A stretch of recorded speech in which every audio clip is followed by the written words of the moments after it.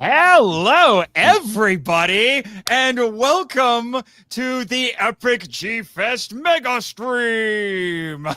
Yay! It's happening. We survived. We lived long enough did. to be able to talk about the thing we lived through.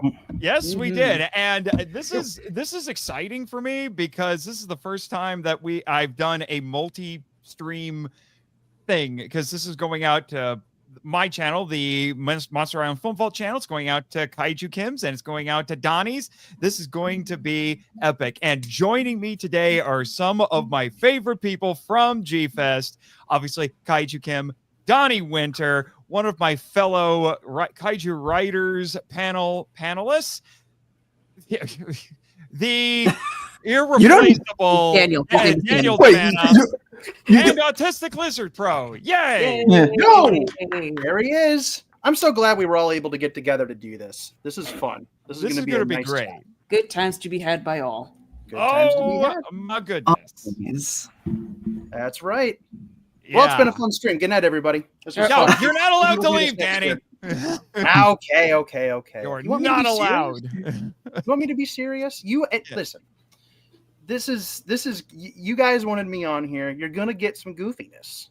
I understand that, Mr. 11 hours. I redid the numbers. It was 12. 12? I redid. I was wrong. I did the math wrong. I'm a writer, not a mathematician. Oh my goodness. Anyway, dang it, Jim. I'm a writer, not a mathematician. That's your one Star Trek reference for this stream. I will be taking notice if there's another one. Oh, does everyone have their Nate March? Does everyone have the Nate March and bingo cards ready? I guess you can scratch that one off, right? I'm always Star Trek reference. You're always backing. All right. Well, oh my gosh, there's so many comments coming in right now. Oh, are there? Oh, wow. Cool. Let's take a peek. Gosh. Oh my. Oh my. Yeah, but this is going out to 3 different channels, so I'm not surprised that this is just going crazy right now. That makes sense. But yeah, so I guess this is the part where the cat wrangling begins. Meow, I guess. I don't know. Beg your pardon. It's just, yeah, it's gonna. Oh, hi, Brendan. He'll be right back, ladies and gentlemen. He'll be right back. All right. So, there he is. There he is. Okay. Yeah, he disappeared like a ninja right there. He's a ninja. Sorry about that. I was Brendan. Oh, very nice. Whoa. Yeah, I was just turning on my light. So that's a smart move, Brendan. Very smart important. move. You got a better light than You got a better light than me, pal. You know what light I'm using? The one that was built into the apartment when I got here. So I'm basically doing the same thing. I need to invest in a ring light. I keep doing these more often, so it's like, yeah, a ring light needs to happen. Who do we have in the chat here, folks? Let's do that. So we're here to talk about G-Fest, the biggest kaiju convention of them all, the granddaddy of them all. Yeah. Although now they have a little bit of a competition. Got All Monsters Attack, obviously, Kaiju Brooklyn, which you were at, Kim. One of these days I should come visit that at least once just to see what it's like. Please do. I invite all of you to come to Brooklyn and come to Kaiju Brooklyn because the Ultraman, we found out at G-Fest last week, the Ultraman stage show from Japan is going to be in your neck of the woods in November. New Jersey. So I might have to plan a visit if I can. Consider yourself warned, Kim. Hey, she brought it on herself. She made the invitation. She did. I did. I take full responsibility. You've been inviting us for years, and we need to make it happen. Please, I need to see you guys more than once a year. And I sometimes twice, because no, you never did. You ever? No, you didn't come to All Monster. No. Go ahead, Brendan. You were going to say something. I was going to say that I can't believe that G-Fest turned 30 years old this year. Yeah.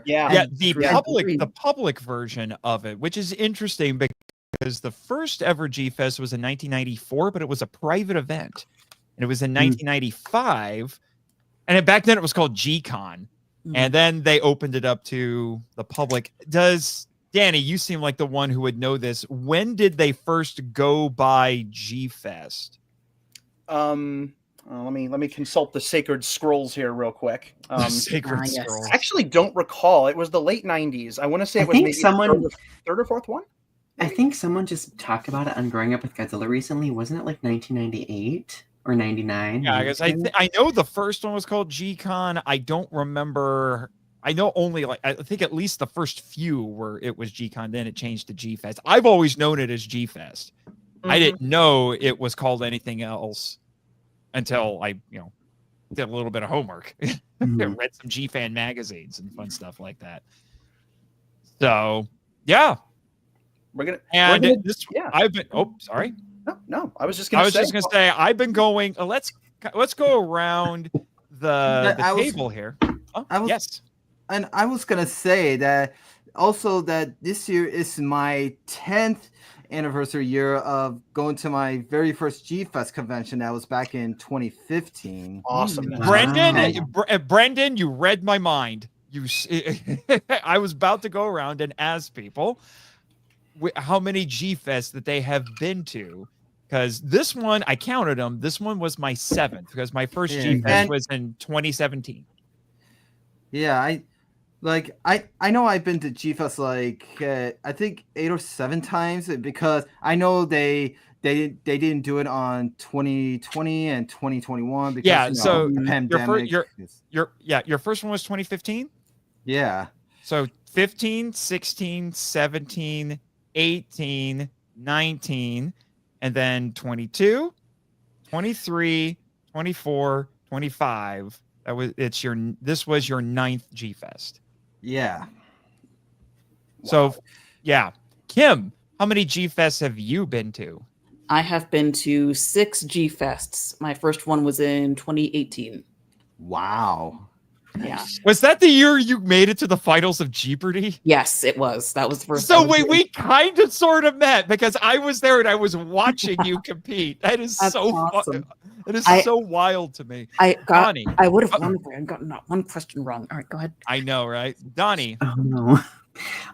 This was my 6th G-Fest as well, and my first one was in 2007. So you took breaks, some long breaks. Yes, so I took a very long break. So 2007 was my first one, and then my next one was 2018 because it was Megumi Odaka that got me back to G-Fest. You can't miss that. Right. I was gonna get there, if I had to ride a kite to get there. I don't know. I would pay to see that happen. Hey, you know what, Brendan? There's some funny artwork you could do for Donny next year. Draw a picture of him riding a kite. I would love Donny's car is broken. Here's his kite that he just rented. Well, speaking of art, I just finished drawing this fan art. Ooh, if Neil was on the stream, I'd send him the invite. Yeah, Neil, get in here. Yeah. Oh, you should scan that and send it to Neil. He would love it. He would. Yeah, that'd be wonderful. He's the biggest Yongari fan I know. Yeah, I hear. I don't like. I have a hard time saying the name. I just call him Yongari or Yongarian or Yongori. Just call him Gary. It's fine. Gary. His name is Gary. Or Young Gary. Young Gary. Young Gary. Yeah, not I made Gary, that. But Young Gary. Yeah, I made that joke on my podcast. Danny, I feel like the next stage. Let me get my bad joke out here. It's like a Pokemon, Young Gary, and then he becomes middle-aged Gary. There it is. And then he becomes. Yeah. You see what I'm Okay. I'm going to stop though because it's not funny, and I thought it was funny. Thank you, Kim. Yeah. You're great. I appreciate you very much. Anyway, and I never show my fan art on my streams before, but well, there you go. This is a world premiere. That's world awesome. premiere. There you go. Did you make? Sorry. But were you just about to burn? Did I burn one of my fan arts to the art convention? No, I was going to ask if you. I was going to ask if you had made one for G-Fest because I think you did. Mm-hmm. It had the Hyatt. Yep. Yeah. Well, are you talking about the one I did last year? No, I thought you did one this year. Yeah, I did one this year. Yeah. Okay. I was going to say if you have that one, that'd be fun to show off since it's actually about G-Fest. Sadly, it's been sealed away. Okay. We understand. But anyway, Danny, I'm going to go out on a limb here and say you are the G-Fest veteran out of all of us. I might be. This was my 14th G-Fest. 14th. So your first one was what? 2010. I have not missed a year since 2010. So that's kind of crazy. I'm the same age as G-Fest, so it's kind of bonkers to me that I've kind of grown alongside the second. I know. Danny, why do you say things like that? Because I'm a cruel master of nothing, really. I don't really know. It's kind of bonkers to me that it's even Super Godzilla. Even Super Godzilla agrees with me here. Yeah, I have not missed a year since 2010, except for the 2 years where it didn't occur. Craziness. 14. Oh, that's impressive. Yeah. And, or mentally ill. I'm not sure. Maybe it's maybe it's mentally ill. Why not both? As the meme would say. I don't want to give the ending away, but I'm going to give the ending away. I don't know how the rest of you feel. This was not only my busiest G-Fest, as I'm sure Danny was feeling too, but it was also my favorite G-Fest ever. Yeah, this is my favorite too, because this is my 10th year of it, because of my anniversary year, my very first G-Fest convention. I've been 10 years ago, and I know last year I stayed from Thursday to Sunday to the last day, but then this year I stayed from Thursday to Monday. Nice work. Yeah, that way I could spend more time with you guys for Sunday nights. If I had known that, I would have said goodbye to you on Monday morning. I'm so sorry. Yeah, but I get to say goodbye to Danny. I did. I was the last person to see Brendan before you left the hotel, so I got to say goodbye. Neener, everybody. I got to say goodbye to Brendan. Yeah, and I was afraid to come home that day. I was actually afraid to come home. It's because sometimes my mom always asks how many did you buy and how much money you spend. Hey, you were a little scared to tell her how much money you spent. I don't. Don't want to give any more details of that. Yeah, that's probably good. We're gonna keep it fun and positive. That's totally fair. Donny the goat. Donny the goat. He is the goat. Thank you. I am a Capricorn after all. Well, there you go. What does it say about me that I'm a Cancer? Can you tell me, Donny? Because I don't understand. Oh, you're a Cancer. You are emotionally self-aware. Yes. You can be stubborn. And you lead with your feelings. Oh my. Okay, random factoid. When I was in college, when I was super poor, I used to do readings for people to make money, and I paid my textbooks very often doing that. So that's like a random knowledge set I have, is just way too much information about astrology. Yeah, there you go. No. That also means Ray Harry. That would also apply to Ray Harryhausen and Elijah, because we all have the same birthday. That's true. Oh. That's true. Yeah. You know what we need to do? We need to shout out some of the cool people in our chat here. Yeah, we have a lot of people in the chat. Yeah, we do. Let me see. I'm gonna try to get the first comment for each one. We have Nuclear Goji edits first one. Literally first one. Yeah. Nice. By Kaiju Zilla does a little dance. I'm guessing that was Yeah, I'm guessing that was in reference to the epic intro video we have courtesy of one Kaiju Kim. Oh, fine. And then we have Sean Postel. I hope I said that right. I'm second. Let's see. We also have Eldersaurus Fen VT. Look at all these awesome people. Well, thank you. Right back at you. Yeah, Mark Rodriguez. Hello, everyone. Hello back, sir. Yeah, Rodriguez. I took 2 years of Spanish in college. I know about rolling the R's. I can't roll an R to save my life. Hi, nerds. You know, speaking of that, guys, I want to say this. I mean, that I gotta say this year has been the best G-Fest I ever been to, because they have special guests that came from Japan and someone from Godzilla films and all that. But my biggest guest I really glad I got to meet and greet with is two YouTube stars, is James Rolfe and Dog Walker. Dog Walker, yes, awesome. we will get to that, because that was a surprise appearance, although I did kind of call that, but I was able to randomly get a selfie Rolfe with them. Yeah, the angry video game nerd himself. Yeah, he's a Godzilla fan. I've always dreamed of meeting him, but my prayers have been answered. Like, there you go. I'd met Doug Walker before, but I'd never met James Rolfe before. Anyway, I got some more people to shout out in the chat. Then we'll get started. Here's my buddy, my patron, Gamera Sith. Sorry, yeah. My son. We'll get to that. We'll get there. My son. Yeah, but anyway, that was anyway. Well, we will get to that. But yeah, Jonathan Courtright, finally found you guys. Thanks for being here. Let's see. Do we have any other new peoples that I got to mention? Oh, here we go.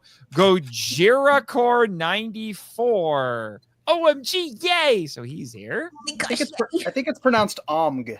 Omg. I'm gonna say it like that. I don't know. I don't know if that's like a Zen thing or an alien from a movie, but maybe it's both.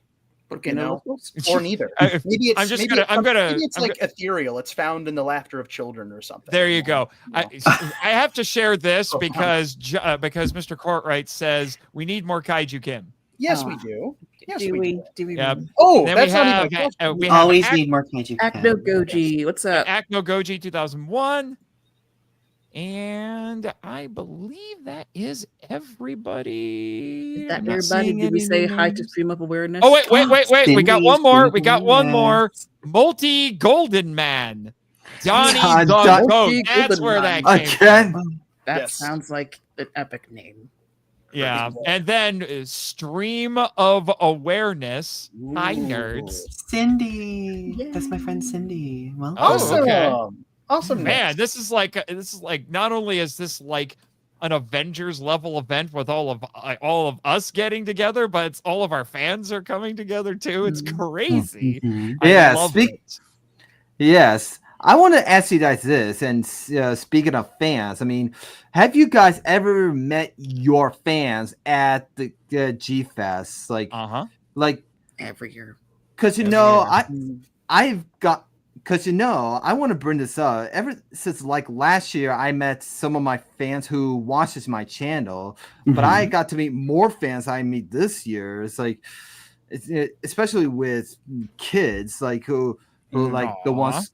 Yeah, I have some kids fans that I actually give a shout out to them in one of my G-Fest unboxing episodes. If you guys want to check them out, cool of you. Yeah, and I just got a picture with them. It was like, it's so nice to have kids who are a fan of me and watches my channel, and like I get recognized. It's like they walk up to me. It's like asking are you Autistic Lizard guy who did on Boston? He says, I'm a huge fan. Like when they said that, it actually made my day. It's like even better. It's like it was like a great experience. It's like and we'll like I said, we'll get into that. I have one more person to shout out because he is already throwing a bunch of comments into the chat. Possibly my biggest fan. And I have turned him on to several people who are in this, in this stream right now. Edwin Gonzalez, and this is his thing. He likes giving Toku-related nicknames to people. So he says, I think these are for the Godzilla Kaiju themed Power Rangers from the second. I think it's the second crossover. It's the second. It's Godzilla versus Mighty Morphin Power Rangers 2. So I'm Green Godzilla, and then Green Godzilla. I'm trying to make sure I read this correctly. Red Rodan Ranger Donny, I think. I'm blue. No, I'm confused. I'm blue Anguirus Ranger. Yeah. Or is that? Okay. Oh, I thought I was Pink Mothra Ranger. I Yeah. was I'm excited. Well, you're confused. definitely I am the Pink Mothra confused Ranger. now. Yeah, I'm a it's- little confused. It's now. name dash color monster. So it's Nathan, you're Green Godzilla, red, and then we have. Okay, that is a little. That is a little strange. Donnie, Pink Mothra Ranger / Yellow Baragon. Interesting. Yeah. Okay. I guess he combined two of them because I love the there are pink and yellow 6. Rangers, so that's perfect. Yeah. I mean, yellow looks good on me, so I'm okay with that. Yeah. Even though obviously you should be pink because Kim. Yeah. And okay, there. I guess Oh, he we were clarified. right. He clarified a little bit here. Oh, okay. Okay. Gotcha. Yeah. Okay. Fantastic. Yeah. He's like I said, he loves whenever I live stream or whatnot, he just tosses all kinds of comments in there. All right. So the way I thought we would go about this is we go in chronological order. So I've got some little banners here to help us keep track of things because again, herding cats, meow. So the first one I'm calling the prep day. So getting ready to go because several of us ran into some interesting challenges and weirdly similar challenges to get to G-Fest. And boy, howdy, were we as determined as Godzilla himself to get into G-Fest. Because I think, 3 of us had car problems the day before? Oh, we did. Because I had We car sure problems. Did. Yeah, I had car problems. Donnie had car problems. And Danny, you had car problems too, right? I didn't. I had car problems when I got home, which is also something Donnie and I have in common. Okay. Mine's not as bad as his, but we'll get there. We'll get there. So the long and short of it for me, the night before, so we're talking Tuesday night, I was driving back to my apartment. I had gone to the special premiere screening of Superman, and I noticed my battery light came on. I went to an auto parts store the next day. I thought it was just a bad battery. I've only had this car for a few months, so I figured, okay, maybe the battery is just going out. It's time to replace it. And they tested and told me it was the alternator. I'm like, oh, great. All right. And I was worried I was going to have to bum a ride off of somebody. And then they said, oh, don't worry. We can get you another alternator here in about 20 minutes. I was like, okay, but I don't necessarily trust my car to get back to the apartment if the alternator is bad, because I know how that goes. So here I was for a good couple of hours installing in the parking lot of this auto parts store, putting this new alternator in when I hadn't done it before on this car. I'd replaced an alternator before, and this one was exceptionally difficult because boy, howdy, was it you had to really push it in there to get it in because it was all extra tight this time around. So but I did it, and everything went smoothly from there. What did you have to deal with, Donnie? How long do we have? No, so I will Cliff Notes version. 2 days before G-Fest, because I arrived Friday. I know a lot of people arrived Thursday. I was intending to arrive on Friday. Well, on Wednesday, I was like, I'm going to go get an oil change and go get my stuff zhuzhed up and ready to go for G-Fest.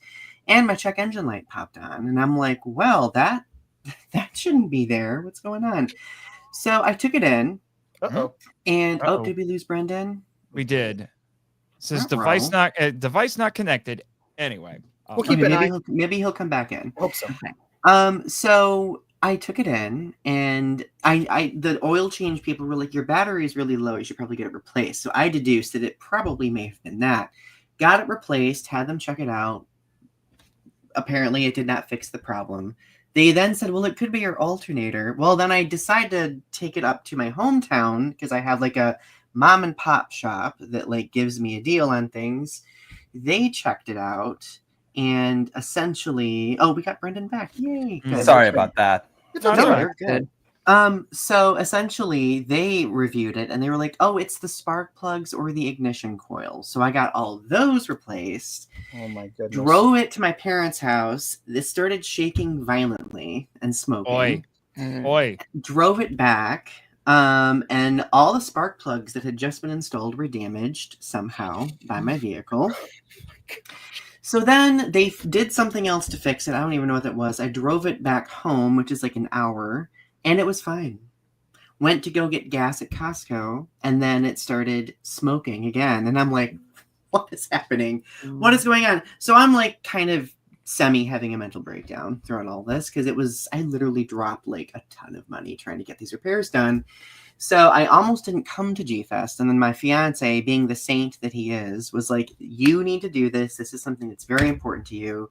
And then he persuaded me to rent a vehicle. And then that is how I got to G-Fest. Yay! Oh, coming in clutch. That's amazing.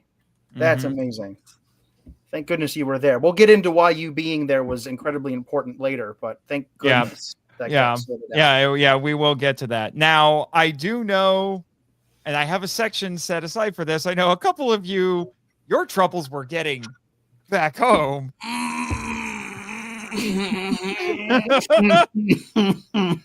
Oh my goodness. So we will get to that. Brendan, do you have any funny stories about getting ready to come to G-Fest? Actually, not. Yeah. Well, I didn't actually drive there. My parents took me. There you go. Yeah, I still live with my parents. It's just it's all right. Yeah, that's all right.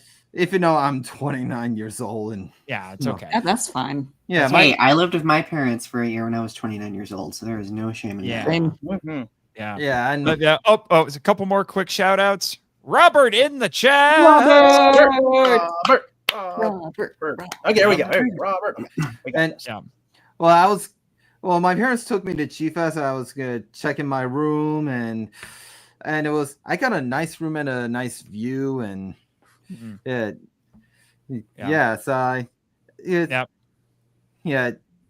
so that's all I have thoughts. I mean, then I was getting ready to go.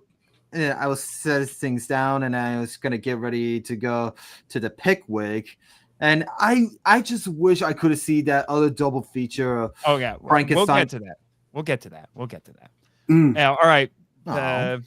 Kim, Danny, any getting to G-Fest, or prep date stories to tell? I mean, I missed the first half so I almost did not come to G-Fest because of financial issues and other things.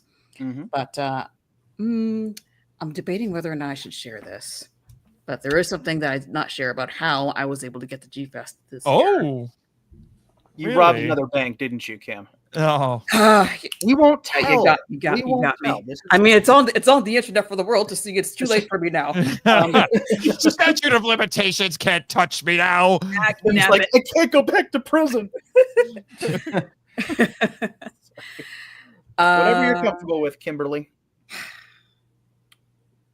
Let's just say some things fell into place. I interacted with the right people. And that's only a little shady sounding, but we are glad you were there. Yeah, it's a little shady, but okay. So fair enough. After I announced that I was not able to go to G-Fest this year, I posted this on Instagram. Someone who follows me, I can't say who, saw my post. I was like, "Hey, I can help you out." Wow. Oh, that's amazing. That's amazing. Yeah. If you ever needed proof of how beloved you are, Kim, there it is. Yeah. There you go. There it is. Yeah. What I heard the news day, you kind of give a little surprise to us that you were actually coming to G-Fest this year. When I heard you were coming, I know that I had to make you a little fan art. I want to give it like a gift, like it's. That was very sweet of you. Thank you so much. Yeah, I was gonna mail it to you, but when I hear you coming, I gotta make this quick, as it'll be easier to give you in person. Yeah, we're so glad you got there. My goodness. Yeah, because we G-Fest wouldn't be fun without you, Kim. Yeah, I think Kaiju Zilla, Miss Danielle, in the comments said it best. Yep. Aww. Yeah, we love you, Kim. It immediately brightened my day seeing you. And you know what? I think I can speak for all of us on that one. I don't think she's alone. Absolutely. It's not a G-Fest party without the Queen of the Fabulous Empire. It's true. It's true. Oh, we got a new denizen in the chat. Oh, Doomzilla. That's my boy. So scary. Oh, Ooh. I know. calm down with the voices, Danny. He might start shooting you with his BF. With his BFG. You call that? You call that creepy? This is creepy. Oh my goodness. This is getting scary in here, guys. Oh my god. I the think hobbits. All right. So the only other thing I'll mention is my friend Jake Hambrick, who's another patron and is a co-host on one of my co-hosts on Henshin Power V3. He's like, "Can I crash at your place the night before so I don't have to drive for 12 hours?" It's like, sure. So we had met in person for the first time last year, but he actually got to hang out at my apartment for a night. I fed him dinner and we did a little unboxing video for Space Sheriff Sherivan from Discotheque. Watched the first episode and, made sure everything was ready for the next day and then drove to G-Fest. Speaking of which, we should probably talk about that. But you got to understand here, we're Godzilla fans. We don't call Thursday the day before G-Fest. We don't call that day 0 around here. No. We call it day -1. he did it. I didn't have to do it. I was all prepared to wah for it. I didn't think we were going to get the sound effects are included, sir. There you go. I didn't think we were going to get the wet trombone doing a cameo, but I'm glad we got it. I'm glad we got it. Yeah, for sure. -1. So I drove about 3.5 hours. I think it ended up being a little closer to 4, which is why I left super early. Funny enough, I missed a turn. And then Jake and I actually ended up parking at about the same time at about the same place, even though he had to stop and get gas, which I thought was kind of funny. So how long did everybody else have to travel to get to G-Fest? Kimberly? The flight was like an hour and a half. Lucky you.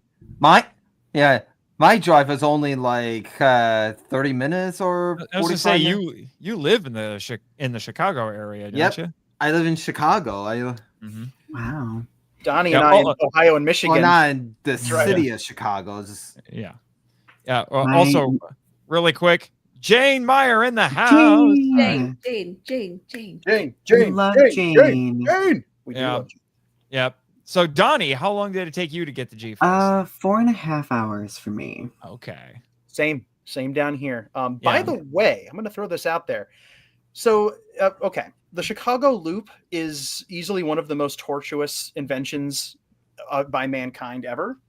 And I got through the whole thing without stopping. It took me about 7 minutes. Wow. That has never happened before. I was like, did I take a wrong turn? Is there like another loop? That's so jealous. I'm usually stuck on that thing for 45 minutes to an hour with just non-moving traffic. I don't know what happened, but I just right on through. It was like the drive was blessed. I don't know what happened, but it was it was amazing. I've joked for a while that driving, you got to understand, I'm from Indiana, so driving in Chicago is equal parts Fast and Furious and Darwinism. That's been my joke for a long time. It was remarkably easy this year. It was a nice, simple drive, about 4.5 hours, and I left a little earlier than I typically do. In years past, I have left to the point where it's like, I get there, I got to get parking, and 15 minutes later, the first movie starts. Like, I cut it very close. I've done that too. This year, I gave myself about 45 minutes to an hour, which is good because Park Ridge is a zoo. This one weekend, it's the same day as some kind of music fest. Every G-Fest, it's the same day. Except I think last year. I don't remember it happening last year. I don't know. It was 1 year. Although the ironic thing is, the worst traffic I think any of us dealt with the entire weekend was right in front of the hotel. But we'll get there. We'll get there. Well, I'm glad I got there Thursday. Yeah, right before. That's the way to do it. Yeah, I got there 30 minutes right before the Kaiju Writers panel, so I was like, thank you on Friday. Thank you, Mothra. Seriously. Gotcha. Yes, seriously. Yeah. So a bunch of us got there. I got to meet Gretton Conwell from Giant Monster BS in person for the first time. That was pretty exciting. And got to meet Rex from Kaiju Conversation, who came all the way from Australia, mate, to come to G-Fest. I was very happy to see him there. So... And you apparently didn't know what he looked like before. I not really, but that's gonna be the new joke going forward. Oh yes, that's what he looks like. That's what he looks like this year. That's what you said it right to him. That's what you look like. Nothing gets past you, Marchand. Seriously, it was when all you ever know of a person is their voice, and then you actually see them, you're just like, oh. There is a moment. Like, all kidding aside, there's definitely like a moment where you're like, I know the voice. I know the voice. This is okay. There's the face. There it is. We figured. I mean, I still can't get over the fact that my face reveal for Elijah Thomas from Kaiju Conversation was Xylophone.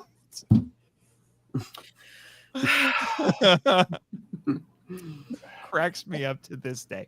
Remember how I pranked you with that movie? Yes. I pranked you with an entire motion picture. Proud moment for me. I'll tell you that. But that's another story. That's another story. So, a bunch of us got there, got ourselves settled, checked into the rooms, initial greetings, all that, and we go to the Pickwick for the traditional Thursday double features. So I made it to the first set. Danny, you made it to the first set. You didn't. You made it to the second set, Brendan. Yeah, I just wish I could see Frankenstein, Caucasus World, and War of the Gargantua, because I never seen those two movies. I just wish I could, but my room won't be ready till 3. Yeah, but at least I get to go see the second Destroyer and Terror. Yeah, which we'll get to that. So, Danny, since you were there, Nathan, this is like I think the third time you told me that we'll get to that. I was like, yeah, I know. I say that a lot because there's a lot to get to with this. But Danny, I was excited to see both of these movies in a theater, and then discovered they stole my DVDs. Because they were clearly using DVDs for this showing, and I'm like, what? It was very apparent what Gargantua is, because the classic media DVDs, for whatever reason, the Japanese version looks kind of watered out compared to the dub version on there. And I still don't know why. So, and that was just they showed the subtitled versions. It's just a different source. So ever since I've been going to G-Fest, they've always used DVDs and Blu-rays. That's just one of my first G-Fests ever. You could literally see them. The little triangle for the play button would appear in the corner. So they've always, it's very funny. They've always used DVDs, except for if it's like a bigger release, then they'll get digital files, or maybe I don't even know if it's still prints. Which one was it that we actually heard the menu music on the DVD menu music? Was it one of those? It was the very tail end of Gargantua's, because it cut out, because the menu has that kind of theremin sound. Yeah. You could hear just the tiniest fraction of it kick in. It was like boink, gone. And it was enough for me to know, okay, that's the menu. Because I would fall asleep. 1,000 years ago, I used to fall asleep watching Gargantua's. I would just kind of put the dub on to relax after a long day, and I would wake up in the middle of the night and the menu would have been playing. So I have very strong memories, like core memories of what that sounds like. But yeah, the crazy thing is that G-Fest has never shown these films before, ever. No. And it's kind of crazy, and not so much for Frankenstein Conquers the World. That one's a little bit, for as beloved as it is, it's not nearly at the cult level of Gargantua's. Gargantua's is what I would call a legitimate kaiju cult classic. It has a legitimate following, including people you never think would love that film. Celebrities love that film. So it people know War of the Gargantua. Brad Pitt? Was it Brad Pitt? Yeah, Brad Pitt is a big fan. Guillermo del Toro is a big fan. Guillermo del Toro loves kaiju in general. A lot of these folks love. Quentin Tarantino loves War of the Gargantuas. Like, it's one of those movies that comes up a lot, where it's like top 10 weird cult films that this Academy Award-winning director loves. It's like, okay. You want to hear my hot take? Sure. I think Frankenstein is better. I prefer it. I actually prefer that one. I never seen that. I just wish I could have find that movie either on Bootlink or you can buy it for, well, you can buy Frankenstein. The Gargantua's DVD is stupid expensive, but you can get Frankenstein on Amazon for about $30.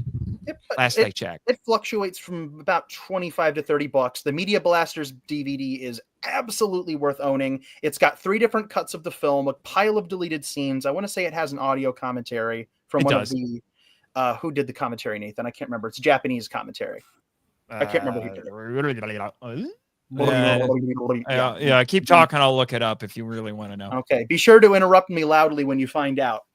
So here's what I'll say about Gargantuas. The classic media DVD, again, that set is worth owning because it's Gargantuas. It's got both cuts. It has Rodan. It has that with both cuts, but it's got the great Bringing Godzilla Down to Size documentary too. Yes. Yeah. And also, War of the Gargantuas, they also have an international audio dub version. They sure do. Yes. For the Japanese uncut. It is. That one's not on the classic media DVD. That one was actually rather obscure up until a few years ago when it started showing up online and on television. Even on HBO Max. It's true. Danny. Yes. Nathan. The commentary was by Sadamasa Arakawa. I forgot. There it is. Thank you for the reminder. Oh my gosh. That's a heavy hitter. That was from the Japanese DVD. That was back when you could, like, Media Blasters was actively porting those bonus features over. So all that said, I am a huge I adore Frankenstein Conquers the World. It's one of my favorites. Yep. And one of the great mysteries was which of the endings they were going to use, and they used the original theatrical Japanese ending. So no squid. No you mean no octopus. No octopi crawling on mountains as octopi are oft one to do. Every day. Yeah. All the time. Yeah. The other day I just saw one. Although the funny thing was, I didn't remember until about 20 minutes into Gargantua. I was like, oh, wait, I'm going to hear the song on giant theater speakers. Oh, no. It was beautiful. Everybody sang along to the words. Actually, they did. It was, and I was ready. And actually, I don't remember who I was. I was sitting next to Danielle, and I was sitting there. And as the sun starts to go down and that scene is coming up, I just kind of whispered 3, 2, 1, and then it cut to that scene before the music kicks in, and I heard groans all around me. I was like, "Oh no, not the words you stuck in my throat! Oh no!" Wait till you hear that. Wait till you hear that, Brendan. That song is notorious. What song? There's a song in War of the Gargantuas. It's during a lounge scene, and boy howdy, this lady. I've told this story about, there was one time when I was younger, I was watching Godzilla vs. Mechagodzilla 74, and you have to understand, my mother is a singer with perfect pitch, and she has kind of ruined the movie slightly for me because the girl starts singing the King Caesar song, and my mom pokes her head in and says, "Why is that girl singing off key?" I am afraid I'm afraid to watch this movie in the same house as her because I think it might give her an aneurysm. But with just one look into your eyes. Oh yeah. Somebody get out a lighter. We use the flashlights on cell phones for that now. Yeah, we do. Yeah. But that was the first double bill. So that was the first double bill, and then, as is tradition, we went to Giordano's for dinner. I made sure to call ahead this time so we could save ourselves some time. Yeah, and good grief, how many people did we have there? You were there, Brendan. I actually got there first before you guys. Yes, you did, because you're a very punctual fella. I think we had like 15 people. We took over one long table and then an adjacent smaller table. Like there was a gazillion of us there. And that's just in our little circle. There were other G-Fest attendees there too, because I saw lots of Godzilla shirts. Yeah. And I think I bumped some fans there too. They said they watched my channel. Yeah. I mean, they're not too excited. I think I actually gave them one of my business cards if they wanted to subscribe and all. Now, I will admit, I've gone to Giordano's for Thursday dinner every year that I've gone. That's why it's tradition. I will admit it's a little less special now because Giordano's has now opened a restaurant in Fort Wayne, so I don't have to drive all the way to Chicago. And there's one in Indianapolis, and I've been to that one too. So it's a little less special, but I always go because. So for those who don't know, it's I think they started in Chicago. I want to say they started in Chicago because it's supposed to be you go there to get real deal Chicago style pizza. That's about, if you get like the actual Chicago style, it's about an inch thick. Yeah. It is a brick of pizza. It is, yeah, for sure. It is a brick of pizza. I got a small. I could only eat half of it, and I'd already had an appetizer and regretted it because I was overstuffed really for about 24 hours. I basically skipped breakfast and barely had anything for lunch the next day, and then saved the other half for lunch later in the weekend. That's how much pizza that they give you. And then, a lot of pizza. Yeah. And then we returned to the Pickwick. This was the easiest time I had for parking. I don't know what voodoo we do that happened, but parking was pretty easy at the Pickwick this year, despite the music festival going on. So we went back to the Pickwick for the second double feature. So we had Godzilla vs. Destroya, which was my first time seeing it in a theater. Has anyone else seen it in a theater before? Was it played at G-Fest before, Danny? Yeah, it was a few years ago. Okay. I don't recall what year, but it was there. And now I'm going to sit here and struggle to think if I actually saw it. It had to have been before 2017 because I don't remember it being there before. It was somewhere in the middle. Yeah. Teens. Yeah. Yeah. So it was that, followed by Terror of Mechagodzilla, even though they just played that a couple of years ago, but it's the anniversary, so they wanted to play it again. It was so this time was part of the double bill. The last time it was one of the standalone features, so it was at least a little bit different. I will admit, as usual, seeing these movies on the big screen does give me a little bit more appreciation for them. I have gone on record as saying I'm not sold on the Heisei movies aging as well as Showa or Millennium, but I will admit Destroya looked better on the big screen than I thought. Yeah, I kind of agree. Yeah. Although the dinky special effects still look really dinky on the big screen, like the little Destroya models that just kind of like you say like dinky? Scoot around in the background. Yeah. I don't know if you can say that. Yeah, I don't know. Especially those CGI Destroya things in the background with the live action props. And I don't think I'd ever spotted the CGI Destroyas before. Isn't that wild? I don't think I've ever seen that. Go ahead, Donny. No, last night I watched The Return of Godzilla and Godzilla vs. Biollante back to back, and I think they have aged beautifully. No, those two I think have aged great. It's the 90s Heisei movies that I think struggle. Maybe that's a hot take too, but I like before we saw Destroya on the Pickwick, I actually watched through the whole Heisei era films from The Return of Godzilla to Space Godzilla before Destroya at the Pickwick. I like to do those, so watch them in Saga. Like, yeah, I do that this too. man came prepared. That's called doing homework right there. Yeah, like sure. Sure. And I did watch Godzilla versus Mechagodzilla, the original. Again, he came prepared, but it's probably good Kim wasn't there because. No, Kim. I struggle watching Destroya. Yeah. I will cry. It hurts. Can we cry together? Don't make me watch it. I can't do it. It hurts. I think Daikaijuzilla's is right. By the way, just gonna throw that out there. Nate, it's okay to have the wrong opinions. Whatever. And whatever. Got him. I guess Donny, if and when you have me on growing up with Godzilla again, I guess I've got several options for my Godzilla hot takes. And I'm so excited to debate with them. Debate them with you.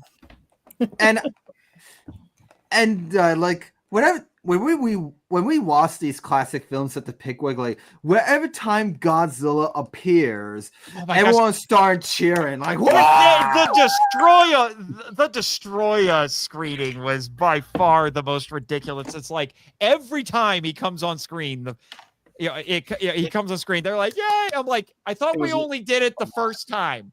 What is going on? I don't know. We watched Final Wars last year. Like, all of you remember. I expected Final Wars to be ridiculous because and the return of Godzilla. To that. Yeah, but this one, they're like, "Yay, it's Godzilla!" So great, guys.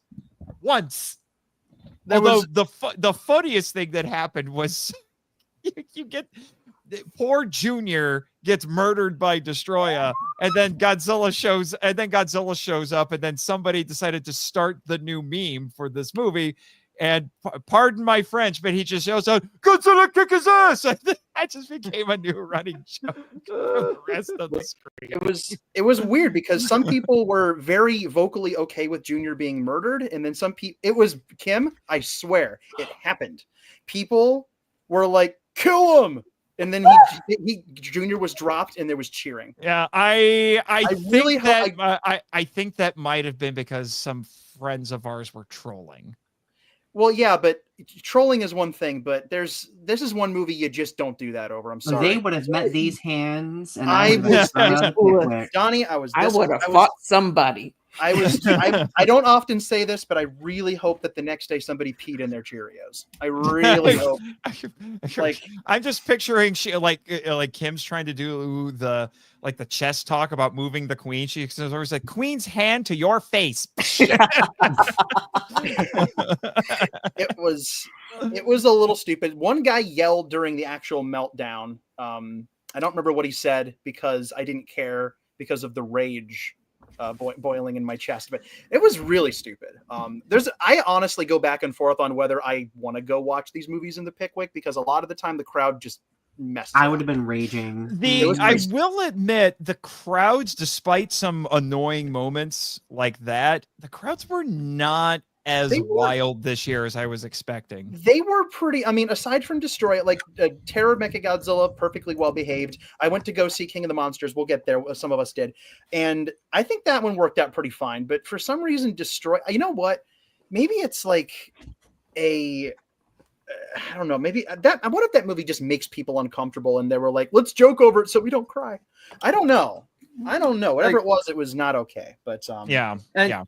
Yeah, it was fine though. I'm happy to have seen it on the big screen. I think that movie really. Did you guys talk about the people react of Terror of Mechagodzilla? I was about to transition to Terror of Mechagodzilla. This was the second time I've seen it at the Pickwick.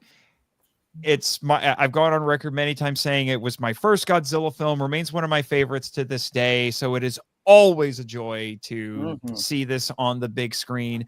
I do think the crowd that saw it when it was shown a couple of years ago was a little bit more enthusiastic.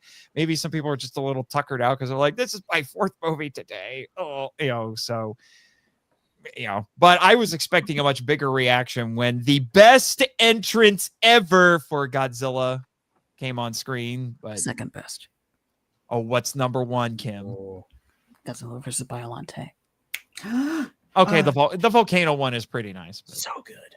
So good. Have I mentioned that it's so good? Because it is. Very good. I'll never get the one scene that people react to is Kasura surgery scene. Like, actually, that didn't get. I was the reaction. People didn't cheer. It was just like, oh.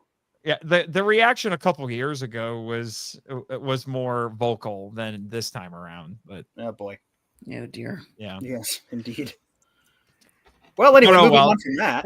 I was gonna say I don't have much to add. Nothing all that I don't remember anything all that interesting happening during that screening. But now we get to the big first day of G-Fest.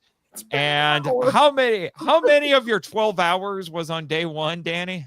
5, actually. 5? Five.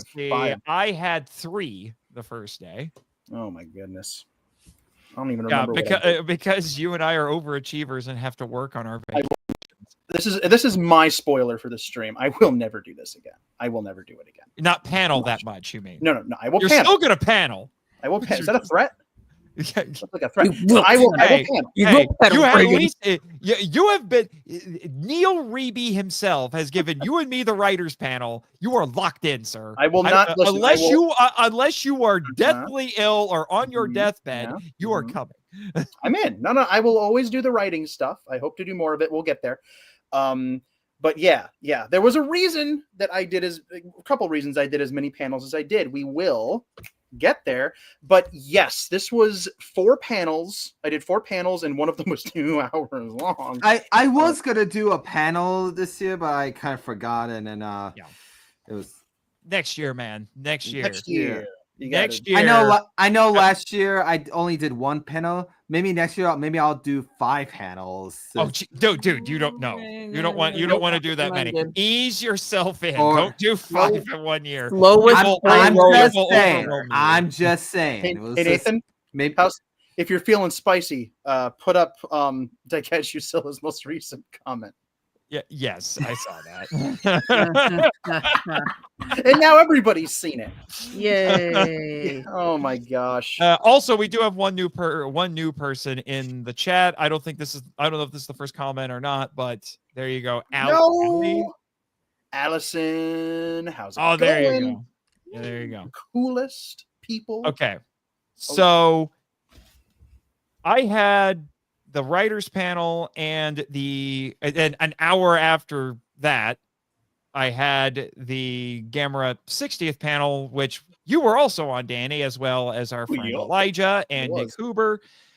I started my day off going to the new feature that they had at G-Fest this year, and I have heard through the grapevine they are coming back next year, because next year is the 60th anniversary, obviously, but Ultraman the Hero premiere. I was excited for this.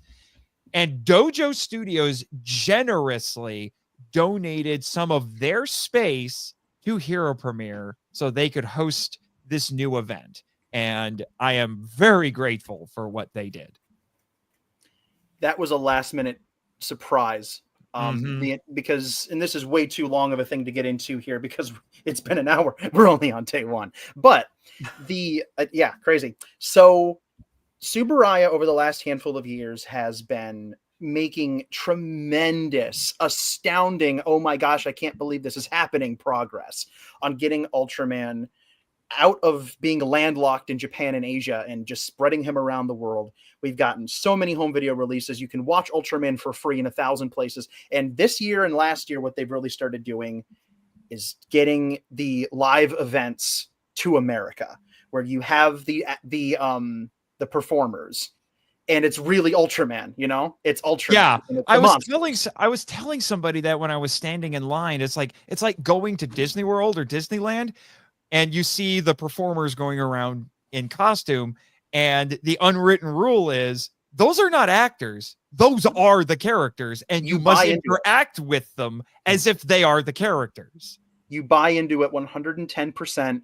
And it's like it's really magical, and I love this aspect of Ultraman because one of the unsung bits of genius that Eiji Tsuburaya and his team put into Ultraman was the fact that they made him a tangible hero, somebody who could exist in the real world and do these shows. Ultraman premiered before the show even went, on television. As a stage show. Yeah, as a televised stage show. Yeah, it was a stage show, so people saw that character, that costume, that character before he was ever in the show.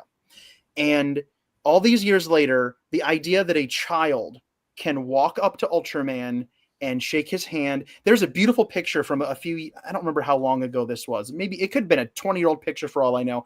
And it's a close-up of an Ultraman color timer. I think it's for Gaia. And it's just this tiny little child's hand reaching for it and gently touching the color timer. And that is one of the most beautiful pictures I've ever seen, because you can, hold your little one up to this hero and say, this is your hero, and he's really here. And that is a magical thing. And now that it's coming to America, only beautiful things can happen. Yeah, and I saw a lot of beautiful things this weekend because I was gonna say, I felt like that was an aspect of the Ultraman experience that is it's a key facet of it in Japan that we've kind of been lacking.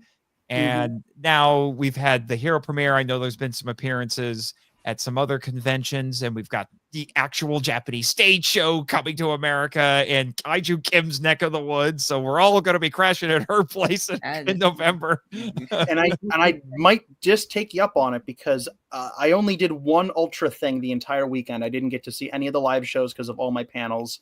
Broke my heart.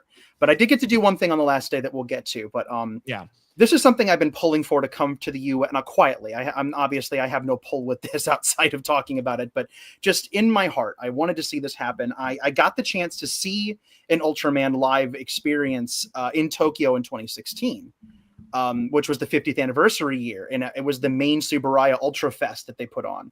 And I have a picture of me with Mebius somewhere, but I got to see these performers do their thing. All the Kaiju suits come out, and it was just, I don't know, dozens and dozens of Ultraman characters on stage and then forming a chain around the audience. And they were right behind me, and it was just right there.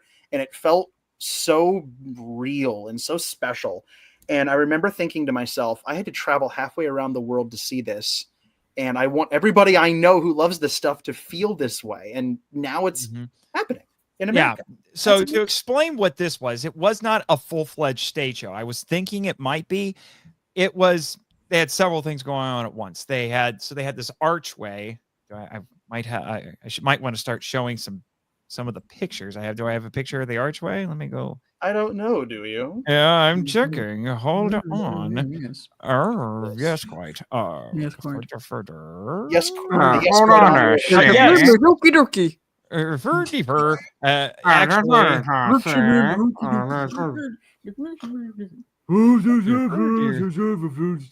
Yeah, actually, I do. So I can do a little show and tell here. So this was the archway that led into it. So this is all the way in the back of the dojo studio. Can you move it up a little bit, because the I can't. scroll is covering it. You can't move the banner. I can take the banner off. Ditch the banner. Yeah, just ditch the banner. The banner off. There we go. Now we can see it. So you can see it a little bit better. So this was the archway that led into it. And they had a little stage with a screen set up.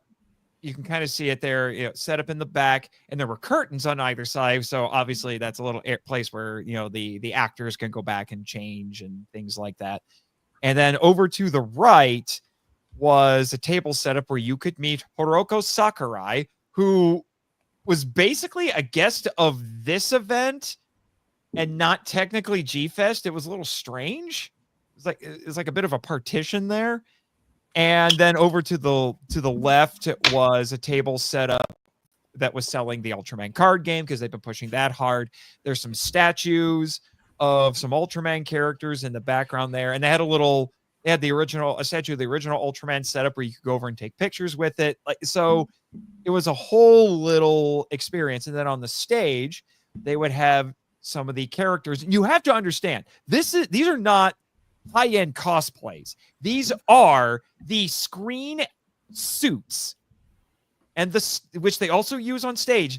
So when you were there and you were meeting these characters, as far as I know, those are the suits that you see on screen when you watch the show. I think I actually met someone in the original Ultraman suit. I was going up to meet and greet, and I took a photo of him, and I did the pose of what Ultraman did. The Specimen Beam pose. So they would bring them out on stage, and they would do photo ops with people. And this was all free, by the way. And on some occasions, they would do a stage fight. So they would bring out an Ultraman and then a Kaiju, or if if it was Ultraman Zero and Belial or Belial, whichever pronunciation you prefer, it's an actual supervillain. And what astonished me was that not only did they have to remember fight choreography and do it on stage, but it was a complete experience. They had an MC that was introducing everything, and they would play pre-recorded music and sound effects, and they would have to remember the choreography and coordinate it with the sound effects. So, like, if Zero is punching Belial in the chest, he has to time that with the sound effect. And on the screen, they would occasionally do some special effects. So there's video of Ultraman, the original Ultraman, fighting Jiras floating around. The way that ends is he does the Specium beam to Jiras. So this performer has to station himself at just the right spot on the screen where if you're looking at it straight on, it looks like he's firing the Specium beam. It's amazing. I was like, the level of coordination this requires for something that seems relatively simple on paper just blew my mind.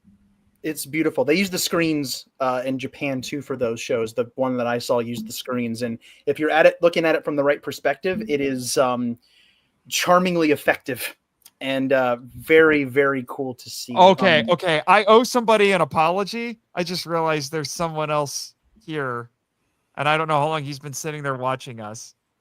I feel so bad right now, but hi, Neil. No way, Neil.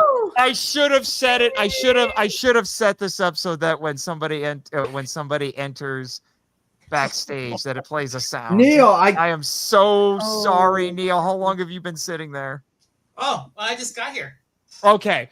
Oh, Neil, I'm glad you came on because I have something I want to show you. I already showed it to the gang. Oh, you got the youngery there? Yep. Oh, that's the can't really see till I hear your there he is. Oh, look at that. Very nice. Yep. Youngery definitely approves. And weren't you gonna do an unboxing of your figure? Yeah. Yeah, the play set that I got from the dealer's room. Yeah, I did an unboxing video of that. If you want to check that out, Neil, you need to buy it. Oh goodness! Well, do yourself a favor and buy it. That'll be more of a reality then. Yeah, it's an expensive toy. Yeah, it is, but I would say if you're younger, it's totally worth it. But hey Nathan, can you put that picture? Could you put that picture up again? Okay, hold on. Let me do the screen share here again. Yeah. All right, there you go. Would you say that this is an Ultraman arc? Oh, you can take the photo down now. That's all I wanted. Thank you. Yeah. How long you been sitting on that joke? About 16, 17 minutes. But who's counting? Yeah. So I do want to play. I've got some photos from meeting some of the characters. What I would really love to do is I got video of the Zero and Belial fight that I would love to show you guys, because for some odd reason I haven't seen that floating around the internet, but I've been seeing Jiras and Ultraman quite a bit.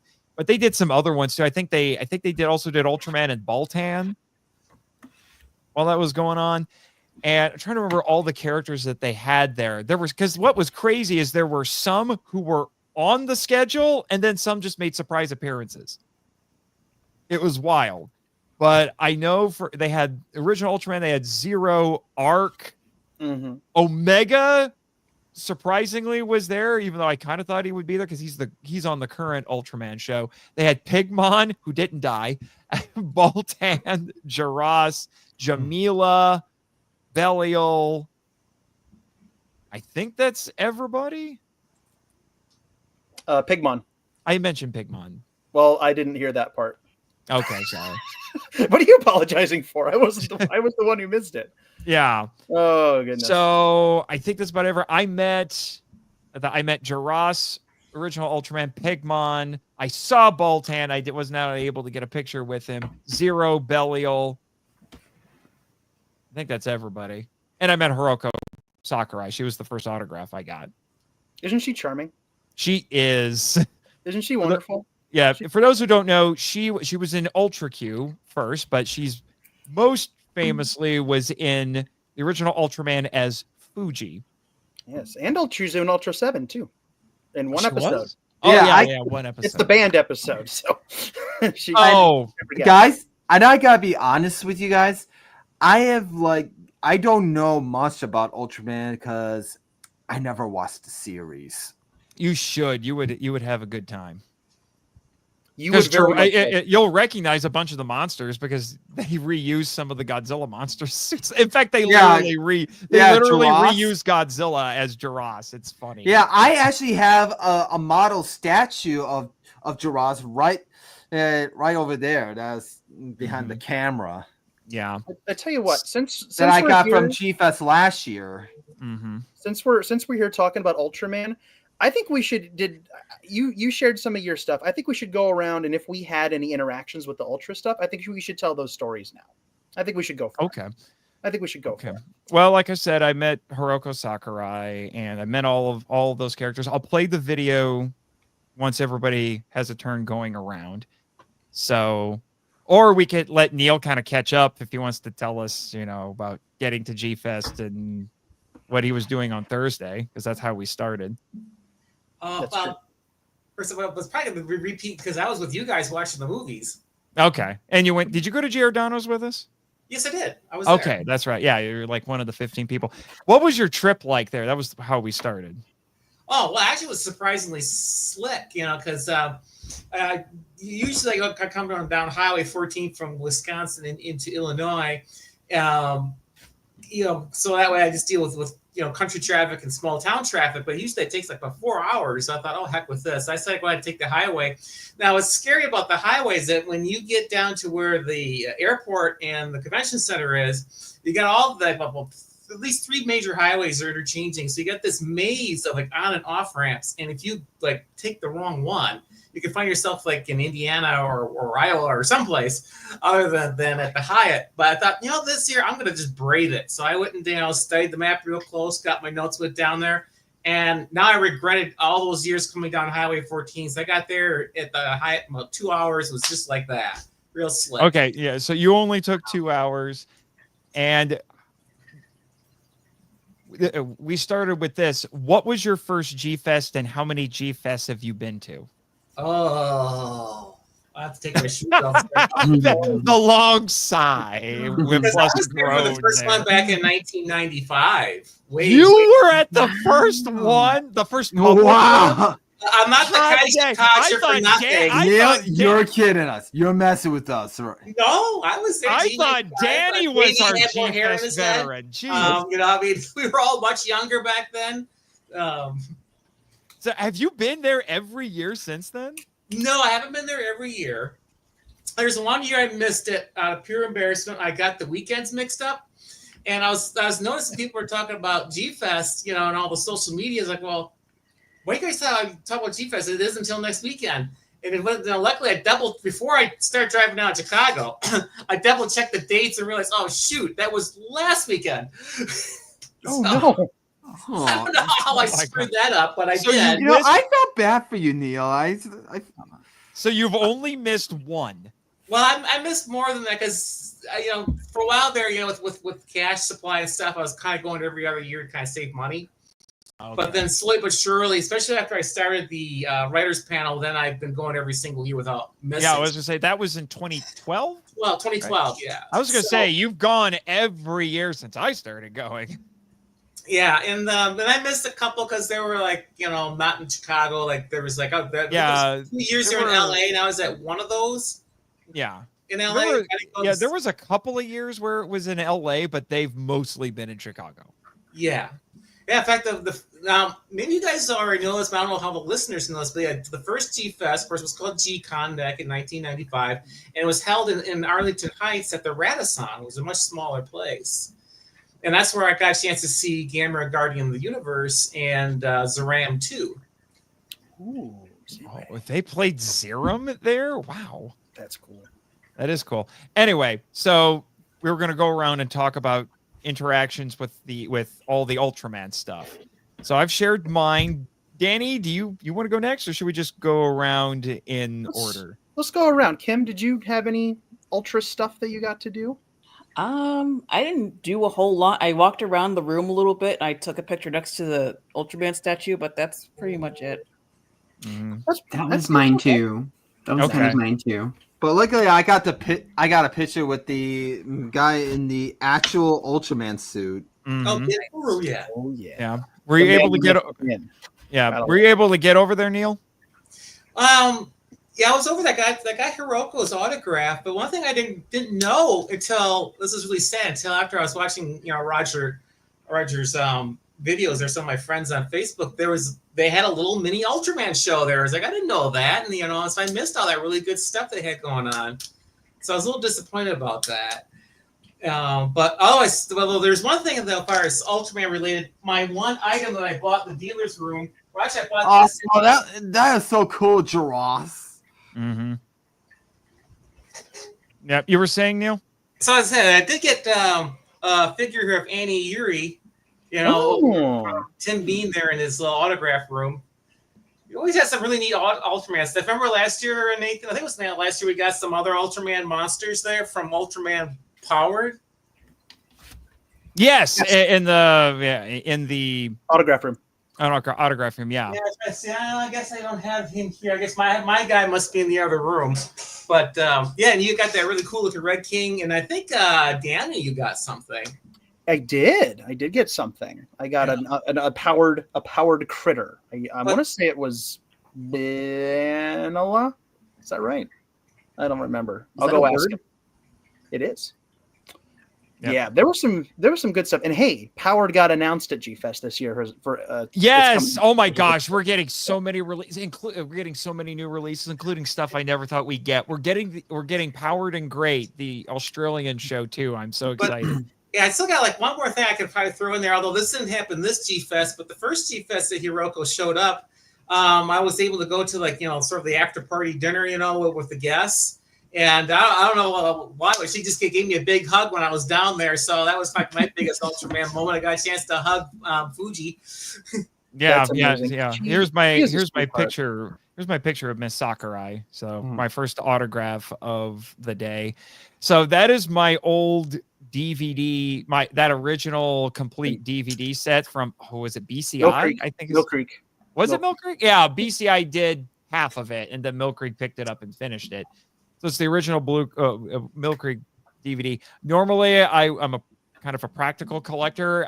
Once I upgrade, I would do away with the old stuff. But now I have an excuse to keep this because it's autographed by Miss Sakurai. Yeah, I don't know if you can see. These are those releases here. The original BCI Eclipse versions, and mine got signed by Sakurai-san in 2016. And so I've since replaced them, but I will never get rid of these because she signed them for me. Yep. I also think because I noticed when I got the signature, because I made the mistake of not taking the insert out, and so it would be under the plastic of the case.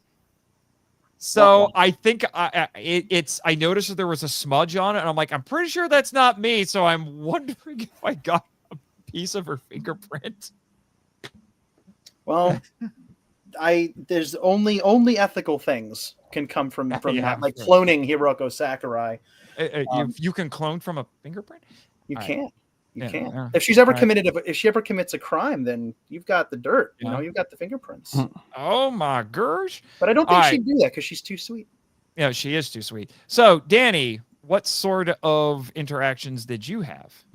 I didn't get a chance to do a ding darn ultra thing until Sunday. I didn't get to see any of the stage shows, but I heard them happening behind me during several of the panels. But on the they were loud. They were very loud. On the last day, though, this might not show up. Alien Bolton. I got to meet the coolest guy, and it was amazing. He came out on stage, and as you were saying, Nate, they piped in the sound, so it was just. Oh, they did have this. I was wondering how are they going to do the laugh? Oh, they piped it in beautifully, and he mimed to the whole thing. And it was really quite great.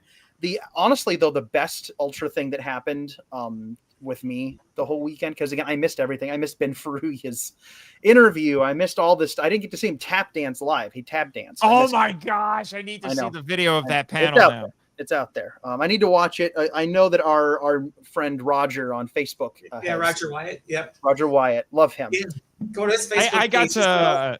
He was one of my roommates that weekend.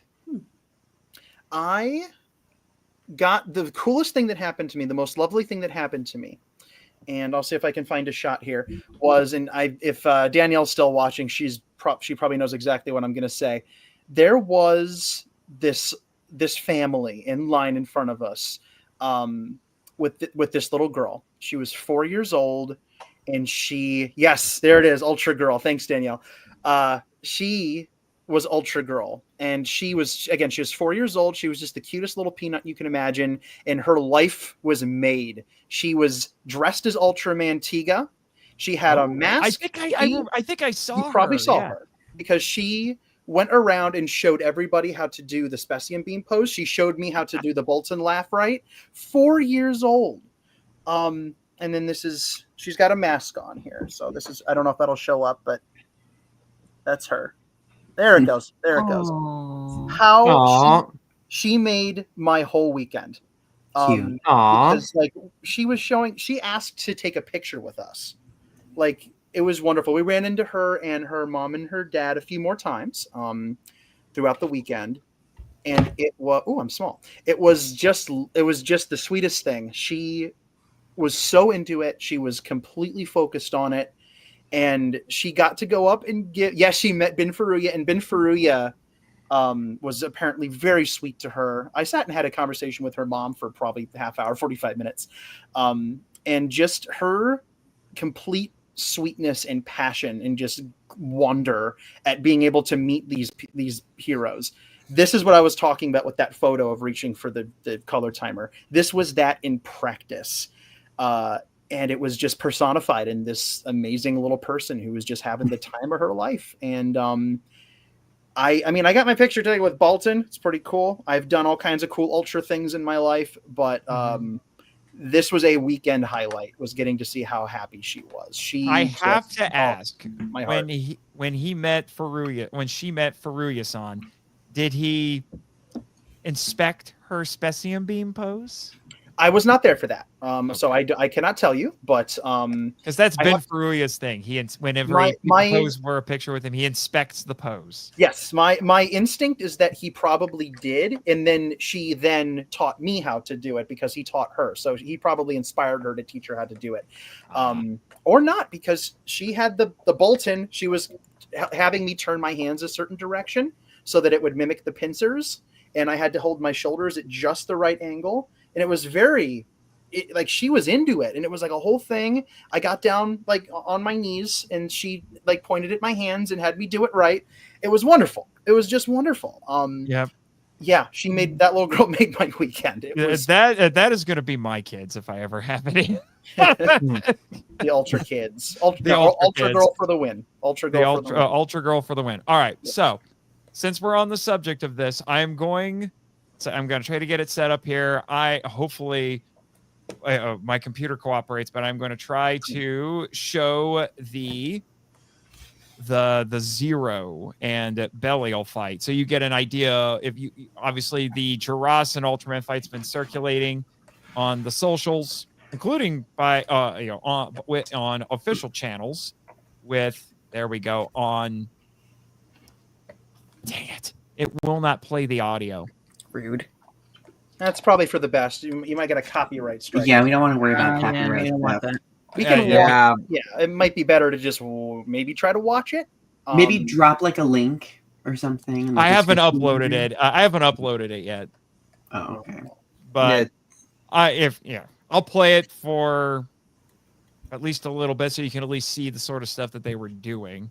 So there we go, right there. So I'll hit play, and I'll just let me see. Yeah, because you guys aren't gonna hear it. This video marked safe from Subaraya Productions bots. Yeah, so let me just kind of skip ahead here a little bit, because this is when they're doing the character introductions. Mm-hmm. So this is for Belial.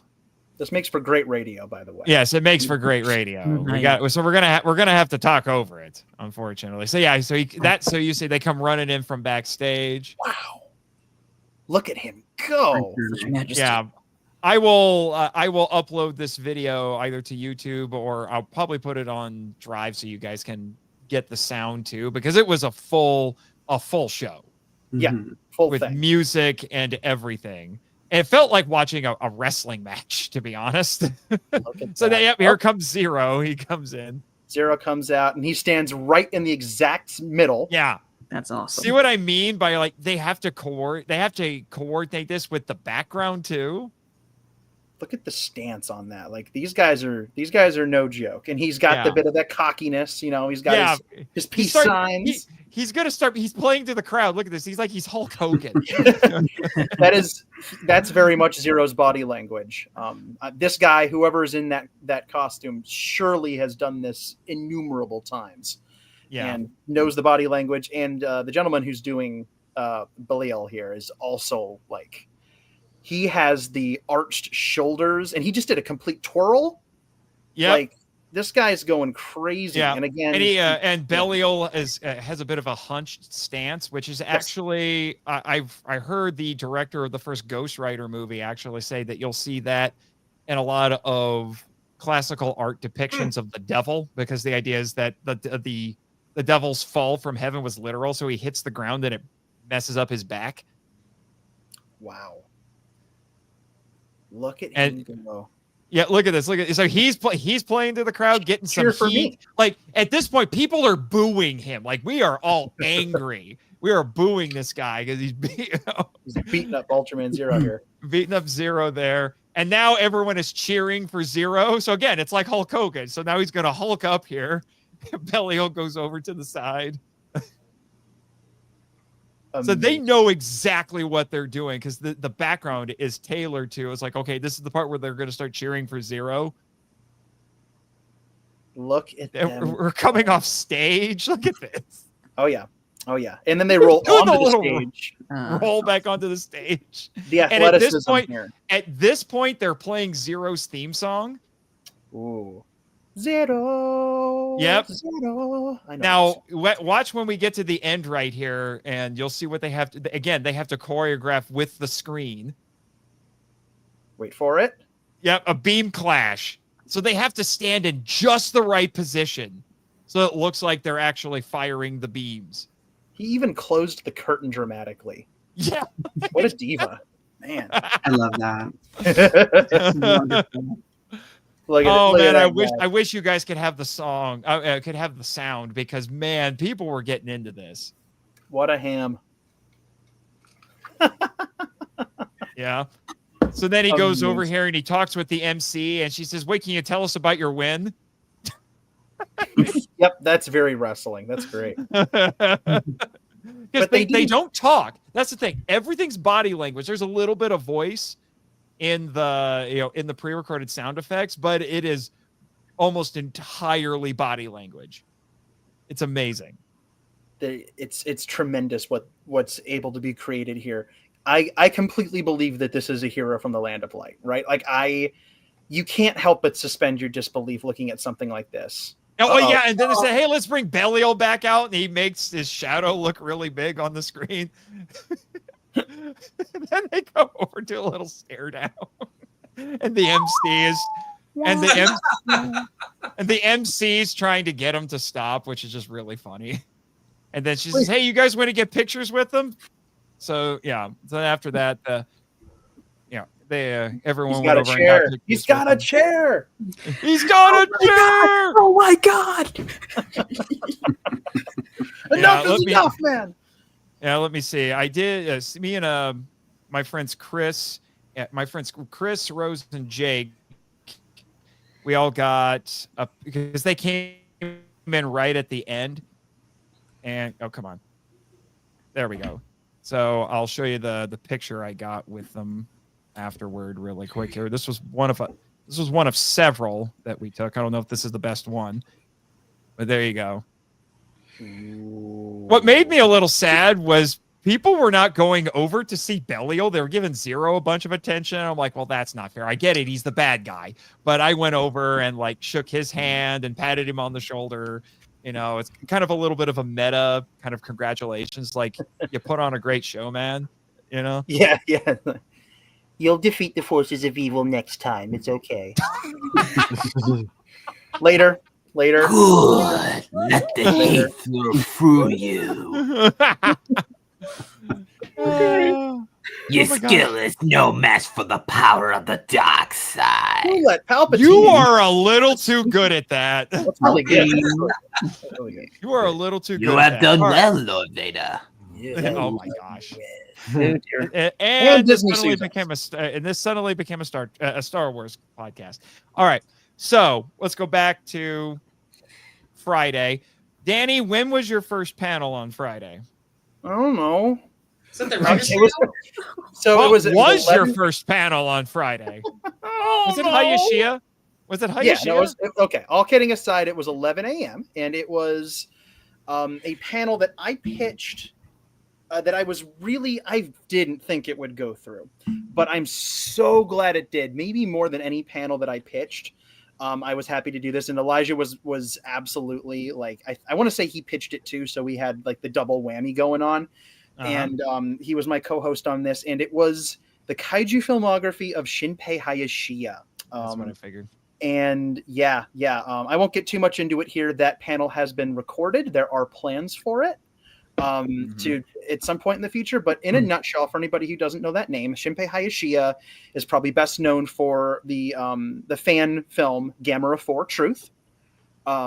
He's the guy who did that, but he's also the guy who did Deep Sea Monster Reigo, Deep Sea Monster Raiga, and Raiga versus Oga, and then just recently did War of the Ninja Monsters, Jaron versus Gora, all independently produced, small scale, passionately made, kaiju films that are very much influenced by him growing up during the Showa era, and also by his love of wrestling and his love of comedy. He is a revered Rakugo comedy master in Japan, and his films are very comedic as a result. I have had a deep love for this guy's work forever. Something about what he does and the passion behind it just gets me in the heart. I love this guy. Yeah. And I've met him before. He was at G-Fest 11 years ago. It's been a minute. And I got to meet him there. He had his own panel. It was great. But last year, I had the incredible honor of co-hosting, writing, researching the works, and audio commentary for SRS Cinema's Blu-ray release of War of the Ninja Monsters. And really, yes, it was a tremendous honor to get to do that. The Blu-ray is still available. It's about 55 minutes. It's a wonderful little watch. So I recommend it. And if you ever want to watch it and listen to me gab over it with Elijah, and learn some stuff about Japanese traditional comedy and mythology and stuff like that, and the making of movies and all that good stuff, watch it. And listen to the commentary. It was a dream come true to get to do that and to celebrate him. And we got to do basically the same thing at this panel. We got to do some kaiju myth busting. There's a movie that's traditionally credited to him as the director that Elijah discovered. Full credit to him. Elijah discovered, no, he didn't make it. It wasn't him. He was involved, but he didn't make it. So we had some real discoveries that we were able to put into this. But we were also, again, credit 100% to Elijah. We were able to get Hayashia-san involved with the panel to the point where he recorded a message. And we played that during the panel. And I've seen a few comments online saying that was a real highlight, which was really cool. And the best part was after we went through his filmography and talked about the future, because he is planning on doing a Jaron versus Gora sequel, which he was not originally, but you can't make this stuff up, folks. He got the Blu-ray and listened to the commentary Elijah and I did, told us that it was the best commentary he ever heard, and then shortly thereafter announced that he was writing a script for a sequel. Wow. So it's all because of you two. I don't know about that, but like in the most humble way possible, it might be. I don't know. Kind of crazy. So my main goal with this is to keep showing Hayashiya that he has a fan base and people who care about him outside of Japan. And this is the guy who, to make War of the Ninja Monsters, he sold a 30, 40 years strong Godzilla Kaiju toy collection. He was famous for his collection. He sold it to make this movie. Amazing. And I think that deserves support. So the last thing we did, and this was, again, Elijah's idea, he held up his phone, he turned it to the crowd, and we said, just cheer for Hayashiya. Let him know you love him. And it was almost a full minute of just people hooping and hollering and pumping their fists and cheering for him. And it was magical. I almost teared up because I really respect this guy. And that video, if it hasn't been sent to him, will be sent soon. And if that doesn't encourage this guy to keep following his dreams and making monster films, then I don't know what will. But it was a really special panel to do. Yeah, that was one of the few panels I was able to find time to actually sit down and just watch for a little bit. So I participated in that little appreciation video, and I was glad I was there. Also, note to self: have Danny on all of my Hayashiya episodes. I might do that. I might be down for that. We'll see. Well, the problem is if he keeps cranking them out, I'm going to have to start making decisions. I mean, at this rate, you've basically only got 4 that you can do because his 2 Godzilla fan films, including the one he didn't technically direct, are unavailable. That's not entirely true. I can't say too much yet, but Elijah and I discovered something that we'll talk about another time. We'll talk about it another time. 4 minutes. So that was your first panel. Then the next one was the writers panel, correct? Next one was the writers panel. Okay, all right. We'll get. I want to make sure I cover everything. So Donny, you just got there before the writers panel. Neil, what did you do on Friday before the writers panel? Oh, try to get all the chairs and tables we needed for the room. Well, yeah. Neil, move. The unsung hero. Get that room all set so we can use it. I was at the Hayashiya panel. What? It was such a small room. It was such a small room. Yeah, that's an understatement. It was a shoebox. But before we get to the writers panel, Brendan, what did you do first thing on Friday? Actually, well, first I went to the dealer's room first, and oh my gosh, you got through that line? Damn. Yeah, I went there early in the morning, and I was afraid it was going to be a long line.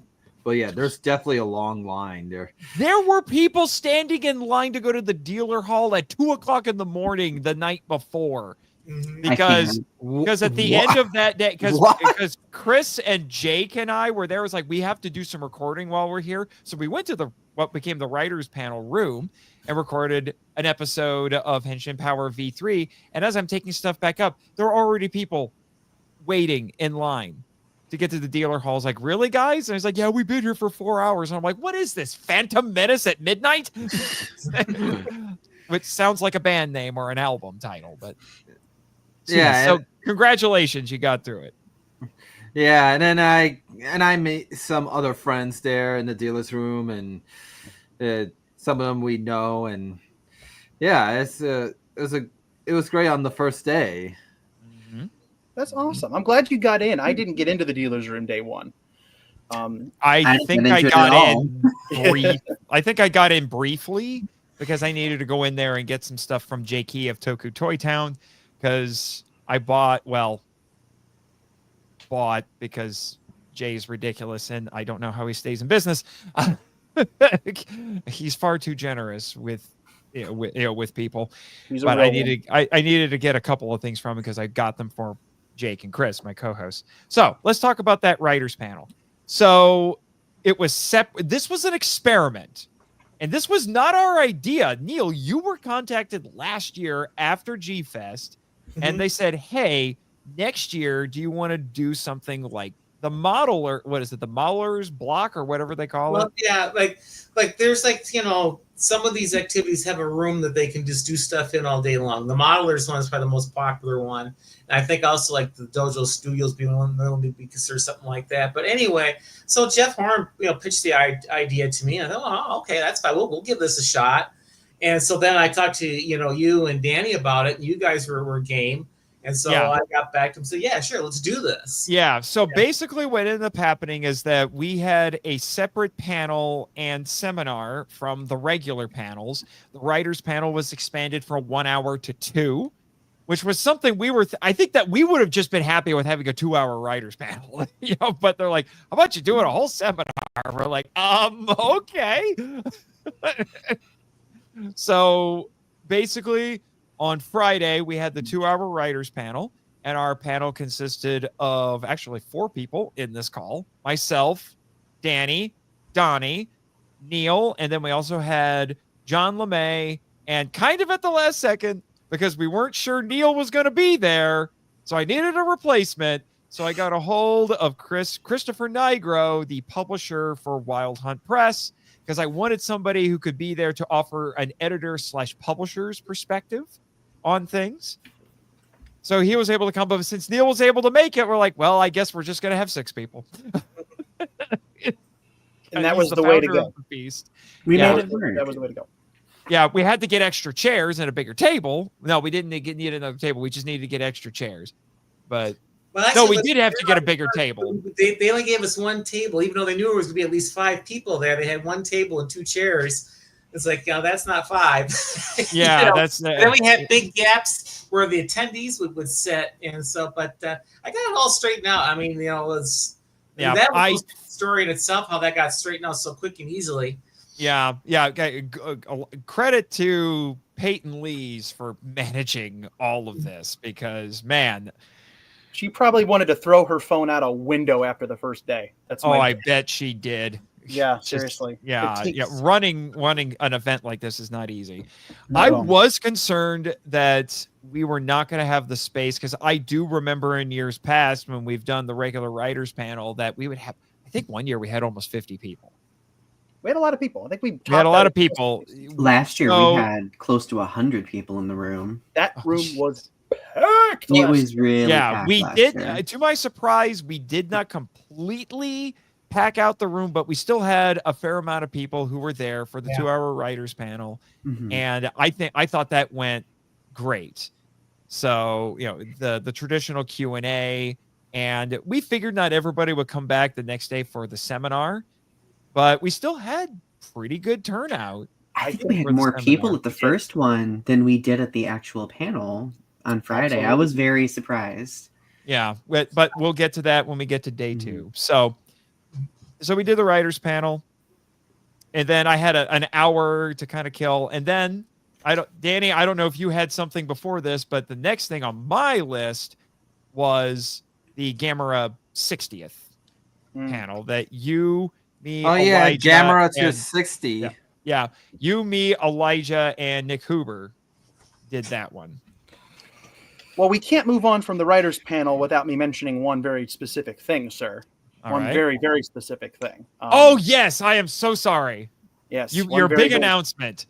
Yes, my big announcement, which I haven't actually done like a solid social media reveal for yet. So this is kind of the first time it's hitting the internet. But gosh, I've been waiting a long time to do this.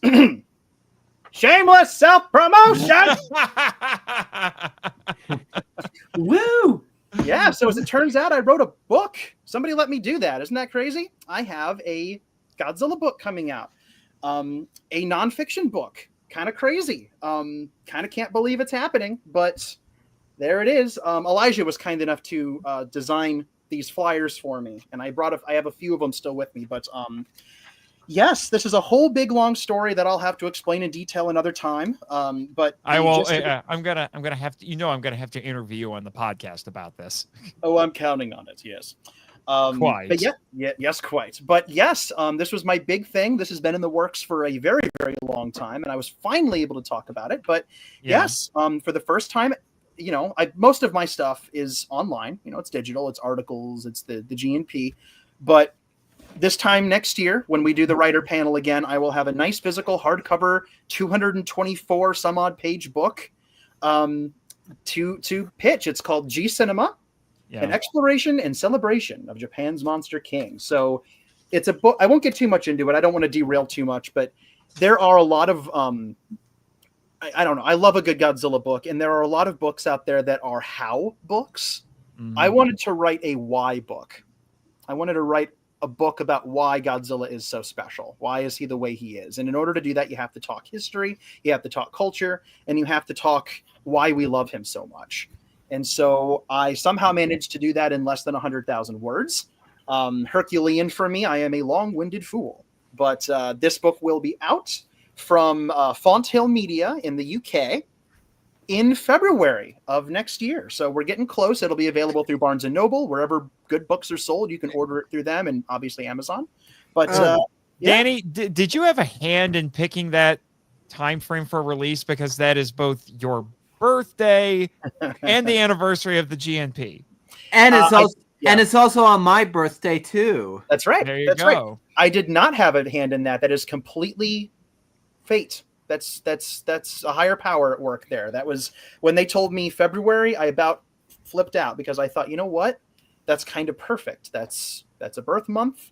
That is the anniversary of this thing that helped me get where I am. So a book that I wrote. It's happening. I can't believe it.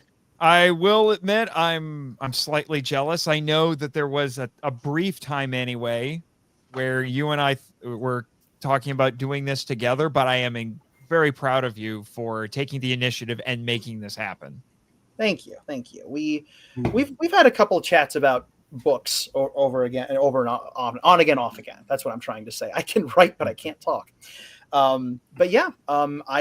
It happened again. Long story we won't get into here. The publisher approached me about this. Really? Yes, I didn't have to pitch a darn thing. They came to me. They like what I did. You lucky punk. You realize that?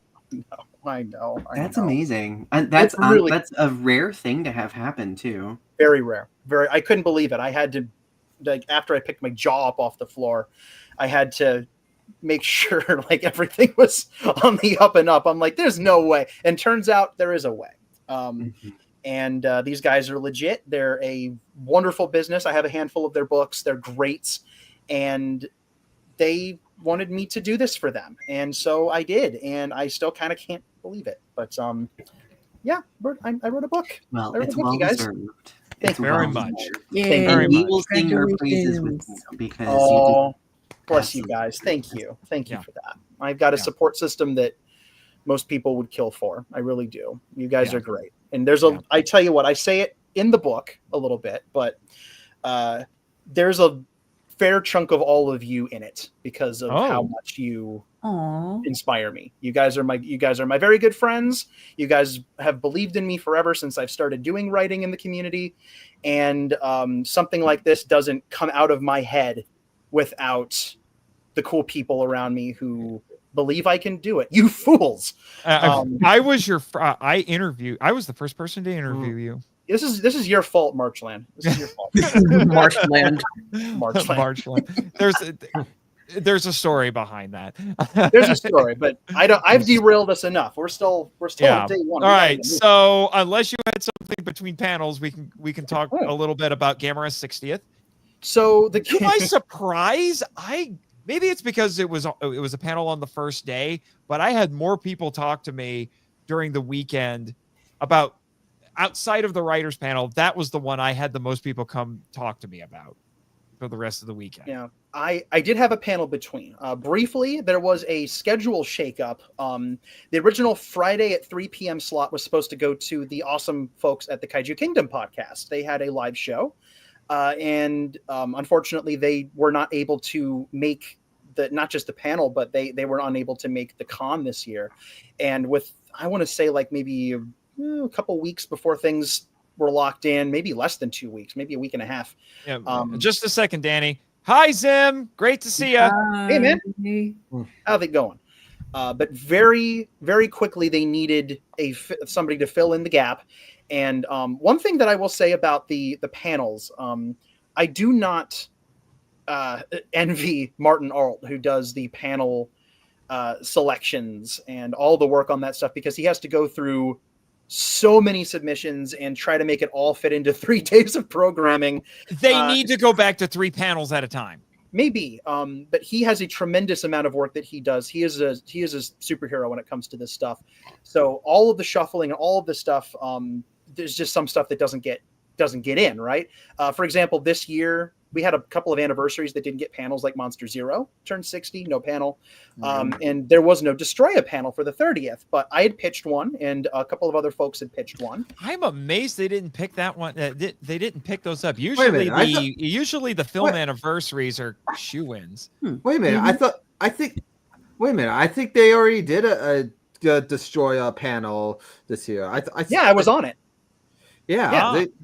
So they contacted me and the other people that put in a submission for the Destroya panel, and they said, hey, the Kaiju Kingdom panel isn't happening. We want to slot Destroya in. Would you guys be interested in doing it? And I was like, sure, why not? So I have no one to blame but myself. But it was a last minute thing. I added it to my to-do list. I figured it's right after the writers panel. It's from here on out, every one of these panels I do, I can now plug the book, right? Yeah. So that was one of my secret reasons for doing as many panels as I did, so I could name drop the book. It's the best place to do it. Yeah. You know what I found out, you know how a new thing that they tried this year, and I'm going to be curious to see if they do it again next year, is they offered discounted tickets to panelists. Well, I found out that we went overboard, Danny. We went way overboard. If you did one panel, it was 50% off. If you did two, you got in for free. Don't we feel foolish? Panelist is I was like, sir, I did 9 hours of programming. Danny did 12. You should pay us. I mean, I got in for free. I want a gift certificate to the dealer hall at this point. I need to talk to my manager because I didn't even know about this. I was going to say, you should be getting something, sir. Something. It's got to happen. But the Destroya panel went well. Not much to talk about there. We talked about the history of the movie. We jumped around and talked about just about everything. A little bit of everything on that one. And then I had to run from that one. I literally had no break. From 1 p.m. to 5, I was paneling. I did the 2-hour writer panel, left that a little early, ran up to Destroya. I was about 30 seconds late. They started without me. And then I got to the end of that one. And then at 4 p.m. was Gamera. So I ran to the other ballroom for that. Yeah. So we had to do a little heavily into the microphone. That's why. Yeah, we had to do a little bit of coordination on that because there was some confusion as to what we would be talking about. I was like, is it a franchise overview? Is it about the first movie? And after a little bit of discussion and thankfully some coordination from Elijah, we decided that we would talk about the origin, because I looked at what the panel description said, because I tried pitching I think a Guardian of the Universe panel. And it didn't get picked up. So because the description said it was about the origins of Gamera, we said, okay, we'll talk about the making of the movie, including like Nezera and things like that. So we'll talk about the first movie, and then we'll quickly kind of go through the Gamera legacy and talk about those really briefly. And it went pretty smooth, I would have to say. Smooth. I think it went pretty smooth. I personally didn't think it was my best panel performance, but like I said, I still had a lot of people who came to me during the rest of the weekend and said, hey, I really like that Gamera panel. Before we jump off of that, I think this is a good time to slot in something that all of us can weigh in on, which is, wow, the Sessions 1 room was a complete rethink this year. Oh, it was like that blew my the space one. Insane. Yes, I walked past that. I walked past that. Yeah, I walked past that several times thinking it was a Dojo Studios thing, because that's where they were before. They completely redid the layout. The dealer's hall was moved to the other side of the hotel, and the place that was normally Dojo Studios, I think before, no, it was normally the vendor hall before that, was where they did all the panels.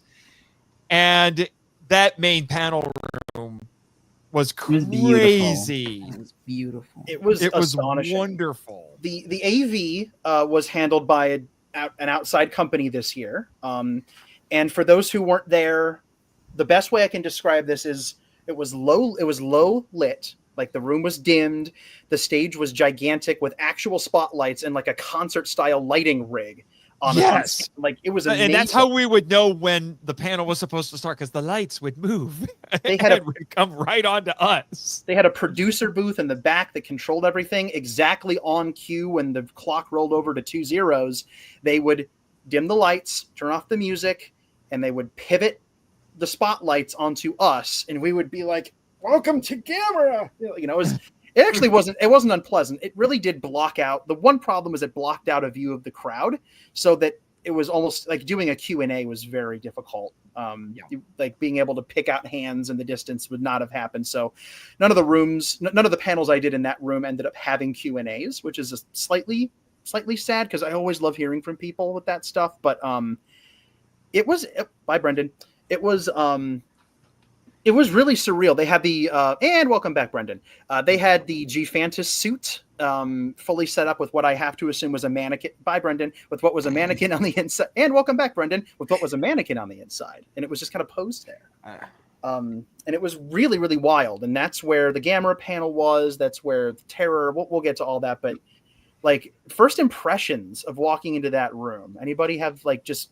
What did you think seeing that? Well, like I said, I walked past it trying to find where to go, but I'm like, that's a Dojo Studios thing. And so I had to double check the map and really study. I was like, wait a minute. Seriously? Sessions 1? It's like, and it didn't help that they didn't have any signage. It didn't help that they didn't have any signage there, and they figured it out because they did some makeshift signs later on. They did. It felt really grand, like almost like a Comic-Con style panel, panel room, which I think that's great though. Like I feel like you can see that G-Fest is reflecting this growth and investing in beautifying the space and enhancing the space, which is the next best step in my opinion. So I agree. They made it feel like a big deal. They made it feel like it was like a rock concert, man. Like it was crazy. Yeah, it was good being in there. I had 2 panels in there, the Gamera and my Terror. Sunday panel with Terror. So it was in there, and it was exciting being in there. I liked the other room too. It was nice, but that one was more of a traditional. Yeah, it was more of the normal kind of humble setup. The one downside is my rest in peace to my video adapter. I left it plugged in after the last panel, and I went back to try to pick it up. And since G-Fest didn't handle the AV setup or teardown, by the time I got in there, everything was taken down, and that adapter is gone. It's gone. Yeah, I left it in there because I'm so sorry for your loss. Thank you. I wept openly. It was very, very emotional for me. Yeah, I'm still trying to get Brendan back on here, but. What else did everybody? So, because that's basically the end of the day, and then we get to dinner. But what did everybody else do on Friday afternoon besides all the panels? Honestly, for me, for those of you who were there, Brendan, I just asked what everybody did on Friday afternoon before dinner. Donnie, what were you saying? I was just gonna say, like, for me, it was just like mingling. Like I just was trying to get like through all the different rooms, because this year I was getting stopped a lot, which I appreciate, because that to me shows that growing up with Godzilla has been circulating a lot. But like I had a moment where, like, I think I shared this with you guys before, but there was like a kid that came up to me and recognized me from the show, and they were like, "Oh my god, I love growing up with Godzilla." And then they proceeded to tell me like their little like Godzilla story, and it was very wholesome. And I don't know, like I feel like that entire day, like there were just like a lot of really cool interactions with people like who I got to meet for the first time, and it was great. Yeah, I miss being on your show, Donnie. Yeah, I hope someday if you had me come back on your shows. Absolutely. It's been a while, hasn't it? It's been a while. Yeah, I was actually going through the playlist, and Brendan was one of your early guests, so it's been a hot minute. Yeah, you gotta have me back. It's gotta happen. It's gotta happen. Neil, I don't even think I've had you on yet. You need to have Neil on your show. No, it's kind of an atrocity that I haven't yet. Maybe you'll have maybe make an episode that you have me and Nathan like together in your show. Have 2 guests. I think that's a little much. It's just a thought. And that's a little much. I think that's a little much for Donnie to handle. Oh, I can handle it. It's just, I mean, it would have to be, I don't know, we would make it work. But Kaiju Cam will forever be my first guest ever to grace the Kaiju Cam. That's what we call starting out strong. That's like the best pilot episode you can get right there. Yeah, for sure. But Brendan, what else did you do on Friday afternoon before dinner? Well, I just hang around at the hall and I maybe play in the game room a little bit, especially the arcade room. You went to the Mecha G arcade?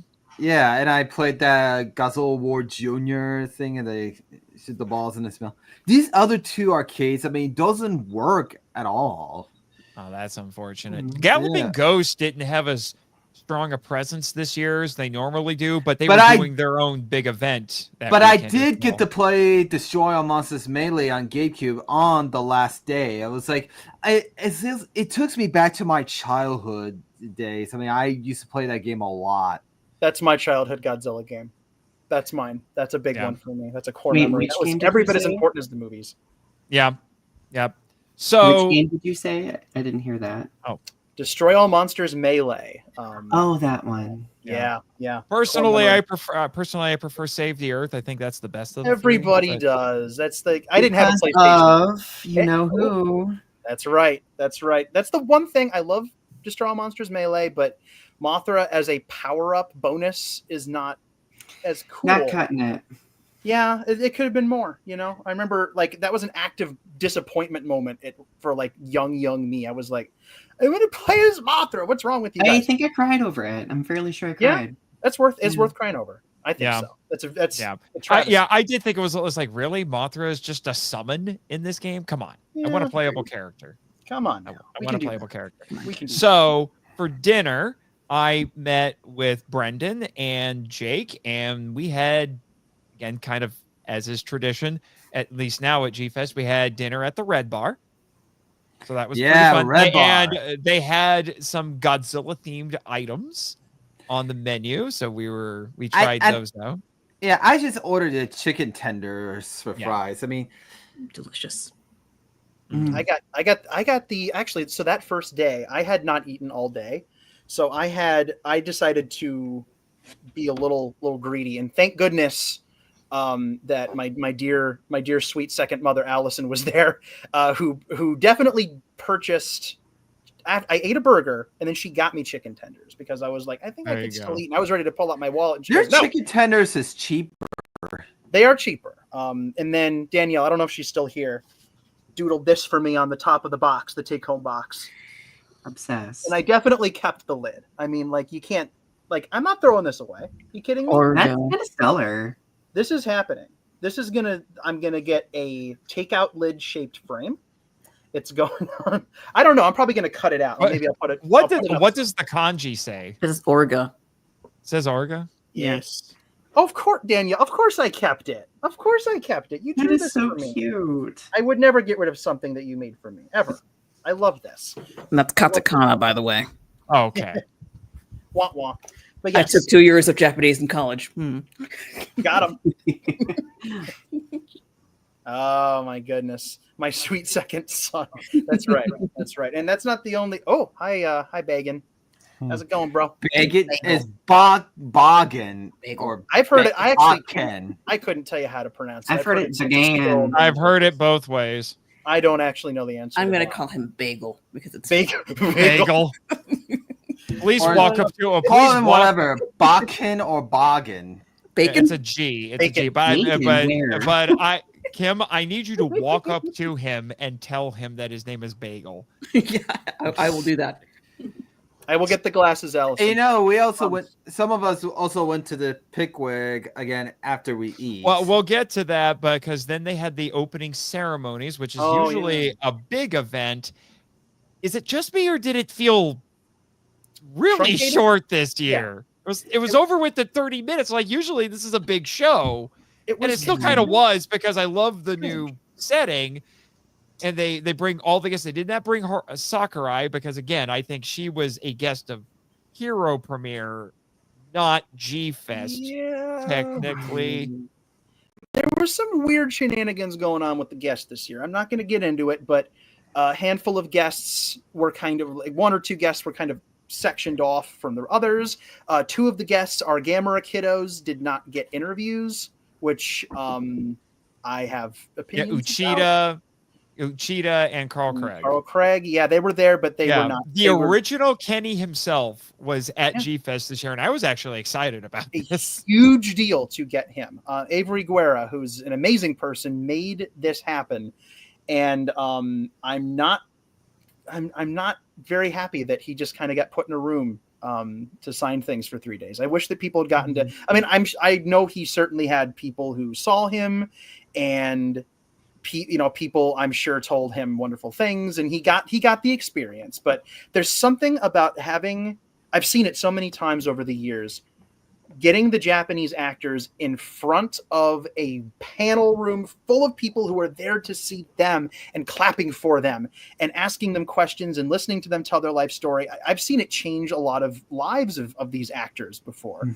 And I really dearly wish that that those 2 gentlemen had gotten that opportunity. Again, it's a very packed schedule, right? Trying to get that stuff in there, but I wish that something I'd have given up panels. I mean, I would have given. I would have too. Same thing with Mr. Taguchi, the Ultraman director, who was there. He wasn't there the entire time in the autograph room, but I was able to be there while he was there, and I had him sign my copy of Ultraman Blazar because he worked on that show, and he was a wonderful fella. Knew a little bit of English, so it was relatively easy to talk to him, and I'm just like, why aren't they giving you more? I heard that there were some other things that went down with him because he showed one of his kaiju short films there, and apparently he didn't have an interpreter or anything, so he was just kind of there trying to explain trying to do an introduction, but it was, from what I heard, it was kind of awkward.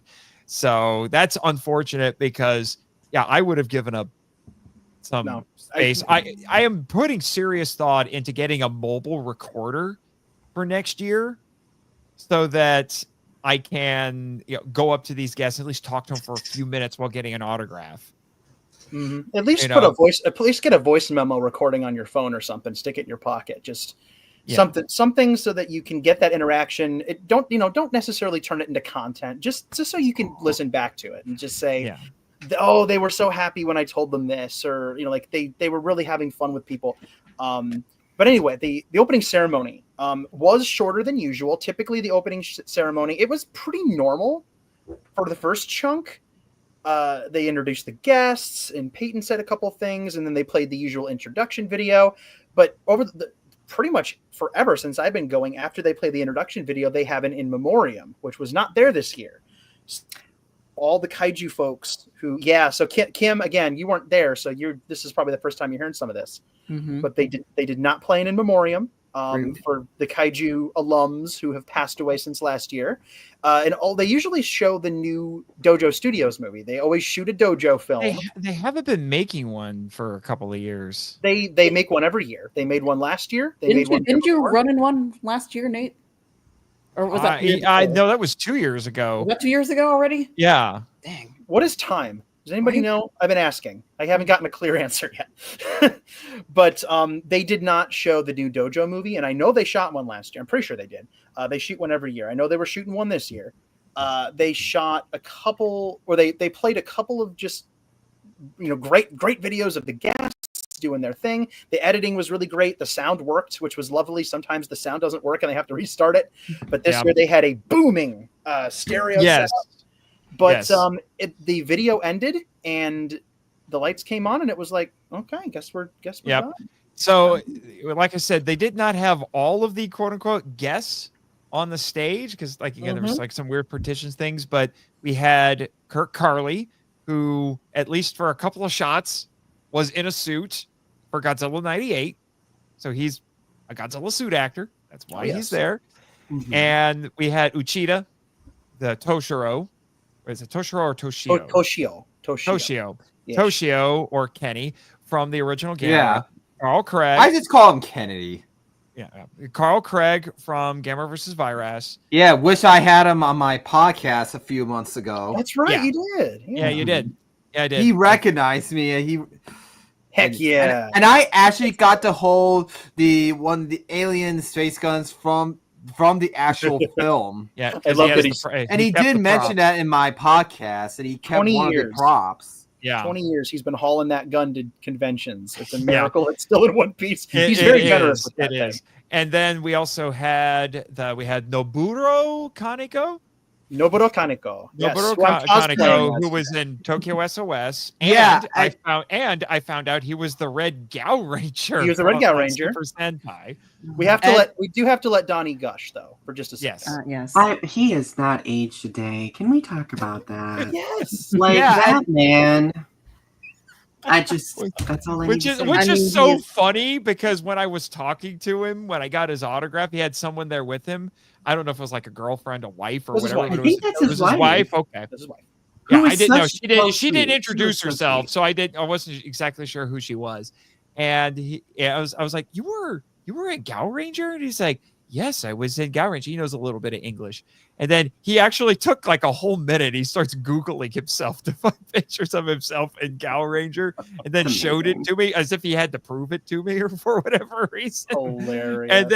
And then his wife says like, he was very young. He must have been, because the dude there's not an ounce of extra age on his face. Nowhere.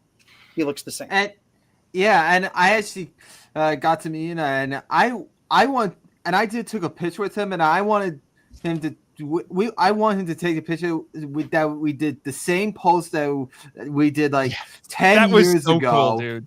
That was so cool. Yeah, I want to compare the two pictures from 10 years ago to the present day, and that was so cool. I loved it. I loved when you did that. You did the little Yeah, comparison. I was 19 when I met him 10 years ago. Wow. And look at me, I'm 29 years old, and yeah. So I mentioned Sakurai and I mentioned Taguchi. Did I get all the guests? Well, no, they had they had the behind the camera people. What? The other guests, they were people who worked behind the camera. Okay, gotcha. We had Shinichi Wakasa. We have not name dropped Furuya. Yeah, yes, for Ben Furuya was. I think he was the most popular one this year. Well, easily, but that was it. I mean, that was a pretty good guest list. That's like 8 or 9 folks. This was the most stacked G-Fest guest list I've ever seen. I remember back in my day, it was like one special guest, and then you got a second one if you were lucky, and then it would be like Akira Takarada, 2 other people, and Robert Scott Field, and that was it. That was back in 2007. It was just 2 people. I remember. I think. Yeah. It was very small. I feel like G-Fest is taking a little bit of notice of AMA because AMA's claim to fame is having guest lists that are longer than your arm. So they've decided, okay, we got to up our game here a little bit. We're going to have more guests. They did good. I don't want to alarm anybody, but there's a battle to the death happening in the lower left-hand corner of our screen here. Yes. It's very scary. That's you. That's you. Watch out for them monsters. Monsters. Them monsters. You watch out for the monsters. Yeah. Oh my gosh. Yeah. So it lights up. That's really cool. Okay. That was unexpected. I didn't expect that. Nice. So while all of this is happening, this is the important thing. This might have been our day 1, but for somebody here, it was the prep day. Yes. Yes. So Kim. Yeah, well, wait. We didn't ask Neil what he did the rest of the day. Oh, yes. We'll get there. Yes. I'll just make this quick. Yes, I went to a couple of panels. Went to their UFO panel. I was at the Hayashia panel, and that really kind of set the tone for the whole convention. That was a fantastic panel that you and Elijah did, Danny. And that was a wonderful surprise that you actually got Shinpei himself. He had a video. So I just love that guy, and his movies are just so much fun. And then we made that special video for us, and you guys managed to be the go-betweens, the liaison to get that done for us. That was just awesome. Thank you. That was. Then I got Hiroko's autograph, so I got now 2 autographs from her now on my wall of famous folks. And then after I just kind of spend the rest of the day just kind of hanging out with people and getting caught up. Okay. All right. So before we do we want to do the final Pickwick, or do we want Kim to tell us about getting to the con? I want to hear from Kim. All right. Let's hear from Kim. So while we were gallivanting all over creation, and by that I mean the Hyatt, what were you doing? I was missing you guys, first of all. Kim. Because I was seeing all your pictures on social media. I'm like, I want to go to there. I was gonna say, we wanted you to be at there. We really did, because we're like, where's our dead mother? She has to keep us in line. I know. I was with you in spirit for the first 48 hours. We felt your absence that first day. Aww.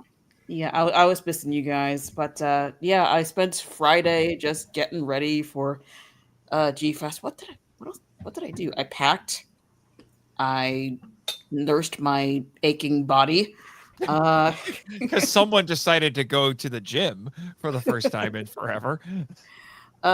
Which necessitated a little assistance from me. Yeah, that was a thing. We'll get to that. Oh man, I have the photo evidence to prove it. I need this photo evidence. I can't believe there's a picture of that lying around. Okay, but yeah, yeah. Friday was that I didn't get a whole lot of sleep because I don't know. I guess I was excited, like, yay, I'm finally getting a G-Fest. It's that G-Fest adrenaline. I'm telling you. It's the G-Fest adrenaline. I had Tokushoutsu. Or the G-Fest magic. That's what we're calling. I had Tokushoutsu YouTube channel playing on my TV just to get me in the mood. Like, yeah, play some kaiju movies. Yeah. And I went to bed at like 11:30, and I did not fall asleep. I fell asleep a little bit. I woke up at like. I got out of bed at like 2. No. Yes. Like 2 o'clock in the morning. No. Because we had a flight at like 6. Because I like to get to the airport like 2 hours early because you never know how long the security lines are gonna take. So we like to get there like super early. So 6 a.m. flight. Was that the one that was delayed? It was delayed a little bit, but it was fine. There were no shenanigans on the way there, but on the way back, I'll get to that.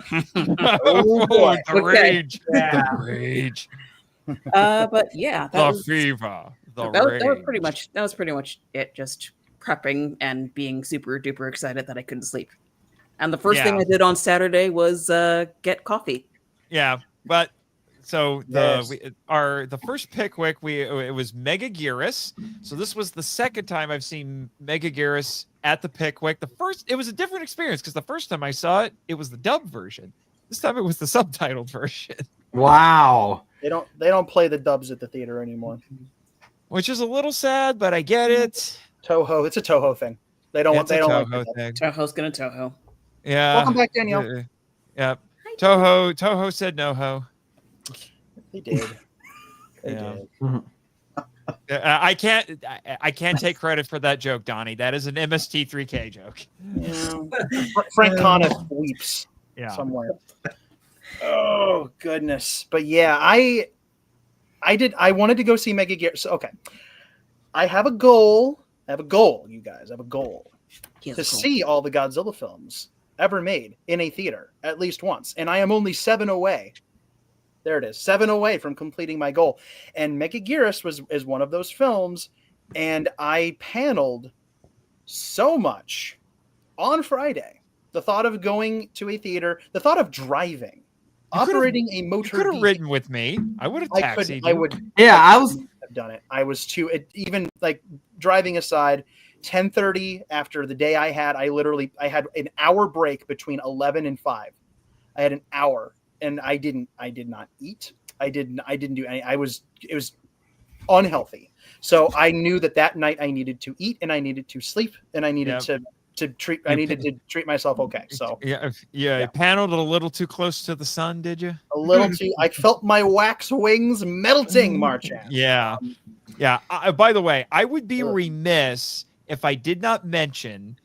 Because I met a lot of people for the first time this year that I have been collaborating with for years now through the podcast and other things. For the first time, I was able to meet Damon Noyes, another one of my biggest fans, and his wife, who was also there, Pamela, basically bought him tickets to G-Fest as a birthday present, and they came all the way from Oregon to be here. She was so excited to meet me, and I have barely talked to her. I've talked to Damon for I don't even want to think about how many hours, both on and off the air. 5 hours of Reptilicus. I'd be curious to meet you too after all that. Yeah. So I haven't had a whole lot of interaction with her. I see them about midday on Friday because they didn't get there until late Thursday. So I wasn't able to see them on Thursday. And they were not staying at the Hyatt. They were staying at a different hotel. This woman mugged me. She's a hugger. And I told David, it's like, I think she's squeezing the air out of me. I thought she was going to suffocate me. She was squeezing me so hard. It was a little scary, to be honest. I thought you said mugged you for a second. I was I said mugged. Like she just ran up to me and just grabbed me. And then squeezed. And I'm like, I'm going to die. That's funny. Damon was crazy. It was crazy. Damon was a highlight for me. I mean, Damon was a highlight. I've been very much looking forward to meeting him in person. He's just a lovely person, far more talented than he will ever acknowledge for himself. We all know he's a very talented guy. And it is worth noting, I think just by mistake, a couple of the photos that ended up in the our intro here were his. I wanted to make sure he was credited because he was taking photos and videos left and right the whole weekend. He was coming to all of our panels and taking pictures and we were telling us like, you guys, you have to come back next year. And he's like, well, we'll see if we can make it. I was like, no, you're coming back next year. Now it's to the point like he was texting us, we're in some group chats together, and he said like, Damon's dream paneling with Marchand and DiManna, and I'm like, well, now you have to come back. Maybe. So, I hope he does. It's always touch and go with money, with how expensive G-Fest gets. It really is, but in travel. But yeah, I would love to see him come and do this again. And if we can get him involved with a panel, how lovely would that be? He's a great speaker. Yes. He's incredibly passionate about this stuff. I think he's a shoo-in. He's very knowledgeable too. He's a lot like you, Danny. He can just rattle off. He knows his stuff. In his head. Yeah, he was at the writers panel actually, and came to the workshop.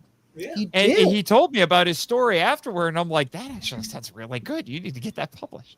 But we'll talk about that for the next one. So, Megaguirus, nothing really stands out to me about the Megaguirus screening. It was a little rowdy, but not too much.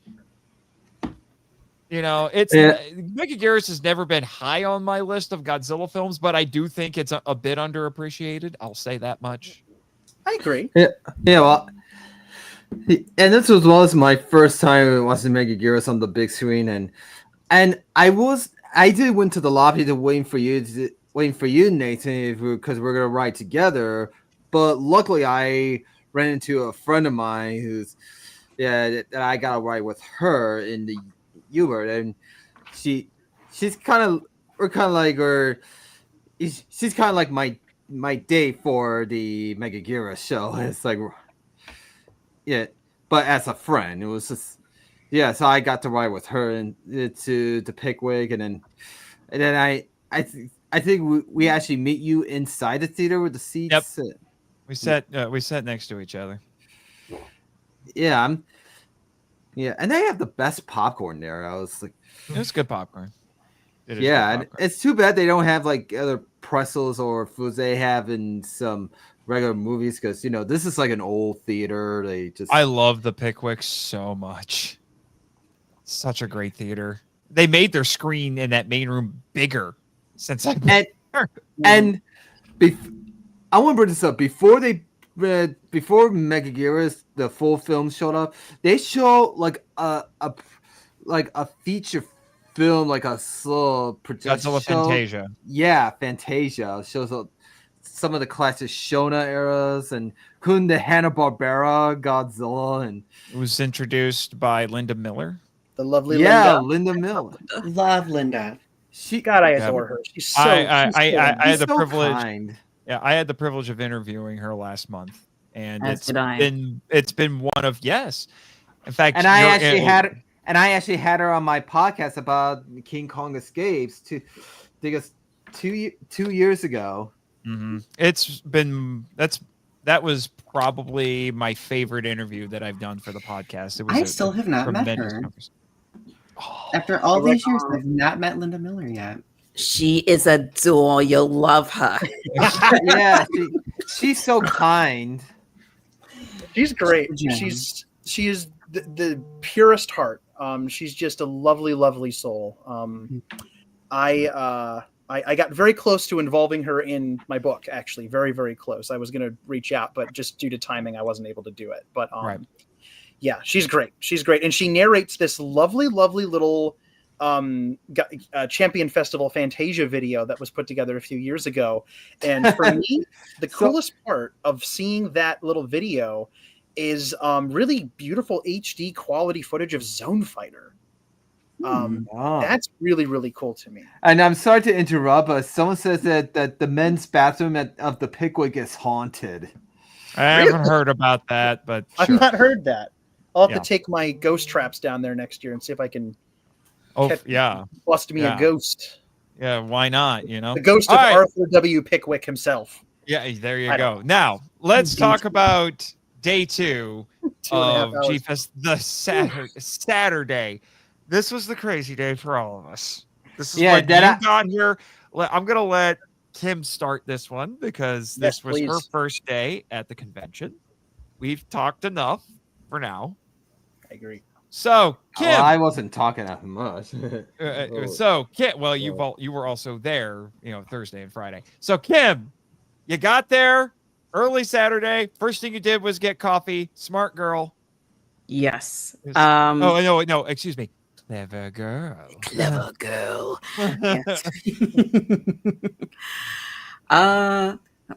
Actually, the first thing I did was pick up my badge. Then I got coffee and breakfast. You were texting us like, guys, oh my god, I'm here, you guys.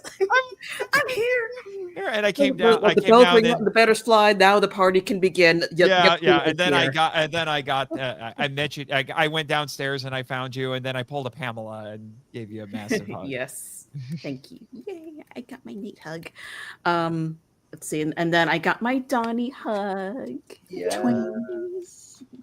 And I actually saw you talking to Nathan and Donny right when I was in line for the dealer's room. Cool. Yeah. So after that, I went to. I think the first thing I went to was Dojo Studios. I think. And that's where Elijah found me. And I got my Elijah hug. Walked around, took some pictures, then I went down to bother you guys at your writers workshop. Yeah, because that started bright and early at 10 o'clock. So that's where everybody except for Brendan and Kim, we were all on that. So what we did was we did a 2-part seminar. In the morning, we had people do some writing. We encouraged them to see if they could do a flash fiction, but not everybody did a flash fiction. Some people did the first chapter of a novel or something like that. But we gave them 2 hours to write in the morning, took a break, came back at 3, and then we broke everybody up into small groups and did peer review. It looks like Brendan says, "Good night, you're going to bed." All right, good night. Bye. Oh, okay. Bye. Bye. Oh, that was fast. My goodness. Okay, cool. Good night. Well, there you go then. Good night, Brendan. Thank you, Brendan. Stealthy escape. I know. He's got that ninja superpower that we were talking about earlier. He is a ninja, yes. He is, but the writer's workshop was a real swing. Oh, wait, he came back. He came back. Oh, hi. Do you have to go, Brendan? I guess bye. Confusion. Chaos everywhere. $10 says he comes back one more time. I'm just kidding. Let's all just we're the suspense. Brendan.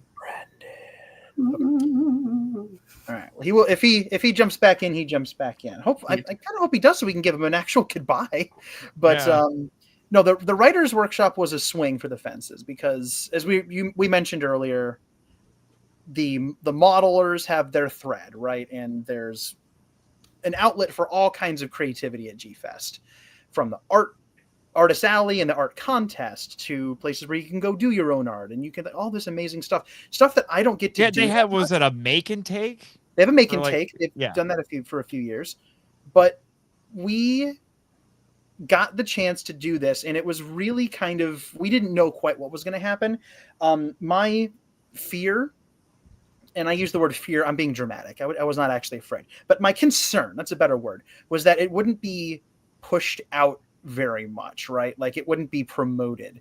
So I figured it would probably be on us to do a lot of the heavy lifting with telling people where to go and that it was actually happening in the first place. And to my lovely surprise, see if I can get a visual aid cooking here.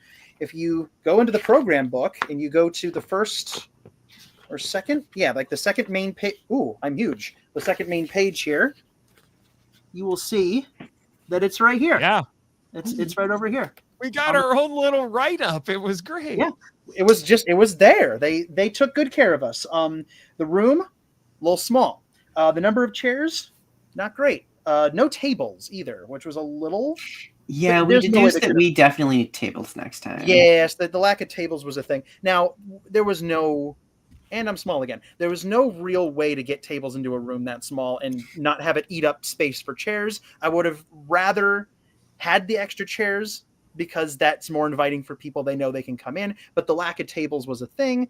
We're going to be putting together some stuff to make the next year maybe a little bit stronger. So you guys feel game to do the 4-hour workshop again next year? Yes, I want to do this again next year. I thought it went great. Yeah. No, I think it went like that's. Although I didn't appreciate that the sign for the room, because of those electronic screen signs, and it actually said that the writers panel lasted 13 hours. Yeah, there was about that, and that's for the hotel staff, so they know when to open and close the doors. Although it's kind of confusing for like the attendees because it implies just what you just said, that there were our doors. Somebody's just going to be someone's just going to be hanging out there for 13 hours. You could just come. I don't think anybody would do that, but I don't know. So there were some kinks to kind of be ironed out. It's a big convention. It was bigger than it usually is. There are a lot of moving parts. Things happen, and again, Neil, I mentioned this earlier. I'm going to say it again until I'm blue in the face. Neil moved actual mountains months before this happened, and then during it to get us more chairs and to get more material and just try to get us a couple things. There was an attempt to get some microphones in there that didn't work. I don't think we needed them at the end of the day. No, it was small enough that we could just use our theater voices and just get stuff out there. About mics, I found out when I talked to Peyton is that if we wanted mics, we had to request them before the convention because it costs money to get the mics. That makes sense. Because normally whenever we had panels, the mics were there on the table. So that's why I didn't think that we should ask for them. But I guess, if we do this next year, I have to remember and say, okay, be sure there's mics on our tables. I was just say, if the room is that small again, I don't think we have to worry about it. Yeah. I secretly hope it's not that small. I'd love to move to a bigger space. I was really happy a lot of people brought their own laptops, which made things easier, so we didn't have to read. Like, I had a handwrite, so we just didn't do a lot of this stuff, reading penmanship, and so that. Now, considering that it was a small room with a limited capacity, considering some of the technological limitations, the location, the promotion, all of these things that could have worked against it, it turned out phenomenal. Mm-hmm. Oh my gosh! Yeah, I thought it. Okay, he's leaving a comment in here. It's okay, pal. Yeah, it's okay. It was great to have you. Yeah, we were still. I was very happy to have you. So, but anyway, so it actually, because Danny, you, Neil, and you, me, and Neil were kind of figuring out how we were going to do this for several months. And I was kind of like, I want to do break them up into small groups and do peer review. Let's give them a couple of hours to actually write something. and all of that, it was all an experiment. We had no idea it was going to work. The morning session, the writing session, was relatively quiet. I do think some of us probably should have shut up a little bit because, it's like people are trying to write in here. But we were also fielding a few questions while we were doing it. And then there's stuff that happened in between. But since we're talking about the writers panel, I want to go to the return session. We all got into small groups. So each panelist got a small group, about 6 or 7 people each. And I am ecstatic to say that I took 2 of my group members to go talk to Christopher Nigro. One was a woman, I believe her name was Jen. She had what's read like the first chapter of a novel.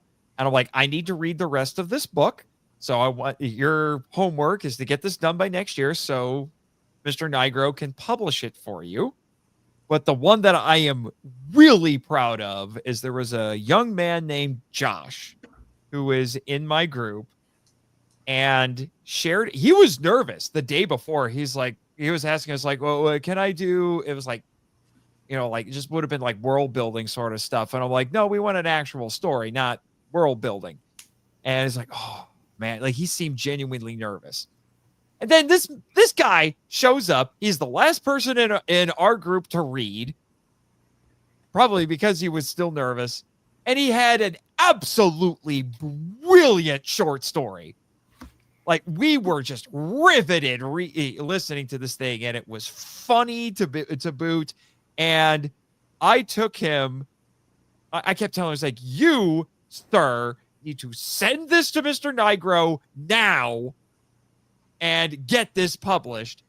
I am happy to report not only is it getting published, it will be in print inside of a couple of weeks because Mr. Nigro will be putting it in at the last second. We'll be putting it into Attack of the Kaiju Volume 3. That is amazing. You want to talk about fast turnaround? Sir, Josh, if you watch or listen to this at some point, I am beyond proud of you. I'm going to do a shameless plug for Josh because I've worked with Josh recently. Josh Braffman, that's his name. Yes, he recently released a kaiju novel, One Massive Step. I got to blurb it. It is a stellar piece of writing, a very unique piece of kaiju fiction. Everyone should check it out. That's why, I was very curious about his kind of. I think we talked a little bit about imposter syndrome and stuff, and I'm like, you arguably are an established writer at this point, but I think many of the conversations we had showcased that we all have these different points of imposter syndrome as creators in general, right? So I hope that he celebrates this amazing success and also this phenomenal book that he's had released. I didn't know he had a book. He never mentioned that. We writers also don't really advertise our work very well either. No, we're terrible. Because Donny, we're our own worst critic, right? I was just saying, Donny, do you know me? Touche, I suppose. Yeah. So that was my experience. It's not to say that the rest of the group members weren't valuable. They were, but they were younger, less experienced, and were very influenced by anime and such. And we gave them some good feedback with what they had. But I'm curious, as I haven't talked with you guys about this, what were your groups like? Donny, what was yours like? My group was wonderful. We had many diverse writers with different skill sets. Zimzilla was in our group who shared a really phenomenal piece. We had a 12-year-old in our group. I think his name was Peter. Wrote this really short piece, but we got to have a really good conversation about what it was like for all of us when we first started writing. And I was just very amazed that this, 12-year-old really had this vision and direction with regard to writing in general. Like I remember when I was 12 years old, like I was writing really angsty fan fiction, not like anything cohesive like what he's writing. So no, like I think we had a really good conversation, and it like I think the workshop format really worked pretty well because it kind of took the pressure down a little bit for everybody. It allowed us to, I don't know, it allowed us to be chill and relaxed with sharing our work. Agreed. Yeah. Agreed. Well, all right, What about Neil, you, Neil? Danny, what were your groups like? Go for it, Neil. Well, actually, I got really easy because Danny, there were 6 of us, but you counted off 5 groups. So we had one group, and then me and Chris. So me and Chris divided the group number. I think it was number 1 between the 2 of us. So I had 2, and he had 3. So I just had 2 people, and I was surprised how saying they were young and inexperienced, how good they were. I mean, of course, there was some the first guy, I have to say his writing needed a lot of fine tuning, but you kind of figure, okay, he's new writing, plus he's writing impromptu right there, and your first draft is always going to have a lot of excess verbiage in it. But there was the only thing I remember that stuck up about that paragraph. If there was one paragraph in his story that was supposed to be hinting at the monster coming out of the ground, but the description was so vague that I had to kind of point to him like, well, I didn't really catch there was even a monster in here. So, but it was kind of like the idea he was working with is that the monster, whatever it ate, it can take the shape of that object. Ah. And so that was kind of his defense mechanism. And so I was kind of giving him some little pointers what he could do, because I guess this creature goes back to prehistory. And I said, okay, this is a really interesting thing you created. So he's got this creature's defense mechanism where, what it eats, it can take the shape of. It's like, in the fossil record really has these huge gaps in, even though books try to imply we know what happened during all that time, during all this development in nature. But really, the fossil record is kind of like clips on a, editorial floor, and we just got like little pictures. And so there's big historical gaps, which means that you, my friend, the writer who was doing this, could then create a whole environment that he wanted himself, where he could create this creature of his, why it has that defense mechanism where it eats and then takes the shape of whatever it eats, and then it kind of and then flesh out the whole prehistory. So he kind of tacked that into the story, and so I guess it would start eating be like these construction vehicles, and it was taking the shape of them and whatnot. And I guess if I remember correctly, that it was like if it ate a lot of vehicles. Well, I can't remember what the whole premise was. But kind of the gist was like if it ate a lot of vehicles, it could split up into all those different vehicles. So you may think like, oh, there's a row of buses I can climb into or whatever, drive in, and here it actually be an animal that could devour you. And then the other author I had did sort of like a found footage piece, except it was more like he wrote it as though it was a document from World War II, and it was like something like a document that was kept secret.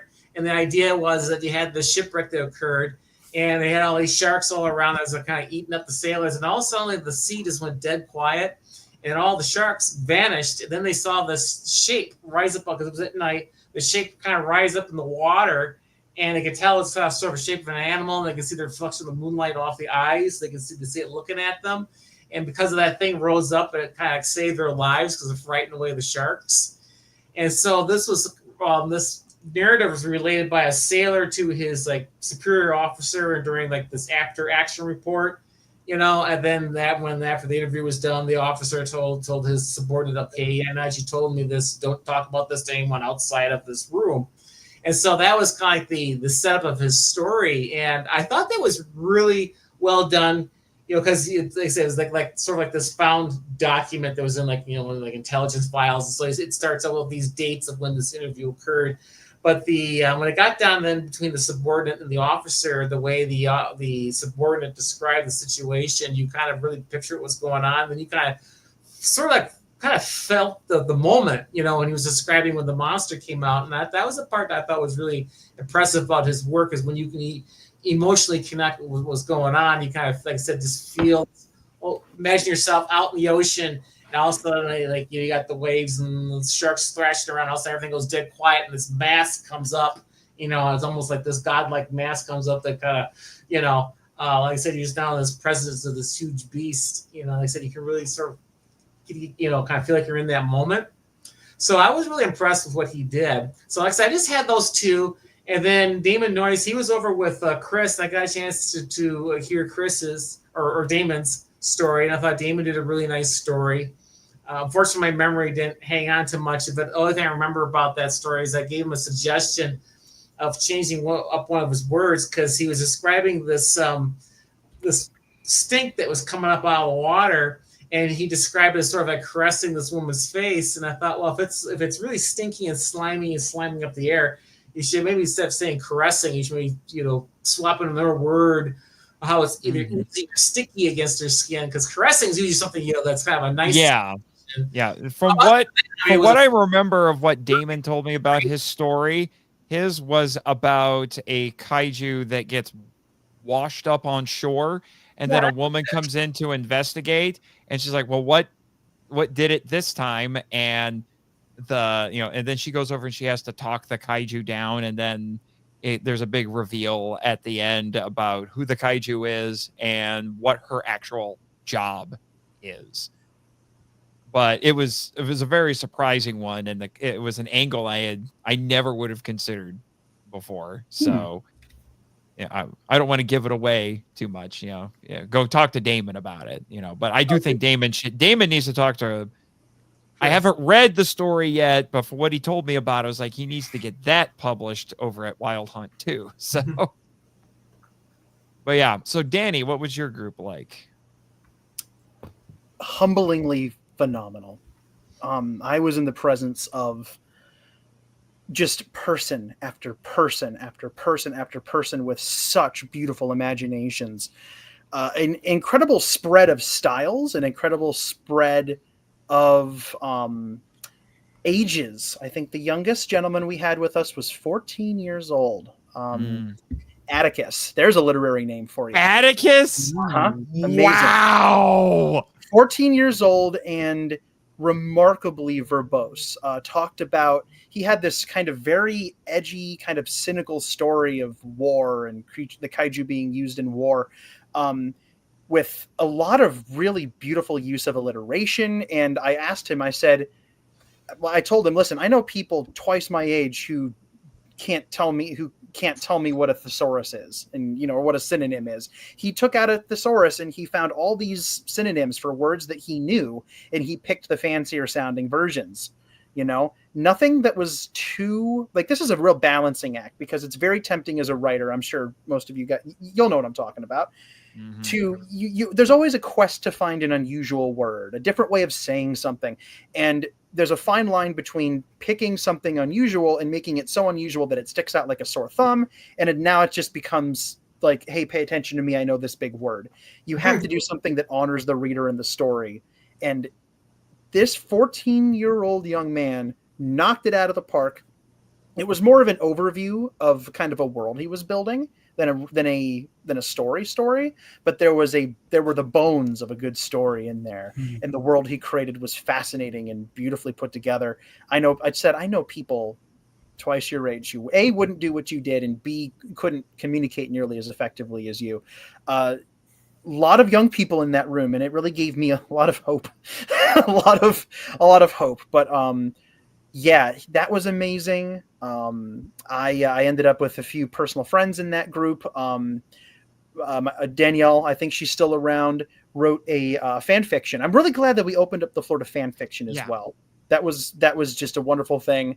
Yeah, there were a couple of fan fictions in my group as well. Yes, and there were a handful in mine, and they were both great. Danielle, ever the Orga lover, wrote a sequel story to Godzilla 2000 that I won't spoil too much of, because she's going to finish it and put it somewhere. I hope she needs to. She gave you permission to tell the whole thing. Okay, well, I'll be brief, but basically it's a generation later, and little Io Shinoda from Godzilla 2000 now has a daughter, and I almost don't want to spoil the twist with the daughter, but basically the daughter is linked to Orga, who has now evolved so far into Godzilla that the question becomes, at what point do you say that Orga is Godzilla or just Orga, right? Is this thing so much Godzilla now that with all the memories and all of the physical transformations, is it not just Godzilla now? And there were a lot of great questions in there being asked about identity and the nature read this. It was phenomenal. And again, there's so much more that still needs to be told with it, but it was profoundly touching and really interesting. I love stories like that get into, I do the GNP. I love stories that get into the heads of these characters. Just really, really cool stuff. And there's more to tell. Allison wrote a really touching expansion on the mother and two children. Oh, shucks, indeed. I mean it, Danielle. I mean it. Allison wrote an expansion of the scene from the 54 Godzilla with the mother and the two children. You know the scene. She went backwards in time and started their day and then worked up to that moment. Talked about the father going to war and just exceptionally done. Really, really powerful. And done very quickly, I haven't even read it, and that's already ripped my heart out, and I want it back. I know. There was not a dry eye. I got misty-eyed. I think everybody got a little misty-eyed. And the way that she set it up, where you kind of wondered, but then in the last moment, basically the last lines were the "We'll see Daddy in heaven" line from the film, and that was it. And yeah, I know. It was. And that's the one we started with. That was the first one we heard. We started out strong. It was. Both of these stories need to be posted somewhere when they're finished. One thing that was a topic in our group was that fan fiction is not a dead end. There are many places to put it, and you should put your fan fiction places. Don't be afraid to do that. I kind of want to start a page for the people who were at this seminar. Mm-hmm. Just so I can say, don't worry about putting on a fanfiction.net or something. Here's a page for you, at least for the ones who did the fan fiction. I say put it both. Give it a place to look at. It's like if you don't get it published anywhere else, it's here. The G-Fest website should have a page where people can submit these to be read. And then you cycle through them every year. I think that would be a good idea. Maybe that's something we'll bring up. But there were so many great stories in there. We had one young man who had this entire kind of space opera he was putting together with aliens and monsters. It was really fascinating. We had a woman named Jennifer who crafted this really excellent kind of ancient story of warring clans and the monsters that represented them and how the monsters went to war for them. It was like Game of Thrones with kaiju. It was cool. Wow. So many creative stories. Some that weren't completely finished, some that were fully fleshed out, some that ended on cliffhangers, some that were outlines for bigger projects. One that the gentleman who was putting together the one with the aliens and the space opera, that's like a animated series he's trying to pitch. We got crazy in there, and it was just wonderful thing after wonderful thing. The last one I'll shout out is my good buddy Robert Montserrat, who has been my brother in kaiju for years and years and years. He is family to me. And I don't think I've ever met anybody who has so many consistently grand ideas for concepts before. But one thing that he has struggled with is finding a perspective to approach those concepts and how to turn it into a story. And by God, he did it. He pulled out a concept that I've watched him develop for years, and he found his perspective. He found his angle into the story. He found his characters. He found his events. He built it around the concept, which was the creature, and told essentially the first act of a grander story within the 1,000-ish word constraint of the flash fiction. And I want to see him finish it. And I dearly, dearly hope with all my heart that my very good friend Robert, I hope you're out there listening. I hope you finish this because I want to see it exist. And I think other people, let me rephrase that. I know other people will love it.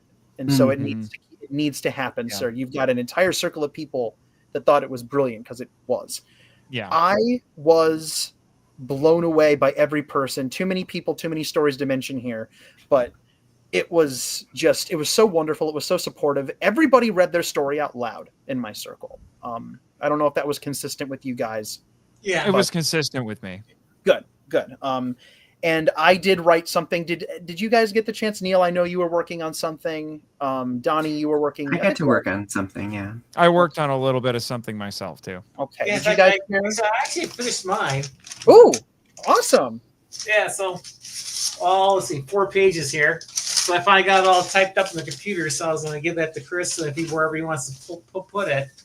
That's wonderful. I got finished. It even has a title and everything, so it's look at that. Well done, Neil. Story.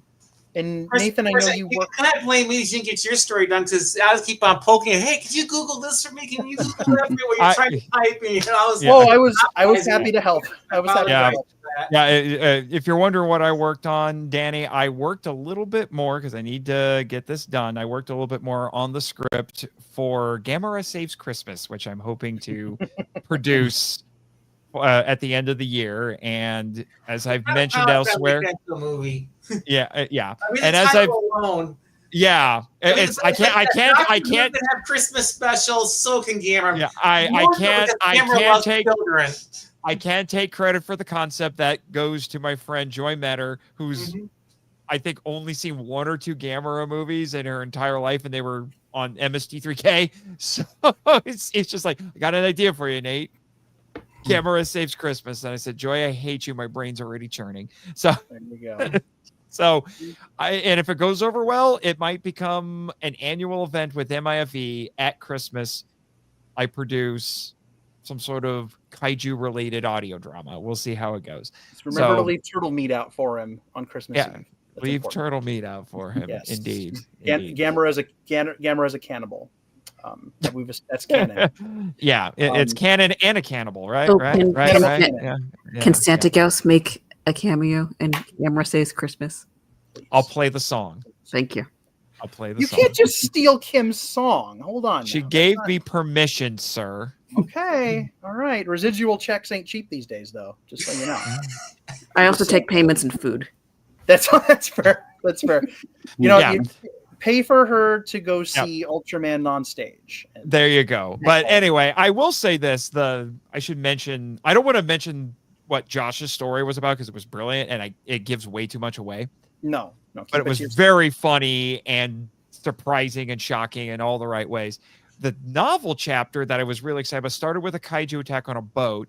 And then we're introduced to our protagonist, and the protagonist was a skeptic who was also a religious studies guy, which was fascinating. But he gets contacted by, I think it's supposed to be some sort of government agency. It's like, we want your help.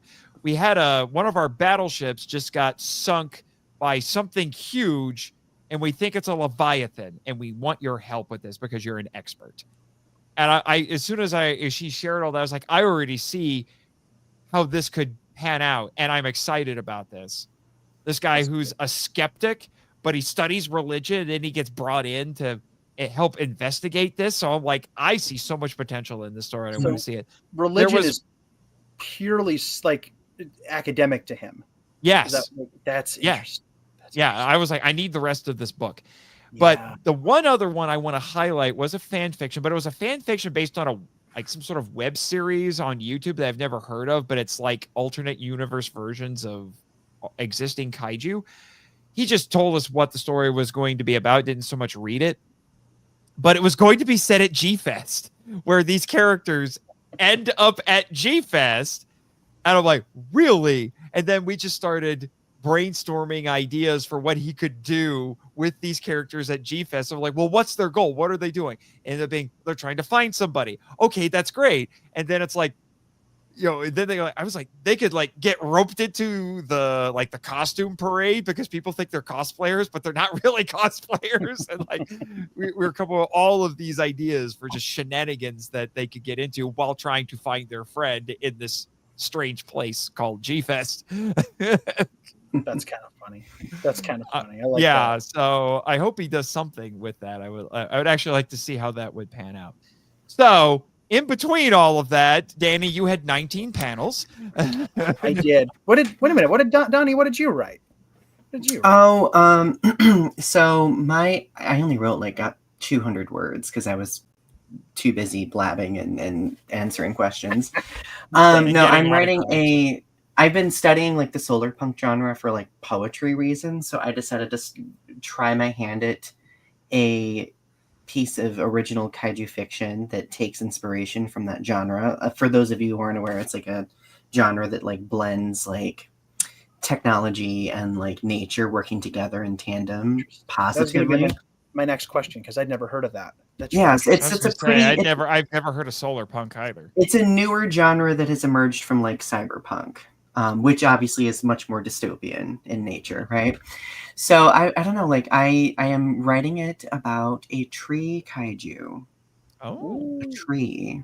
We've had Biolante, but we've not had a tree. We need a tree. So it's gonna happen, and we'll see if I finish it. It was gonna be like a short story, but I was like, I'm gonna make this a novel instead. So love that. That's see awesome. if that pans out. That's super cool. I'm really, really glad that we each wrote something. Did you guys end up sharing any of what you'd written with your crew? No, I was more focused on helping all of my students.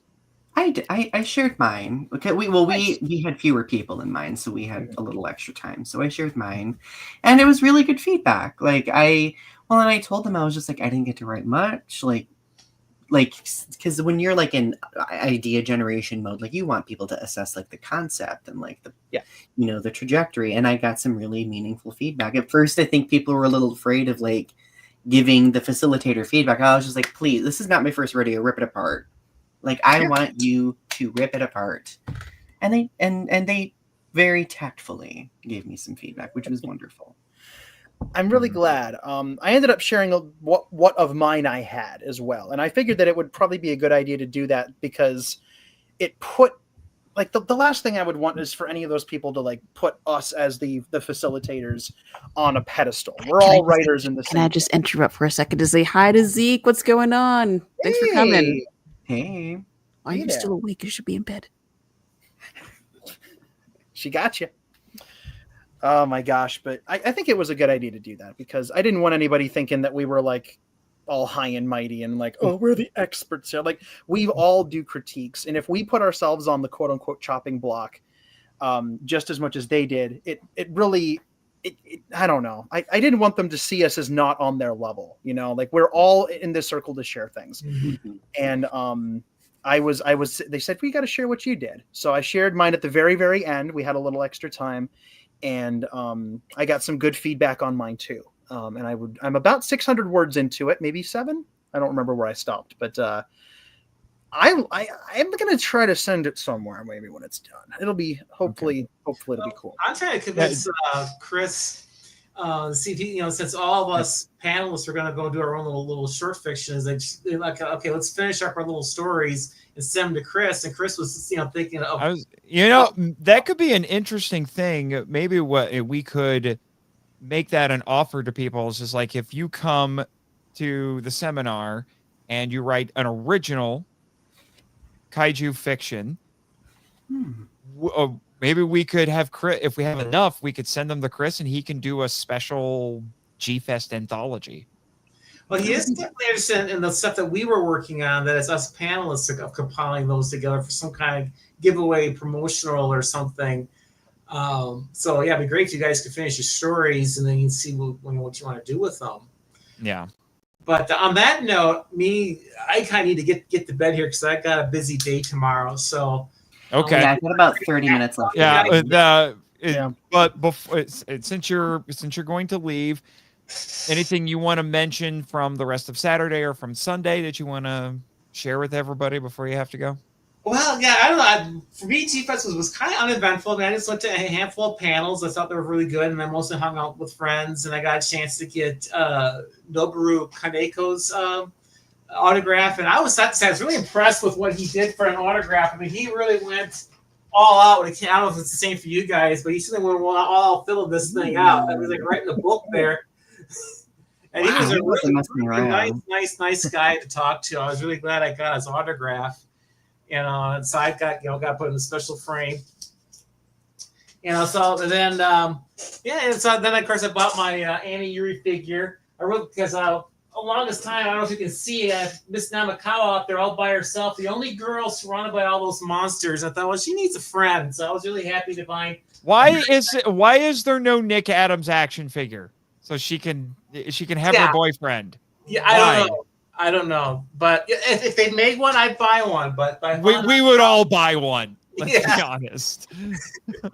So anyway, that was kind of my big highlight, and I got a second autograph with Hiroko. I wanted to get a second with Ben Furu, but as I said, the cash ran out. And I already got his autograph one time before, so I went with Kaneko then to get his autograph. And then I got you. And then I had a really fast ride home. Surprisingly, it only took me 90 minutes. I couldn't believe it. How fast I got back home. Wow. I got a chance to say goodbye to most people, not all of you guys, unfortunately. But yeah, you didn't say goodbye to me. I was a little upset. I'm so sorry, man.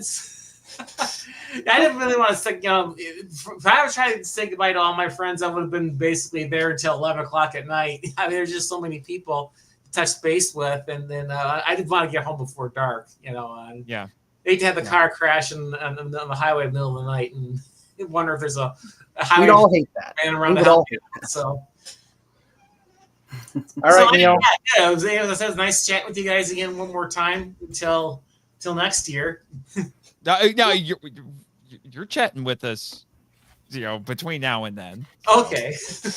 I would hope so. Say you're not falling off the face of the earth with me. Plus, I'm probably gonna. I think I got you slated to be on at least a few episodes of the podcast. So.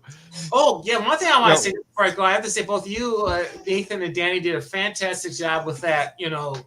Herding cats there with our workshop, since that was all brand new. It was new to us. It was new to the attendees, and you really guys kind of kept order there very, very, very well. And managed also none of that. So explain what we're doing, in a concise and understandable way, so people knew what the expectations were. Thank you, Neil. Well, and next year you're really going to have to trust us with it, because you told Danny and I a couple of years ago, it's like, I'm going to give you guys the writers panel. It's like, well, of course it would take two of us to manage it after it's been your baby all this time. Yeah. But you still kept yourself pretty heavily involved. And I was just like, you know what? Make us the contact people now. We'll manage it. So yeah, no, that's no problem. As I said, you guys always want to do so many panels, and I was like, well, I don't know if I want to unload all this on your shoulders, and so I had no problem working behind the scenes to keep this thing going, because I wanted there to be a platform for writers, because for the longest time G-Fest had a platform for everyone but writers, which was really sad. And I thought, well, someone's got to step up and make this happen. So for sure, I made it happen, and I'm glad you guys, especially you, Nathan, I'm so happy that you were available that one year when Skip was kind of, getting kind of tired of doing it, and I was looking for writers. Well, yeah, that's because you decided to throw me on 2 minutes beforehand, and then liked me so much you brought me back the next year. There was one year you were like, well, I don't know if I'm going to have you on because I want to have different people on. I'm like, okay, and then I ended up on it anyway. So it's funny how that works. No. Like I said, you're the best thing that happened to that panel, because you brought Donny and Danny and so many other talented people. Because I know writers. Yeah. You're all good writers, and you're all good public speakers, and of course Donny got the added bonus of being a teacher. So hey, I'm a teacher too. So yeah. And plus, so you guys, I was like, I said, it was the best thing that could have happened. I'm really very, very happy that we got authors now have a solid foothold at the convention. So that is just absolutely awesome. It is. And we're not giving it back, dang it. Yeah, that's right. If I have to come out and retire to keep it going, I will. Thank you very much, Neil, for facilitating all of that stuff and running around and getting everything done on that last day. And just thank you for being there. I know there was a moment where you weren't sure if you were going to make it, but it would not have been the same, and it would not have been as special if you were not there. Round of applause for Neil, ladies and gentlemen. Yes. I appreciate it. Thank you. Neil. And now, sir, we will release you to get some sleep. Thank you so much. Well, have a good night, everybody. And everyone listening, have a really good night. Enjoy the rest of the show. Very well. See you later, sir. Yeah. There you go. And hit the button, Frank. There we go. And then there were four. And then there were four. All right. Let's So wrap up Saturday actually, real quick. I was going to say, let's talk about Saturday. I am going to retract this. even though yes, Danny did 19 panels between the seminar, but we must let the queen tell us about her Saturday. Very much so. My Saturday. It was kind of uneventful, honestly, because I was so freaking tired. Let's see. What did I do? What did I do after I got my Danny hug? Yes, I was so happy. That made my morning. I was like, forget the panel. Where's Kim? I was just say she's called Kim. She comes to G-Fest and she collects hugs. That's what. I don't go to G-Fest for figures and stuff. I go for hugs from my boys. Yes, and I got each and every one of you. She's got a hit list. Well, and wait till we get to the King of the Monsters screening where. Oh boy. Let's see. After I got my Danny hug, I think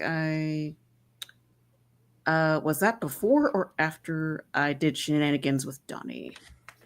I think it was before. after. I'm pretty sure the shenanigans. It looked like the shenanigans were between the seminar sessions. Yeah. They were between. So so. Because you guys were still in the basement. Yeah, So I think so. You guys are doing your thing. I think I ran off to a panel. I think I went to which panel did I go to? Crap. Was it the Furuya interview? I did stop in there for a few seconds to see Elijah doing his thing. I was a little jealous. But... I was so happy for him. That was so cool. Yeah, it is. Oh, yeah. Let's see. I see Zeke had a question in the comments here. It was like a writing related question right here. Oh, okay.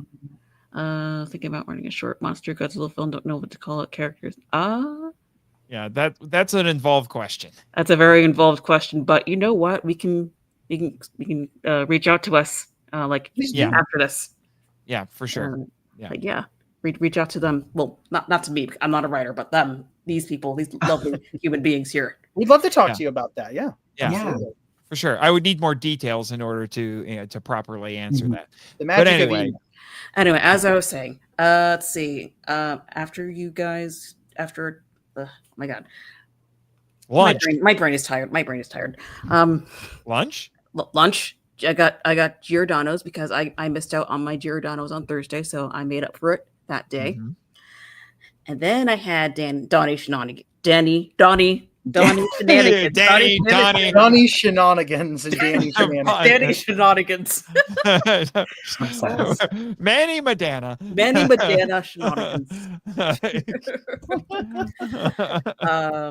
Wani Dinter. I had shenanigans with Wani Dinter. Wani Dinter. Yes. No, it was really fun. I think we had to we really had to go find someplace quiet, and we didn't have much luck doing that.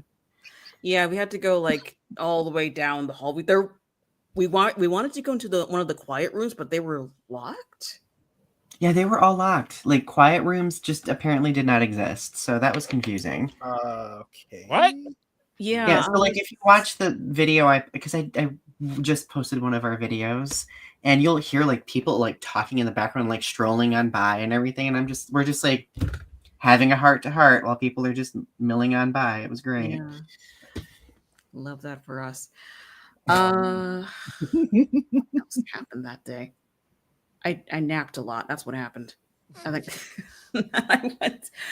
I went to dinner with Nate and Damon, Pamela. Or Caddyshack, yeah. Caddyshack. Yeah. So we're still on the afternoon. So I had one panel in between the sessions. I did it with John LeMay. It was called Ultraman Unmade. So we did a panel on Ultraman projects that didn't come to fruition. So it was very on brand for John. So we had a fun time with that. But Danny, you had 19, as I've been saying. I didn't have any more panels Saturday. Just the writers' workshop. Oh, lucky you. So what were you doing in between sessions? I got in line for the dealer's room, and I managed to get in. Oh my gosh! I snuck up to the room, ate a sandwich, and then I got into the dealer's room, which was is kind of like being a sardine. It felt very sardinish. Honestly, I think the dealer hall is the place that would benefit most from moving across the street to an actual convention center. Yeah. Yeah. So for the people who weren't there, I'll be brief. The location of the dealer's room moved this year to an entire other giant ballroom that I didn't even know was there. I don't know where they keep hiding these megalithic rooms in this building, but it's a big building. It makes sense, I guess. They're just hiding these things. It's wild. But they had to move it because the traffic flow in the previous location was abysmal the previous few years. And they may have gotten the fire department called on them a couple times because of fire hazard. I mean, you didn't hear that here, but if you happen to be at the convention. What was that? What was what? I didn't say anything. What? I didn't hear what? I didn't hear anything. Yeah, I didn't hear anything. I'll just say that between 2022 and 2024, if you happen to see a fire truck out front of the Hyatt, that's why. Because there were some problems. Because those lines were ridiculous, and people had to get past that to get to everything. Mm-hmm. So they moved it. It's in a much safer spot now. Thank goodness. But the problem is it is smaller, and it's not completely ideal. But I finally got in there. I had to go in. I feel really quite horrible because there were a handful of people that I know were there that I didn't get to see just at the convention in general because I was so busy. But the one person that I did manage to get into the dealer's room to see was our good friend Jay Key at Toku Toy Town, who, I mean, there are 1,000 stories I could tell about how much of a real one he is. I love him. He is just the nicest, sweetest person. And he and I love him. And he and I have a tradition where every year he puts aside the weirdest kaiju nonsense he can possibly find. One year it was a Mechagodzilla slipper with no mate. It was just one slipper. Last year it was a Barugon soap dispenser. And then this year it was this little Ultraman. What the heck? Isn't this the most adorable thing you've ever seen? It's like, I'm not even sure what it is off the top of my head. It's inflatable. But it's almost like, I don't know. Feels like it's one of those traditional kind of ceremonial sticks. I don't know what you call those, but I just love this. And he happened to have two, and here's the thing about Jay Key. He gives me something free. I always buy something from his table, right? I can't just take something completely for free. So I got the second one. It's a Bolton, so they match. So I've got these little jingly Boltons. I love them. They make me happy. Jay, you make me happy. You're a treasure of a person. I love my Jay Key story is actually kind of funny. I bet. I got several things from him. He gave me a little like a plastic cutout Jet Jaguar thing for free because it was only like $10. I'm like, Jay, stop losing money. And but the funny one was that he had an SH Figure Arts Shadow Moon from Kamen Rider Black. He's the main villain of Kamen Rider Black, which is my favorite Kamen Rider show currently. And I have seen it on his website and on his shelf for a long time now. And I asked him, how long have you had this? He's like, 3 years. I was like, it was marked for $65. I'm like, okay, Jay, I'm going to go look around a little bit more. But if I come back and it's still here, how much will you give it to me for? He thinks about it for a second and says, $20. I'm like, I'm buying it now. And the crazy thing was my co-host Jake came back to the dealer hall specifically to buy that. But I had it in my hand when he arrived, and I was talking to Jay, and he said $20, and I bought it, and he's like, "I hate you." When thou art snoozing, thou art losing. I came all the way back here just to get that. I'm like, I'm not sorry. So I always go see Jay, and I always go see my pal Chris Olio at Seismic Toys. Seismic is great too. I love Seismic. Chris is the nicest, sweetest guy you'll ever meet. Him and Jay are both just darling human beings. I love them. Yeah, I always make sure to get something from them. Yeah, always make sure to get something from them. And speaking of things that have been there forever, I caved and got this Gamera double feature laser disc. This has been at the Seismic table forever. and I finally caved and got it. The big guy's having a birthday. Sandy Frank dubs too, isn't it? The Sandy Frank dubs. I have the tape copies of these, but I needed. Look at just how cool this is. I didn't get a lot at this year. I did not get a lot. In years past, I have gotten a lot of stuff, but my haul was pretty limited. I got this Mechagodzilla, this flying Mechagodzilla. Yeah, that's cool. That. I almost bought that actually. Yeah, I got YMSF. I've literally been looking at the prototype for this for 12 years, and I finally got it. A 60s Rodan. Mm-hmm. Pretty cool. An attendee at one of my panels who loved the panel got me this as a gift. It's a character from Kaiju Busca. It's a little keychain. Isn't that adorable? Let's see here. This Godzilla the Ride promotional newspaper. It was like $5. And then I like tapes, you guys. I don't know how you can tell. I got this Scimitar box set. I got a DVD to support a friend, and that's it. That's it. Yeah. That's all I got. That's all. It's just a few things. Yeah, not a lot. It was a very frugal. Series of purchase. Okay, I lied. I've had those too. I lied. This is for my goddaughter. Oh, that's adorable. Aww. It's not for me, but this is for her. It's so cute. I know. And then my godson wanted a MonsterVerse Mothra, so he's getting this. So it was a double Mothra purchase. They better be asleep right now and not watching this, but surprise. Yeah, I was like, kids, what are you doing up this late? Yeah, I was gonna say it's pretty late. But that is adorable. Isn't this great? Adorable. I out of the ones the vendors who consistently come to G-Fest, my 3 go-tos are Tokyo Toy Town, so Jay. In fact, I think he's basically the first person I go to is like, so I need to buy stuff from you. And then Seismic is great. And I have this year I have grown to appreciate Otaku America. They're great. They're very good. The guy who runs that is a really cool dude and is not afraid to say, like, buy the expensive stuff so I can buy groceries for my children. Those guys are hilarious. And the one table that I didn't manage to find, and I tried to get back into the dealer's room on the last day, but they closed everything down an hour early, which was great. Loved that. My very, very dear friends at Aardvark Tees, who these days are so awesome that they handled the G-Fest t-shirts. They handled the official t-shirts. Yeah. And I've known them for years and years and years. I love them so much. We always catch up. We talk about our families and I love them. They're tremendous humans. And I tried to get back in to see them because I only got into the dealer's room 2 times the whole weekend.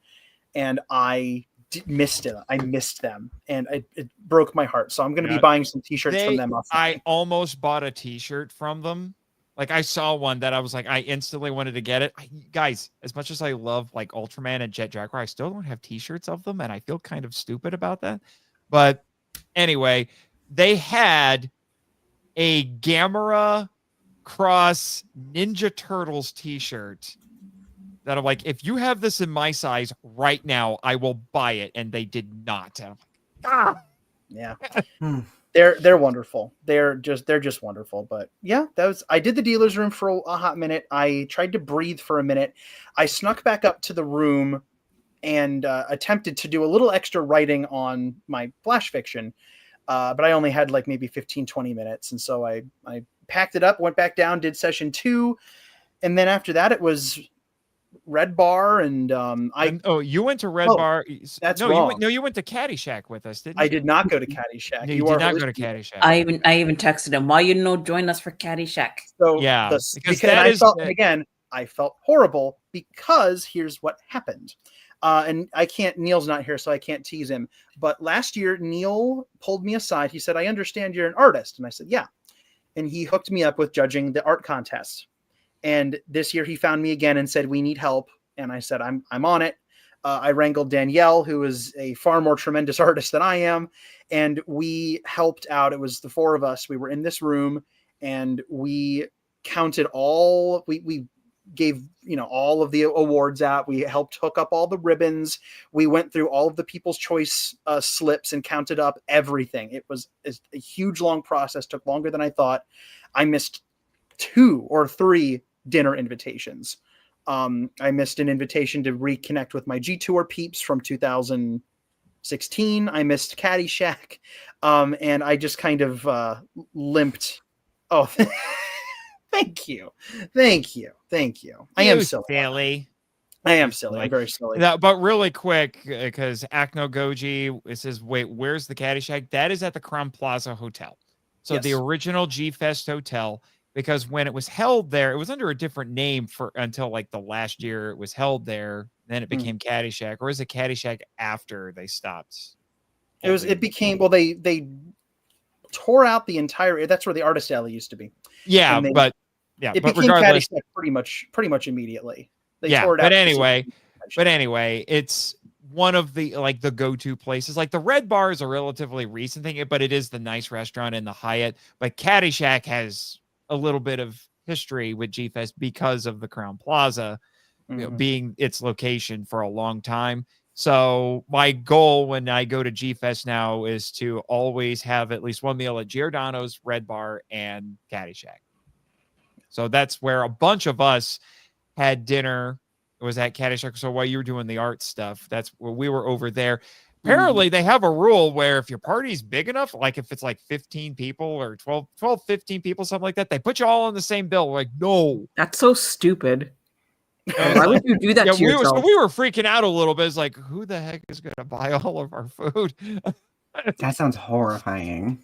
Yeah, because it was a little worrying for me because Pam, Damon's wife, insisted on buying me dinner at least one time during the weekend. And I'm like, okay. So it ended up being Saturday. So she bought my dinner on Saturday, and so because I wanted to make sure she got that. So, but the other thing is, I don't know if you were able to get there, Danny, since you were doing stuff still over there, but our dinner took so long that we were not able to get back in time for the start of the costume parade. And the costumes parade was so freakishly popular this year that nobody could get in. Like they had the entire room full and a bunch of people outside who didn't get in. And that crowd was so thick that we couldn't see anything anyway. And so for basically the first time since I've been at G-Fest, I didn't really get to see the costume parade, and I was a little disappointed. I forgot the costume parade was happening until after people started filling into the Red Bar. I was so out of it that I completely just didn't even think about it. Yeah, I was upset. That's another thing that would benefit from being in the convention center, because there would be because that's one of the most popular events at G-Fest. It is so freaking huge that they need more space for it. They do. But we all did, at least most of us got to do one other cool thing on Saturday nights, which was go to the Pickwick for Godzilla King of the Monsters 2019.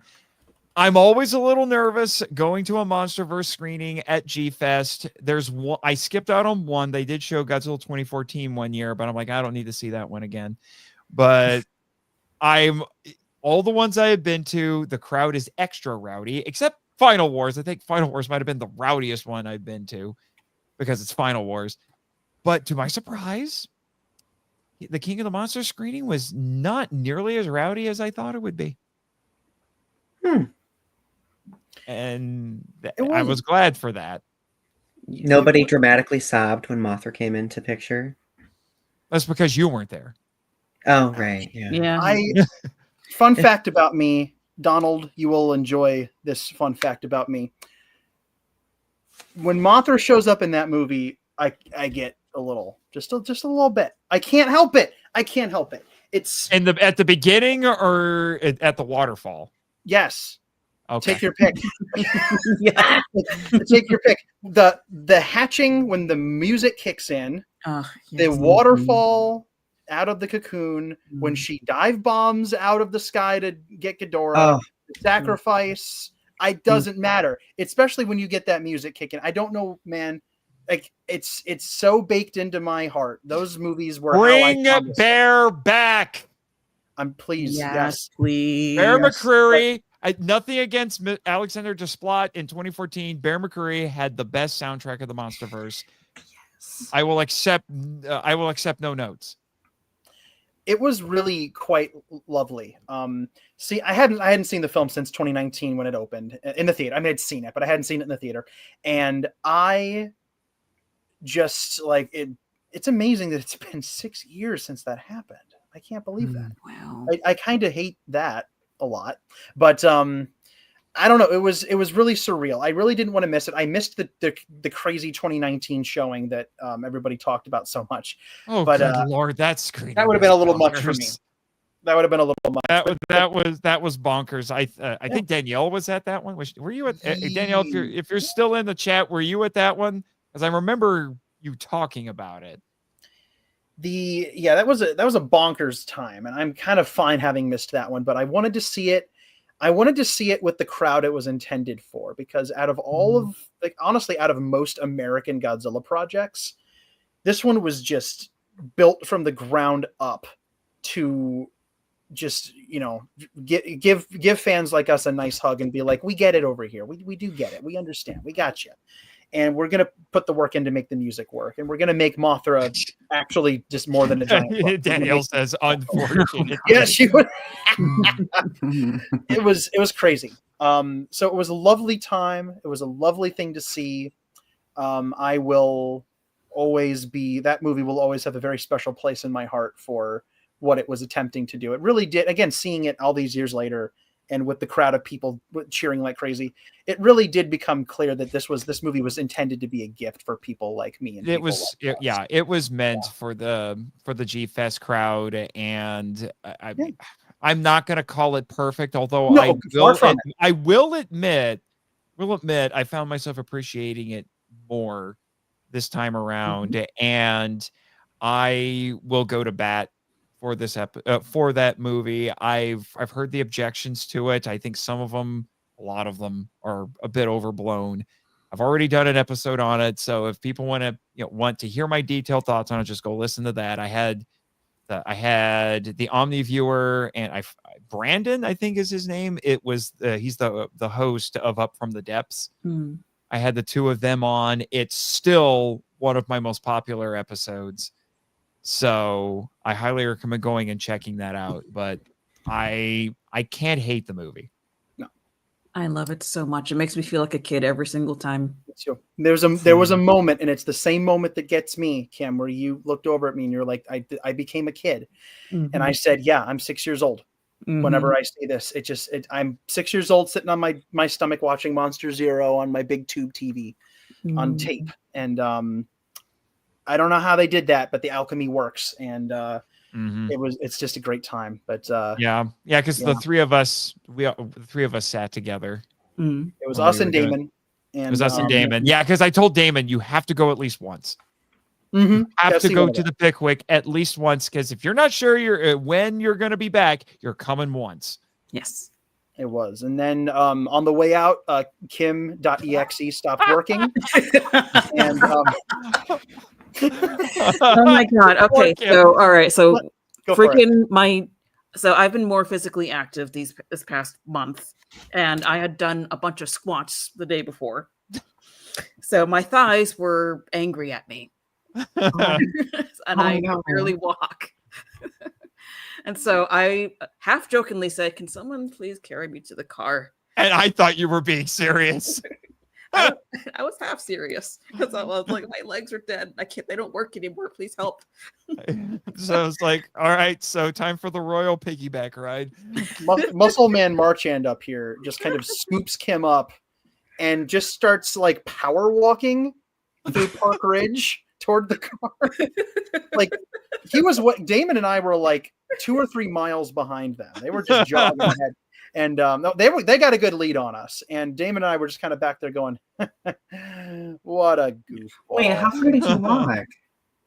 It was not that far of a walk. We were in one of the road-facing parking spots that kind of runs along that sidewalk heading toward the train tracks. It was about halfway between the Pickwick and the train tracks. It was a good spot. So it wasn't that far. But Mr. Marchand did hoist. There was some hoisting. Hoisting, yes. He hoisted the queen. He hoisted the queen. There is photographic evidence of this, and And Danny kept saying, "It's like I'm going to send this to Roy and say I can explain." Yes, I'm just going to text the show and be like, "Listen, man, Listen. which I did not. Those pictures are purely for laughs and giggles among friends. I still need to get them. I would like to acquire. I don't know if I trust you, Nathan. I will want to see the evidence of this. I will not post it. Here's what let's. I'll text it to you, Donny. I was going to say I sent it to Kim.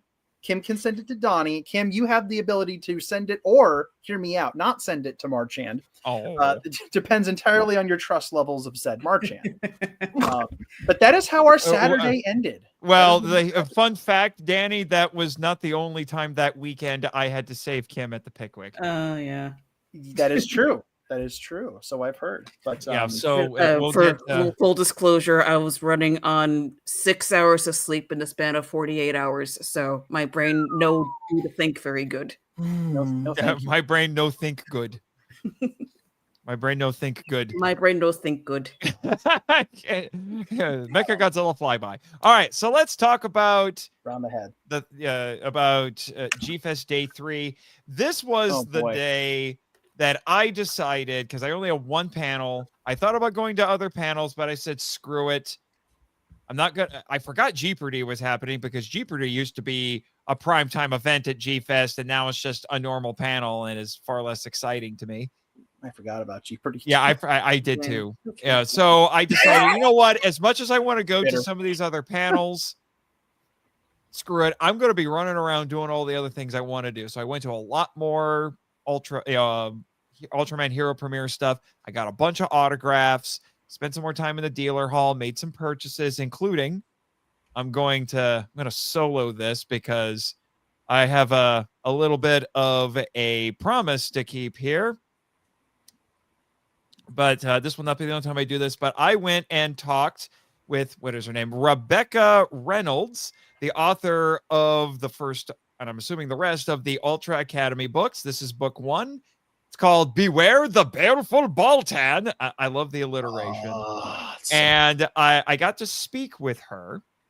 And because Chris and Jake were telling me, like, you got to go talk to her. They made some connections for her while I was running around doing everything, the first 2 days. And so I talked with her. This was another theme. I kept getting free stuff. So I said, I'm here to get your book. I had the money ready. It was $15. And I said, hey, my co-host came by. I'm a podcaster. I'm a writer too. And she's like, oh, you're going to hype my book on your podcast? It's like, yeah, I want to interview you. And she's like, well, you get a free copy. I'm like, okay. Nice. So she signed it. She signed it for me here. And it says, to Nathan, courage, kindness, and hope. So that is much appreciated. I love this little book. It's not just a nice little middle grade prose book. There's also, according to the Ultraman update panel, there's language in the contract that they have with Tsuburaya about doing YA. I might try to see if I can make some connections to be involved in that. But not only do you get some nice prose in here, but there's some illustrations that look almost comic book style, look like newspaper clippings. That's pretty nice, I have to say. But honestly, having not read this whole thing yet, and here's a little something on the characters here. It looks like a classified document. My favorite bit of this whole thing, though, and I'm going to keep bringing this up because I absolutely love this. You know how books in the front will have blurbs in it from people saying like, hey, I read this book, and they give a positive review of it and such. They did something like that, but they put it in the back. It's early reviews, but they're from the monsters. That's adorable. That's funny. And what's funny is it's all written very humorously. Like here's the first one on here is a 1.5 star. I'm guessing out of 5 for this book from Baltan, and it says pitiful, ridiculous representation of my species. I'm so happy that Tsuburaya let them get that metatextual with the jokes. And then the next one on here is from Gomera, also 1.5 stars, and it says this book is propaganda. That's lovely. That's And then- hysterical. And then there's a 5-star here from Mummy Man, but it's just like Oh my gosh. and then a 3.5 from Dada, and it says, "Not good book, need more Dada." And then it's just like nothing but Dada referring to himself in third person in all caps for the entire review. But my favorite one might be this last one here. It is 1 star from Red King, and it just says, "Fake news."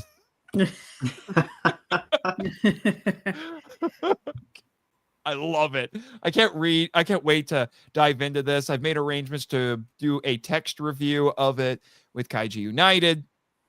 I plan on interviewing Rebecca once I have read the book, and that will probably go out to everything I do. You know, my author YouTube channel, this podcast, Henshin Power V3. It's just going to go out to everything. She was a lovely, lovely woman to talk to. And I have so many questions. I really want to know how this whole thing came about and, you know, and where she got her ideas. Like, I have so many questions. So I'm really excited to talk to her about that. So that was one of the things I was doing. So I was running around doing all that. And then we'll talk about my final panel, because it was also my Danny's final panel, I'm assuming. And Elijah's as well. But what was everybody else doing on Sunday? Were you still with us on Sunday, Donny? No, I was at home recovering. Okay. I left Saturday night because I was initially invited to go to Caddyshack, but I unfortunately could not. Okay. Yes. I had to bid you farewell in the writer workshop, which was sad. It's a sad moment. I didn't even get to say goodbye. I was like, I know. So, Kim, what were you up to on Sunday? Sunday, I think that's the day I finally went into the dealer's room, and I was a little worried about it because I didn't want to. You know, it was my first G-Fest since my dad passed away, and I know I was going to go in there and not come out there with something for him, and but I was okay. I was a little sad still, but I was able to find something really cool from one of my favorite movies. God, I love it. That's so happy. One of the many children's dinosaur books that all of the brilliant scientists have to use to explain to people how things work. Indeed. I love it. So this is my favorite purchase from G-Fest. I didn't buy much. I got just some DVDs. Giant Behemoth popped this in the other night. Ooh. Green Slime. And cult classics. We got The Spider and More of the Colossus. Two great ones. I love those. And The Human Monster. Okay. Okay. So have you watched Behemoth yet? I have. Okay. Yeah. Okay. Somebody in here did a podcast on it. I was going to say I did a podcast on it, and of course you did, because you'll have a podcast to listen to. Indeed. That's awesome. What else did you do? What else did I do on Sunday? I went to all 25 of Danny's panels. Yeah. How many panels did you actually have on Sunday? I only have one. Okay. You had 3 on Sunday as well. Yeah, I did. Never again. Never again. I will do panels again. I will not. This was too much. We kicked off with again. Elijah and I teamed up again for another panel on independent kaiju filmmaking. This time on Minoru Kawasaki, who is it's been a long time favorite of mine. I have a soft spot for his work, and Elijah has a similar soft spot and has actually gotten to interview him before. He just recently the new Blu-ray of Outer Man that just came out from SRS. I love Outer Man. It's a great film. I love Outer Man so much. Such a lovely little movie. I think that's my favorite Kawasaki movie that I've seen so far, and I don't know if it can be topped. It's a good one. It's really, really good. Elijah interviewed Kawasaki-san for that disc, and portions of his interview are included in the commentary. So if you want to go watch kind of a funny Ultraman it's basically Ultraman meets Galaxy Quest. Real aliens show up and take the form of the hero. But yeah, I was gonna say it's Ultraman. It's great. Too much to get into here, but lovely little movie. So we talked about that. This is the same guy who's done, like, his movies are absurdist and they're just wonderful. Stuff like Monster X Strikes Back, Attack the G8 Summit. That's probably his best known film. SRS movies like Monster Seafood Wars, and we didn't talk about Super Legend God Hikoza because that's not technically a kaiju film, but that's him as well. It's more of a Super Sentai thing, but it's kind of a Sentai thing. Yeah, Calamari Wrestler. The world sinks except Japan. Yes. What a great title. So much, but we got to talk about him and celebrate him. There were a couple technical difficulties at the beginning, but we got through it pretty darn good, and people liked that one. That was 11, and then at oh my gosh, so we did that, and then I want to say after that was Frankenstein Conquers the World. Yeah. That one was really cool. That one was at 1:00. It was in the nice big panel room.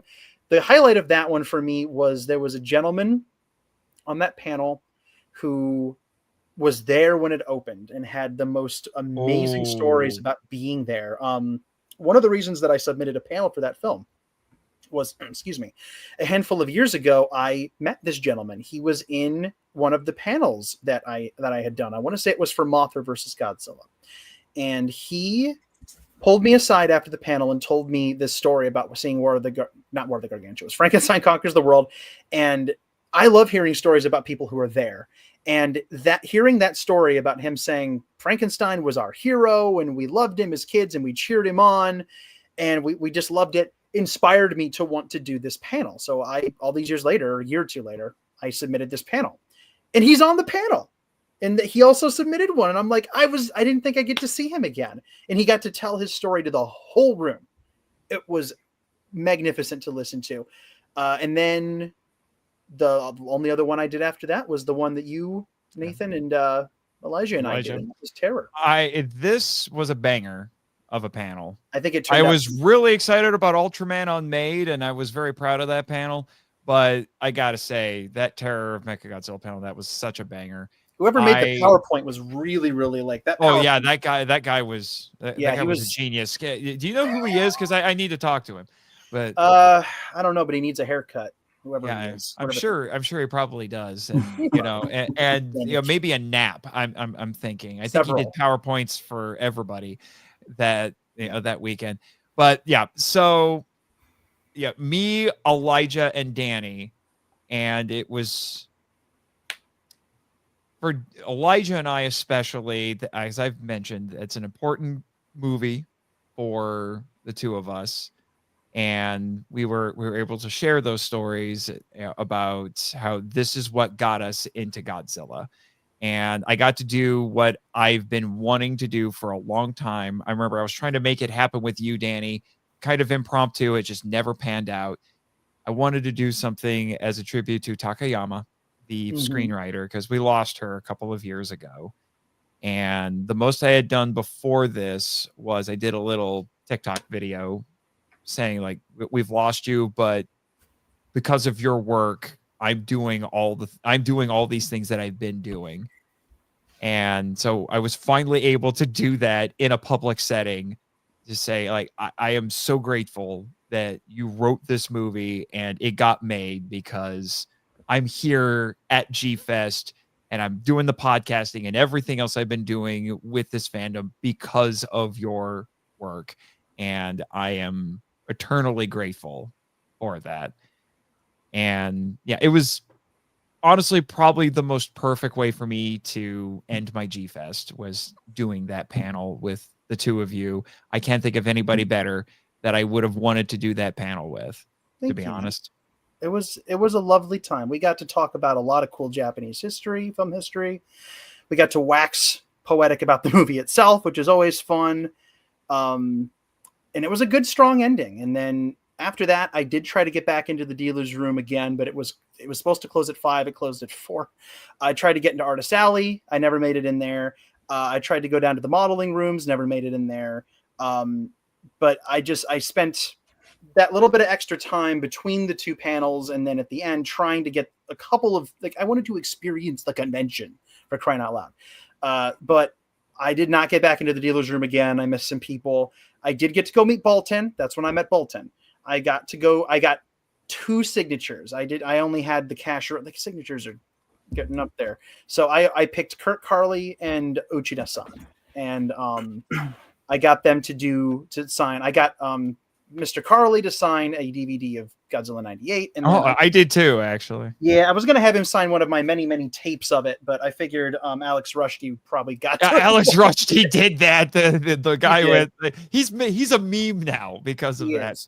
And I'm not gonna be able to unfold this whole thing because it's very delicate and it's falling apart. But this is the top portion of a vintage 1960s Gamera the Invincible double bill poster. Oh, and this is what Uchida-san signed. I'm not going to unfurl the whole thing because, again, it is just disintegrating, and I need to get it. I'm going to take it somewhere to get it like professionally preserved and framed because it's not in great shape. But it was in the dealer room at All Monsters Attack. And I was like, okay, if this guy usually at G-Fest, if it's there, I'm going to pick this poster up.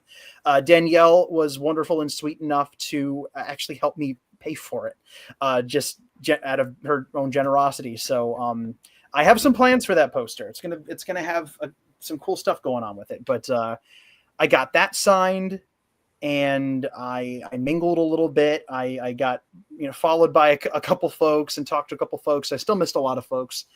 And then everything started closing down. I ran into a few other people, a couple of dear friends, and then the convention just kind of was over, and that was it. Yeah.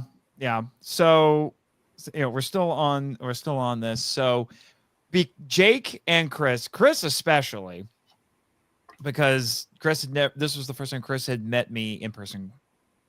So Chris, the Senta guy. So Christopher Riner. And he's like, you're not doing anything today. You're going to hang out with us, because he was mad at how busy I was on Saturday. So because I got the $100 package with Pickwick, which included one movie of my choice anytime during the rest of the weekend, both of them were like, we're going to go see Superman together. Like, okay, I guess we're seeing Superman together. And I looked it up. The best time for us to see it was at 5:00. So we're just going to skip Kaiju Confessions. Just the same thing every year anyway. And I've already seen it several times. Kim has incriminating evidence of me doing the Monster X Strikes Back dance. It's in my G-Fest 2023 vlog. Yes. And you also have video of us singing along. You could never run for office, Mark Chan. We got too much dirt on you. No. Yeah. She also has video of us singing one of the MST3K songs. The Kaiju I love that song. I do too. But anyway, so we skipped on that, went to the Pickwick. So this was a new experience for me because it was the smaller theaters in the back. Also, I swear, up and down, we're walking down this little alley that has the archway around it, between the buildings. I swear to you, I saw Spider-Man. Spider-Man ran across on the other side. People think I'm crazy, but I saw Spider-Man. I don't know why he was there, but I saw Spider-Man. We got to the end of that alleyway, and I'm like, where did he go? Because it looked like it was a dead end where he went. I'm like, that really was Spider-Man, wasn't it? He climbed the walls. Where did he go? I don't understand. Why is he here? Don't sleep at G-Fest. This is what happens. Apparently. Nobody believed it, but I was like, there were people behind us. They saw Spider-Man too. So I don't know what happened there. But anyway, so before we left, I messaged people in group chats like, who wants to go see Superman with us? And Kim is like, I'm going to go with you guys. Sure, why not? Why not? There's a kaiju in it. This will be great. Okay, why not? Yeah, why not? So we all pile into my car and we go.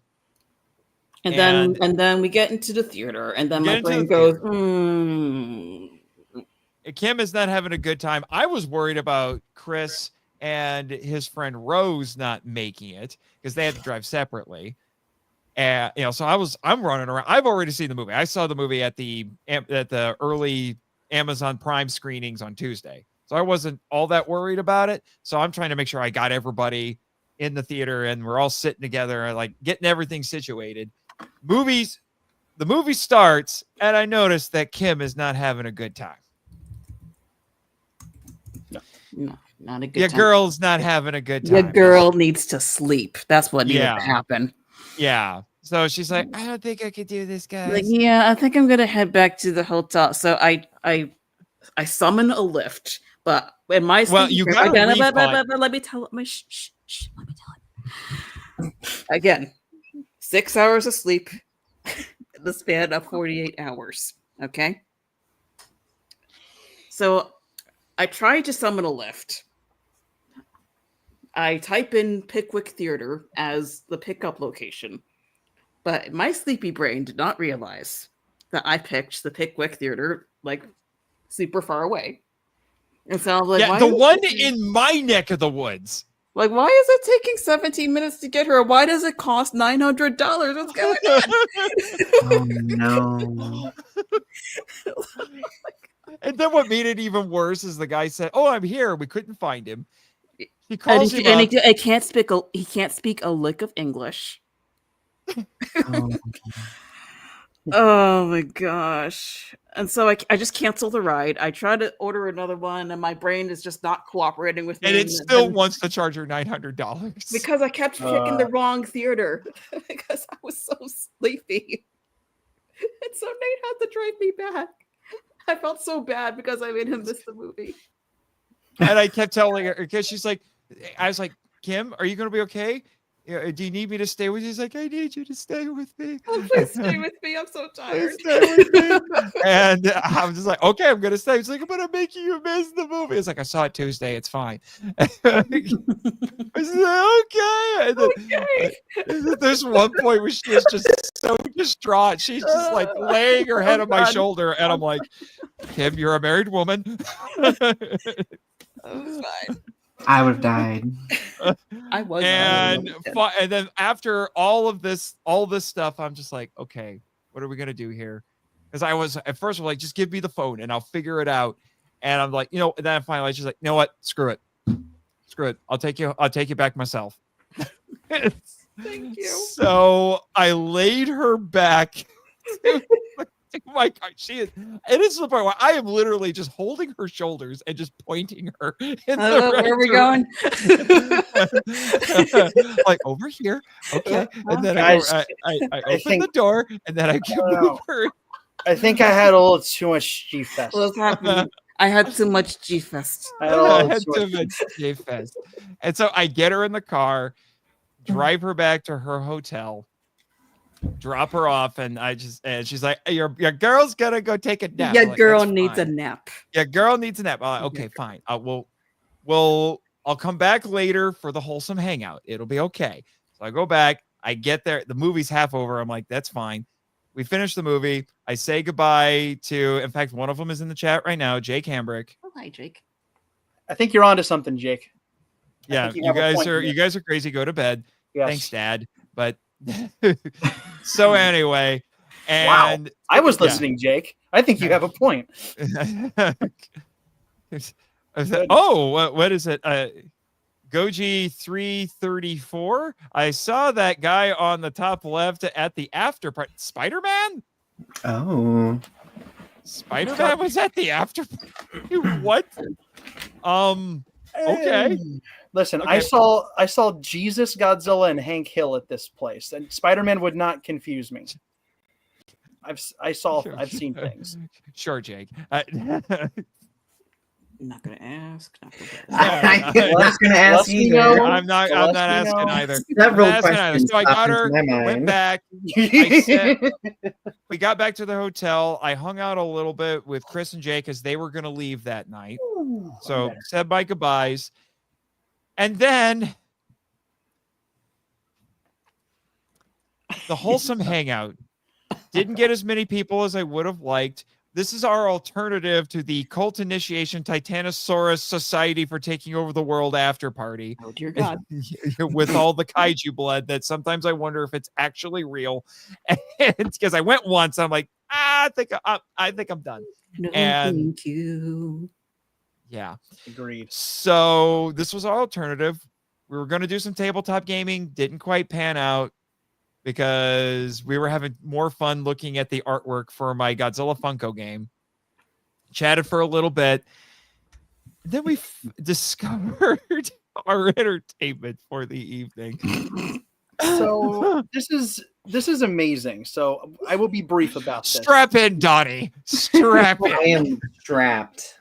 So as briefly as I can possibly make this for the sleep deprived among us, which is what we were that night. We were in the basement area. We were asked to leave the little room. Oh, it's already starting. It's already starting. You were asked to leave what? We were actually in the writer workshop room, and we were just kind of hanging out in there, and we were asked to leave because they were going to go in and clean it up. And we happened to be in one of the hallways, and we noticed a giant pile. Danielle made this discovery: a giant pile of children's artwork that was presumably from Minya's place. And these were coloring pages and collage pieces. And so we decided to. No one came back and got them. No, they were just kind of there, and they were probably going to. It's happening. It's every one of the nothing that. Listen, I have to preface this by saying that nothing. We're going to laugh a lot here in a minute, and it won't be as funny to anybody else. We will sound deranged, and we might have been. But we went through all of this artwork to just look through it and see, just admire it before it got pitched, because it was probably going to go in the garbage.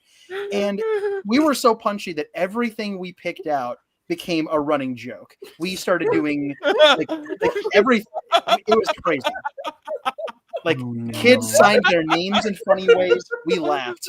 The children made weird pictures. We laughed. The coloring pages we may have actually rescued a few of these from destruction. Some context. I saved a few. This is one of them. This was. Here it is. Again, this is very incriminating for us, but. I picked this up. This was made by a little guy named Mason, but the way that there's a space there, I picked it up and I went, "My son," and everybody started losing it. For the whole rest of the night, it was just "My son." We were not well, as you can imagine. Oh my god! I mean, if there is a video with Danny doing voices and me doing absolutely brilliant. By brilliant, I mean terrible cinematography. Yeah, I gave voices to all of the collage monsters got voices, and I just kind of ad-libbed a little scene, and we did that for a couple of different ones. Goji 334 0. None at all. We don't need any of that. We didn't need any. Life, sir. We did not need any. And what was it? We found an Ultra 7 coloring page that this kid just drew everything red on Ultra 7, and for whatever reason, what are those called? Like the little fuzzy wires? He just glued a couple of them to Ultra 7 and made it look like he was shooting lasers out of his eyes. And at the top, it said exactly this. It said, "Make evil." Ultra 7, me evil. And, like that.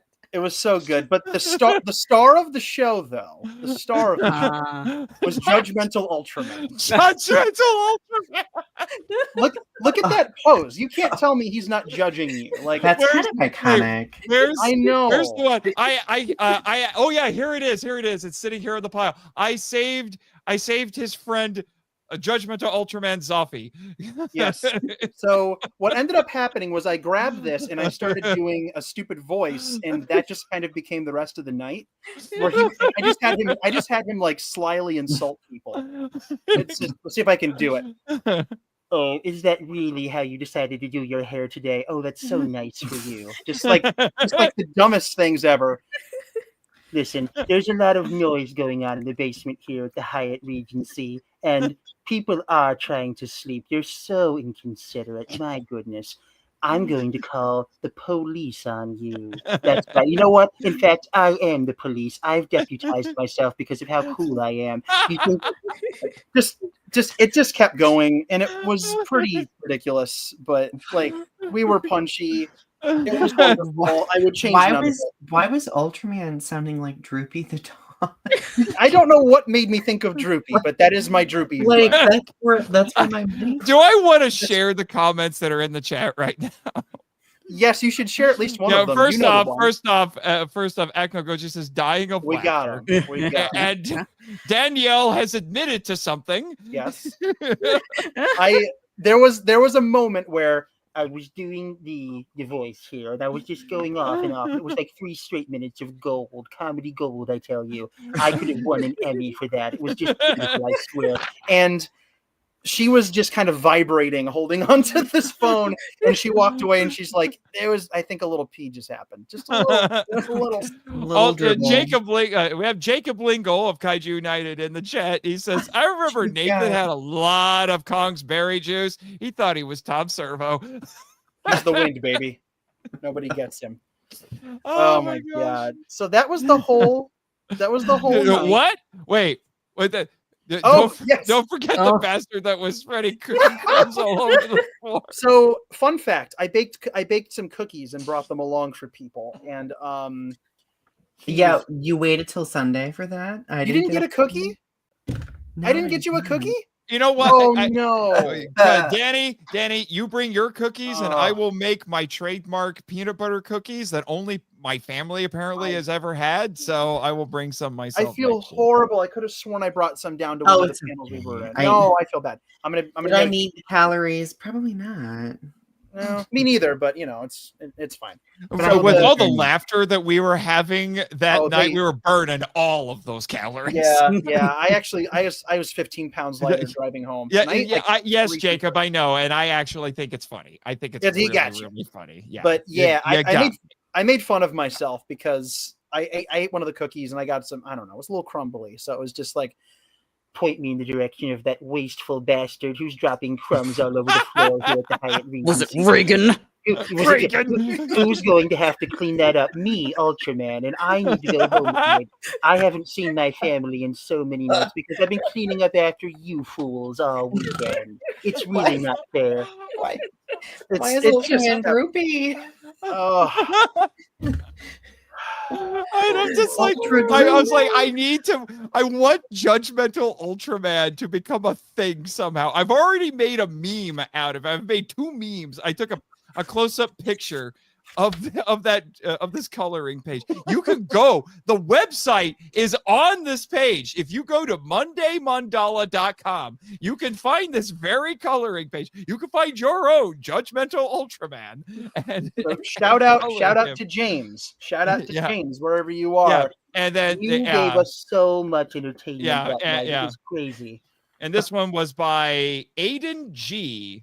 You know, because I said this one is Judgmental Ultraman Zoffy because he doesn't have, he has like a little grid, like honeycomb eyes. So that's he's multifaceted. That was our night. It went on for hours of just that, and it was amazing. Actually, it was real good.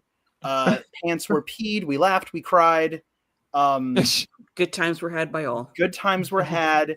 Poor Donny, please give him a hug. I feel horrible. Oh my god, do not feel bad about that. I made cookies for everybody, and I didn't get everybody my cookies. Okay, anyway, next year, we'll figure it out. Next year, but that was Sunday.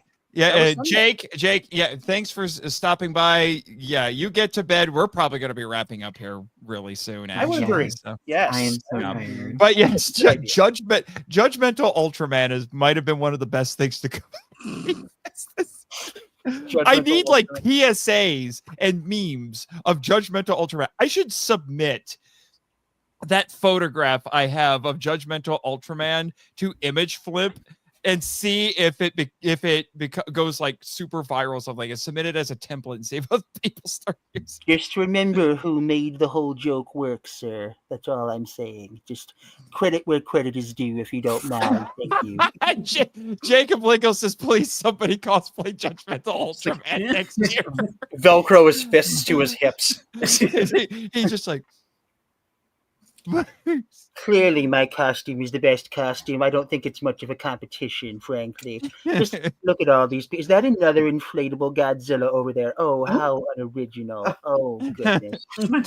Now, in all seriousness, and also, what's the name of the kid who colored that? A young man named James. I just want to say, in all seriousness, James, that is some very good coloring. Better than I could ever do. Excellent coloring.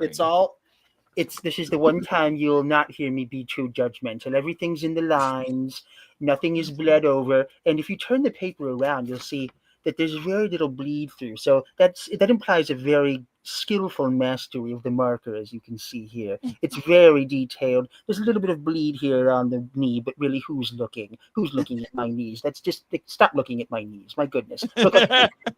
Now I'm over here. Now I'm up here. Now I'm on a horse. There it is. I can't right now. I know it's bad. I'm so genuinely tired. Allison has the correct answer. Dude, yes, hang out with us, please. Yeah. Please don't go. I'm hanging out with you all that. We This have is why way we too much started the fun. wholesome hangout. For people who don't want to go to the drunken cult initiation party, you come hang out with us. Judgmental Ultraman's coming back next year. I need Judgmental Ultraman to come. Frankly, I think he should be. This looks very silly, doesn't it? There's a reason I was holding up the paper in front of me. I think I should be elected as the official mascot of the. Ultraman should Yes. judge the art contest next year. You know who I think should judge the art contest next year? My son should judge the art. It's very easy. It's like a superpower.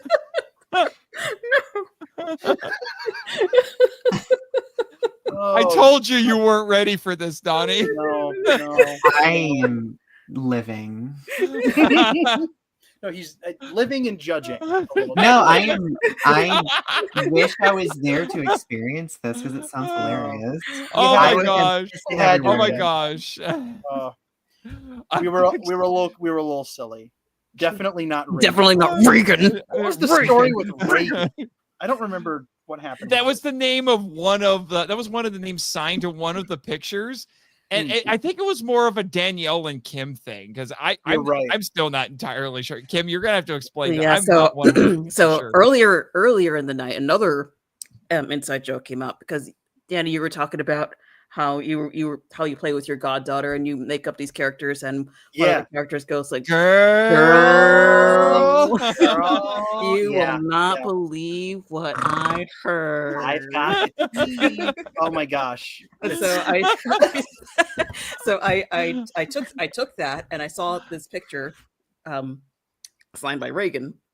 And I said, girl, you will not believe what I just heard, Reagan. Girl. Oh, it was yeah. This is a running thing with my goddaughter and I. We have a little phone game we play, and I give voices to all the characters, and she has an RS character has a friend who just thinks she has the tea on everybody, but it's like really bad tea. And she's really confident in her gossip. We're wrecking Danielle right now. My throat. It's throat, but it's supposed to be throat. My throat. Not my roast. Judgmental. I'm telling you, Judgmental Ultraman needs a TikTok. I'm just saying, like if I didn't just despise roast TikTok, I would probably do it, but I can't. I don't know. I'll Maybe he's got YouTube Shorts in his future or something like that. This is the face of a star. Please don't sue me, Subaraya. Please. Would you sue a face this handsome? Look at that face. My goodness. No, they'd pay that face. They would. Listen, that's what I'm saying. I think that I'm worth everything, all the paychecks, some of those nice residual checks. I could do the audio commentary when they finally release Ultra Q, the movie. You know what I mean? Even though I'm not in it. Huge oversight. One flaw in the film is that I'm not in it. I need to be done. It's 1 a.m. This is literally, we're having flashbacks. Oh my gosh. And then there's before the picture shenanigans, I remember Danny, I requested you to do the Judgmental Ultraman would be nicer if he had a girlfriend. Do the You're telling me the ending monologue. Yes. From Godzilla 1985 as Goofy. Yes, I Oh my god. What? sure. I have video of that. I'm gonna put it in my Oh. shenanigans video. as You've well been warned. as well as my son. My son. This man says he cannot walk, but I say he can stand. Walk, my brother. Walk, my son. You will walk again, boy. Oh, good. Okay. In the name of the Lord, my son will walk again. Girl. Girl. Girl, what is happening right now? You had to have been there. It's just a thing. And it was really, honestly, it was like the emotional, like stress relief that I needed after my weekend. Really was just like, we're just gonna be a little goofy, just a little goofy. Yeah, always. Just a little goofy. Kim's face when I did, she was like, I did like this voice. I was doing all these stupid voices, as I am opt one to do, and I got to that one, and she's like, you have to do the monologue with the voice, and I'm excited about that. Oh, I'm a little. Can you like superimpose Goofy's face over my head? I wish I could actually. You would probably have to make Goofy your audio avatar right now. Oh, good lord! And turn your camera off. Well, the thing is, all these nice people want to go home and go to bed. They don't want to hear me. They're tired of all these shenanigans. This isn't funny. I'm gonna die alone. Oh, I was crying laughing when you did that. Oh my god. Oh, it was we were delirious. It was so funny. Like, I'm sure that camera is like probably a little. It was a little shaky. I was like, I'm gonna die alone. I was dying. Oh my god. Oh god, I'm crying. Oh my gosh. I think Buy my book, everybody. I think we're done. No, really, seriously. So I can pay for you have an endorsement from Judgmental Ultraman, okay? Judgmental Ultraman. Oh gosh, my goodness. He's like, this is the one book I actually like. And yeah. I'll make alt accounts on Amazon. There you go. He'll actually say something nice about Rebecca's book. There you go.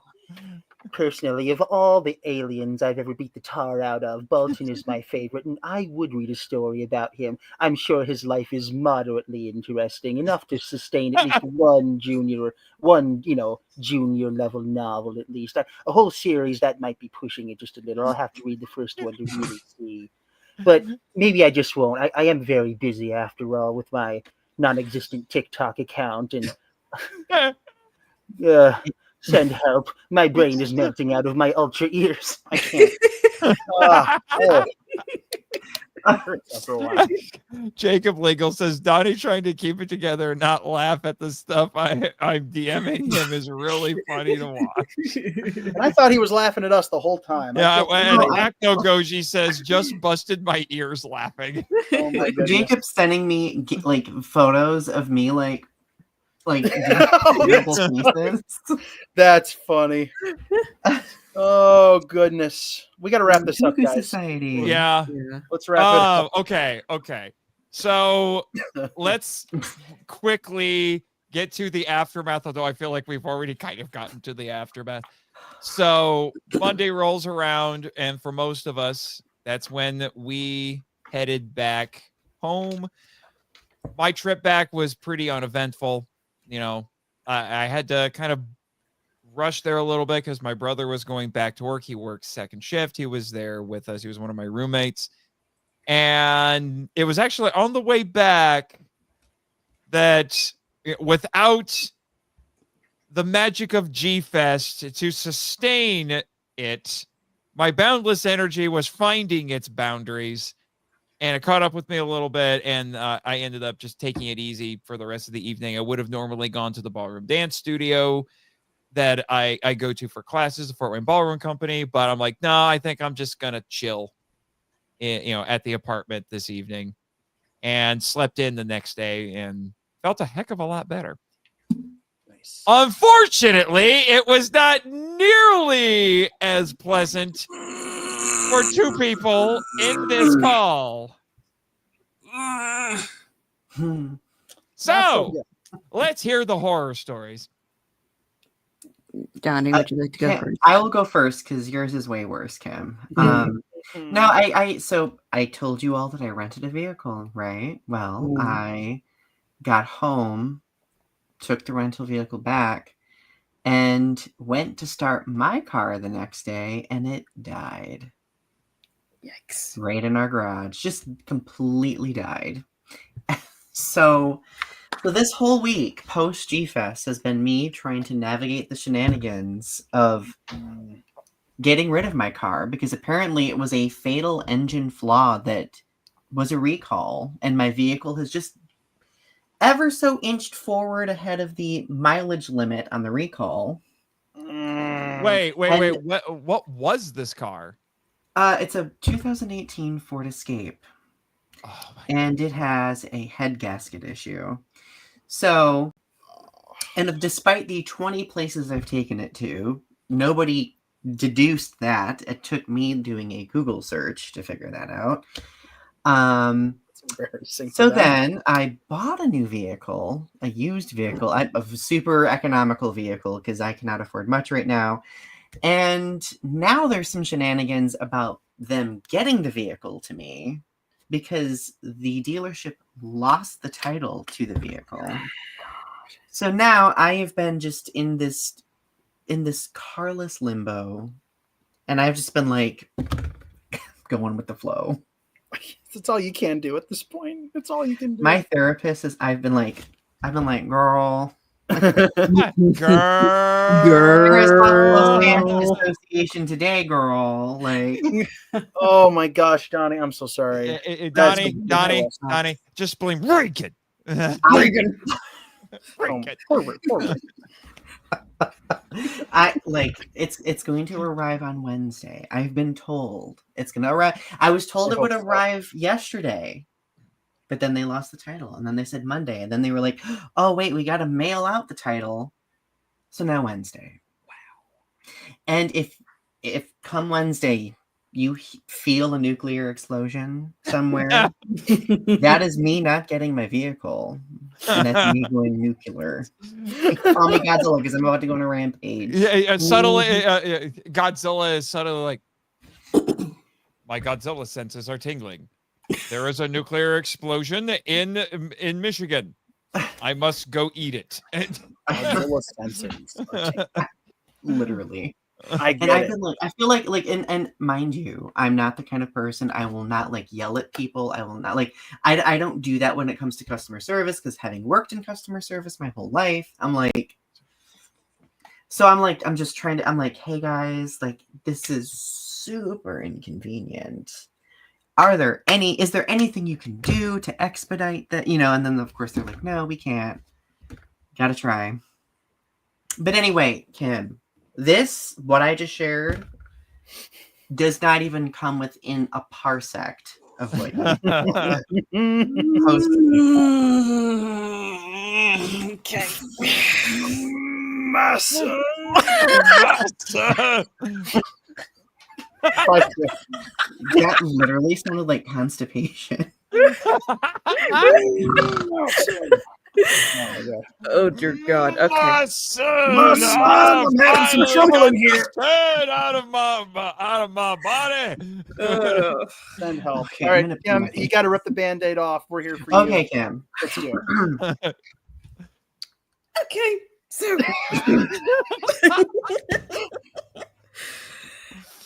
my flight boarded at 11:45 a.m. Chicago time.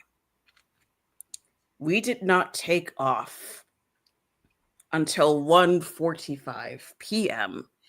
Chicago time because there was some, severe weather back here in New Jersey and en route to New Jersey.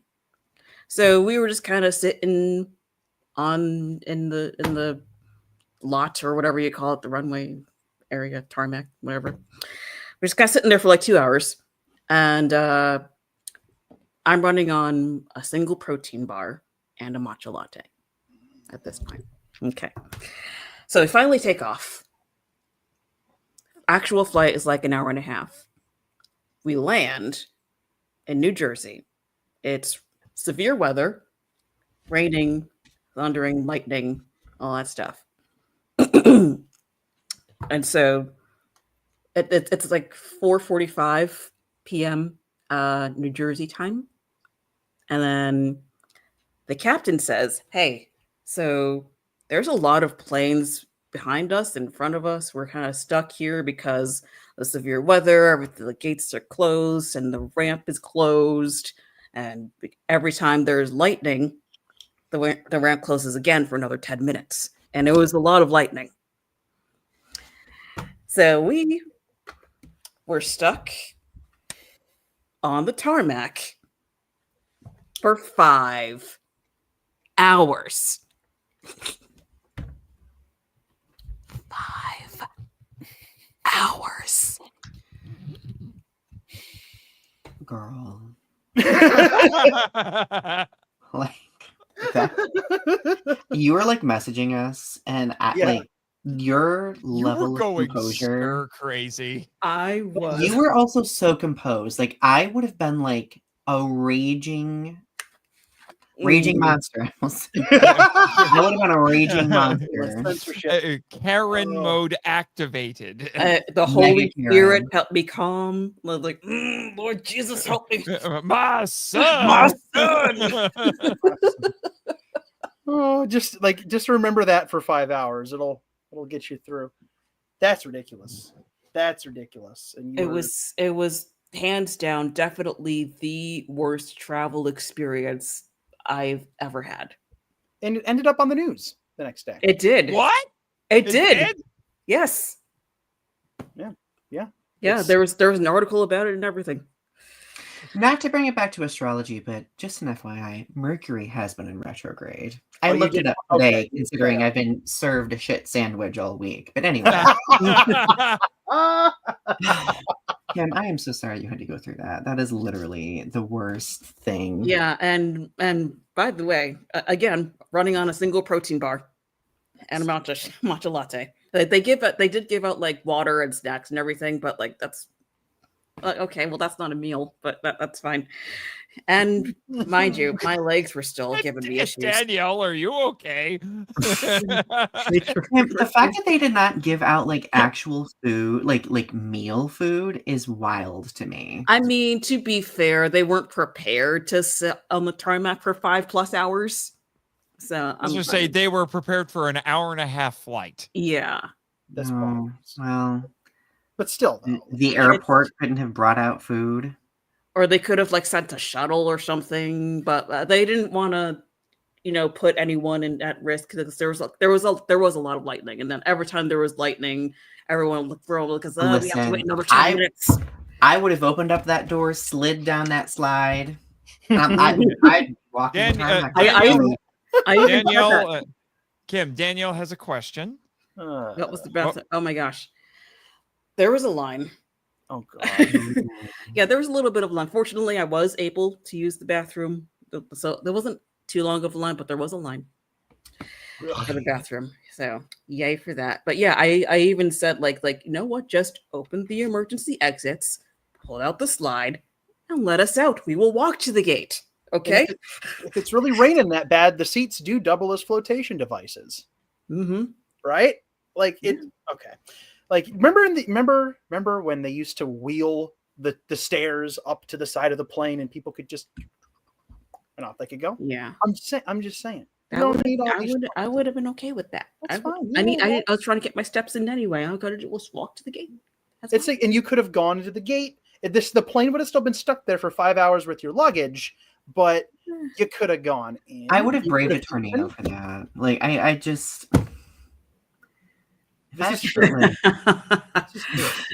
Yeah. Unfortunately, United Airlines compensated all the passengers with $500 certificate. So okay. Now we're talking about something. Kim needs an excuse to come visit somebody. Yay. That's true. Or that can cover my flight for next G-Fest. True. Make sure there's no expiration date on that. Like, I have up to 1 year to use it.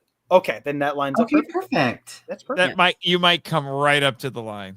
But you'll get it. I will get it. Yeah. I'm blown away. The amount of travel difficulty that I saw. Yes, that's true. The amount of travel difficulty I saw, like some of the trains in and out of Chicago weren't working. One of the stations was wonky. A train, I think, broke down. Allison and Danielle, yes, their flight was straight up canceled. They didn't leave. They went to the Crown Plaza and got a room, and they didn't leave till Wednesday. Oh my Wednesday, gosh. because their flight kept getting canceled. And then I had the easiest trip up there in the whole world. I had a very simple, roughly 5-hour trip back. And then 2 days later, my car started spewing smoke out of the engine. Oh dear. Now I know, I don't know what's going on. What is happening? So apparently everybody either was having issues the day before they had to leave for G-Fest, or right after. Or I don't get it. Because Yeah. Neil had car problems. Yes. Seriously? Mm-hmm. Neil had car problems before going to G-Fest. I had car problems before going to G-Fest. Avery's flight got canceled. Yes. Danielle and Allison's flight got canceled a few times. I was getting like lunch on Thursday, and I parked my car, and my car started to overheat, and it started spewing white smoke out from under the hood. And I looked, and it was just kind of spritzing coolant everywhere. So I had a car do that once. Not good. Yeah, I inched the car home. Every time it overheated, I pulled over and let it cool off. And I worked from home the rest of the day and Friday. My car's still sitting out there. I was going to take it in somewhere. I think I might be able to just have it fixed without taking it to a shop. Hopefully, maybe. The diagnosis will be coming tomorrow. But yeah, I'm down a car. And I'm so, honest to goodness, it's annoying, but I'm really glad that it happened now and not this time last week when I was driving 5 hours to Chicago. I'm sure the drive didn't help the car, but at least it made the journey and then got me home safely and then got me to work a day and a half and then, got me to a Wendy's, and now it's just kind of out there. But I am glad you made it home safely. Thank you. Sounds so you are down a car as well right now. I'm down a car. I am down a car. If I can derive any silver lining that I have found from my own experience, it's that the rental vehicle I drove is now the new vehicle I'm going to be. Well, the same brand of the new vehicle I'm buying. It's like a cute little Mitsubishi, and I'm like, because I'm done with Ford. Ford, what are you doing? Like, you do know, girl, this is the second you do know that Ford vehicle. You do know that there's a joke that Ford stands for Found on Road Dead. Well, I didn't learn my lesson the first time. No, my car's a Ford. It's a 2012 Focus. That's hysterical. Oh, yeah. Meanwhile, twice as a I drove 3 times the pattern. That's what I'm saying. Meanwhile, I drove 2 early 2000s Ford Escorts for a decade and a half, but they had Mazda motors. That's why they were invincible. Oh, there you go. See, that's the hack. That's how you do it. I'm going to have them up. At this point, I would drive a tricycle before I would drive a Ford. I'm done. Well, I'm subtly picturing one of those tricycle figures where they put some sort of like Godzilla or Gamma or something. It's just like next year, you're gonna see me pull up on a damn tricycle. I'm gonna get one of those penny farthings and just kind of giant wheel, Danielle, Toyotas will survive the apocalypse. That is fair. We will have That's what I need. We will have a nuclear winter, and then everyone will discover that the only cars that work are Toyotas. We have a Toyota.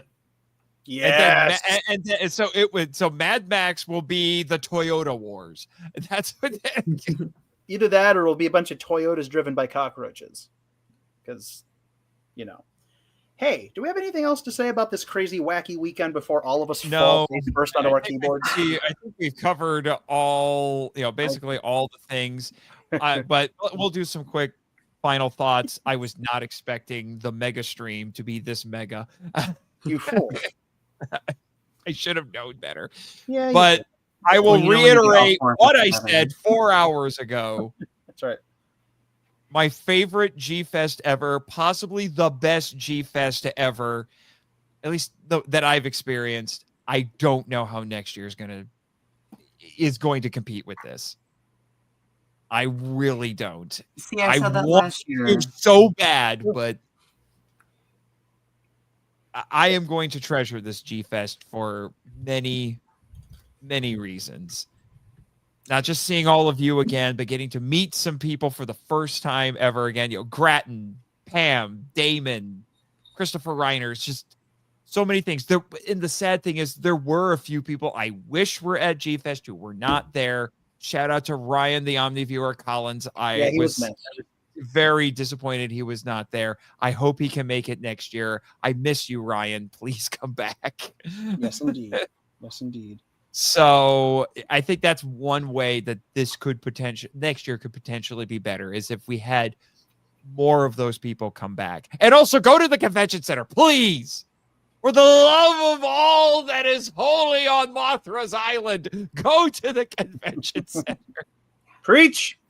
I said you will go to the convention center. I do swear, go on. You shall go onward to the convention center of destiny on yonder horizon. And then you will kick out Reagan. Reagan! Do not listen to judgmental Ultraman. You will go to the convention. My evil. I don't know anymore. I'm immobilized. Oh, remember that time you recorded this video? What a time, huh? I tell you what. Go ahead. What were your thoughts, Kim? Yes. Fair. Okay. Oh, Danielle says you got an announcement. Oh, yes. This was a big thing. So Danielle and I are Orga peeps, and has anybody ever noticed that in some depictions Orga either has eye pupils or doesn't? This is kind of a small detail. Has anybody ever picked up on this, or is it just I've noticed that. Okay. Danny went and asked the man who built the suit the question. Why are you referring to yourself in third person? I'm not. That's Danielle's name. Oh, okay. Because you said Danny. I'm like, I did, because that's her anyway. name. You know what? Anyway. This is switch to decaf, Marchand. The question has been answered. The question has been answered because she asked Mr. Wakasa, and he said that there are no pupils on the monster. So you heard it here first, folks. Oh, this is breaking news. Orga, an exclusive. Orga has no pupils. He is pupilless. There you go. It's true. It's a thing. She has many names. This is very true. There are many names. Oh, whoop. She was right. She was she was completely right. She was onto it. Nobody knows Orga better than Danielle. This is true. This is true. Well, this is why she's basically a shoe-in to when I get to Godzilla 2000, although that one's probably going to be a massive panel discussion because everybody and their dog wants to be on that episode. I asked my dog, and my dog said, "What? What's a podcast?" I can ask my other dog. All right. Hey, Donny, my man. Thoughts on G-Fest, real quick, before we all go. Closing thoughts. Before I lose my pupils. And the best line of the podcast. Okay, so Before I lose my pupils. I'm using that. All right, lose my pupils. Donnie, I'm going to make a T-shirt for you that says "Before I lose my pupils." I relate to Orga right now. I really do. You know what? No. Yes. Danielle, make some funny Orga artwork, and then I'm going to take that and put that on a T-shirt and then put "Before I lose my pupils." It's immortalized now. No, so this G-Fest was wonderful for me because I got to hang out with all of you. I got to meet some. I can't look at that comment right no, so I like doing the Kaiju writers panel and workshops. So I love doing workshops. It's one of my favorite things to do during the summer when I'm like working with local students and stuff. So I had so much fun doing it. It inspired me to write fiction again. I got to meet a lot of people who watched Growing Up with Godzilla who I didn't even know watched it. It was socially overwhelming, but it was very wholesome to be able to experience it and to know that like this little corner that I've created is actually meaningful in some way. Like, will I say it's my best G-Fest? I mean, my G-Fest was kind of, I don't know, I feel like a lot of the weight of what I had gone through earlier in the week still kind of hung over things, but like, I think going to G-Fest was a necessary escape for me that like helped me forget about the cluster, you know what. Yeah. I'll say it's tied for last year as my favorite G-Fest. Nice. Yes. Okay. I'm glad I was able to go this year.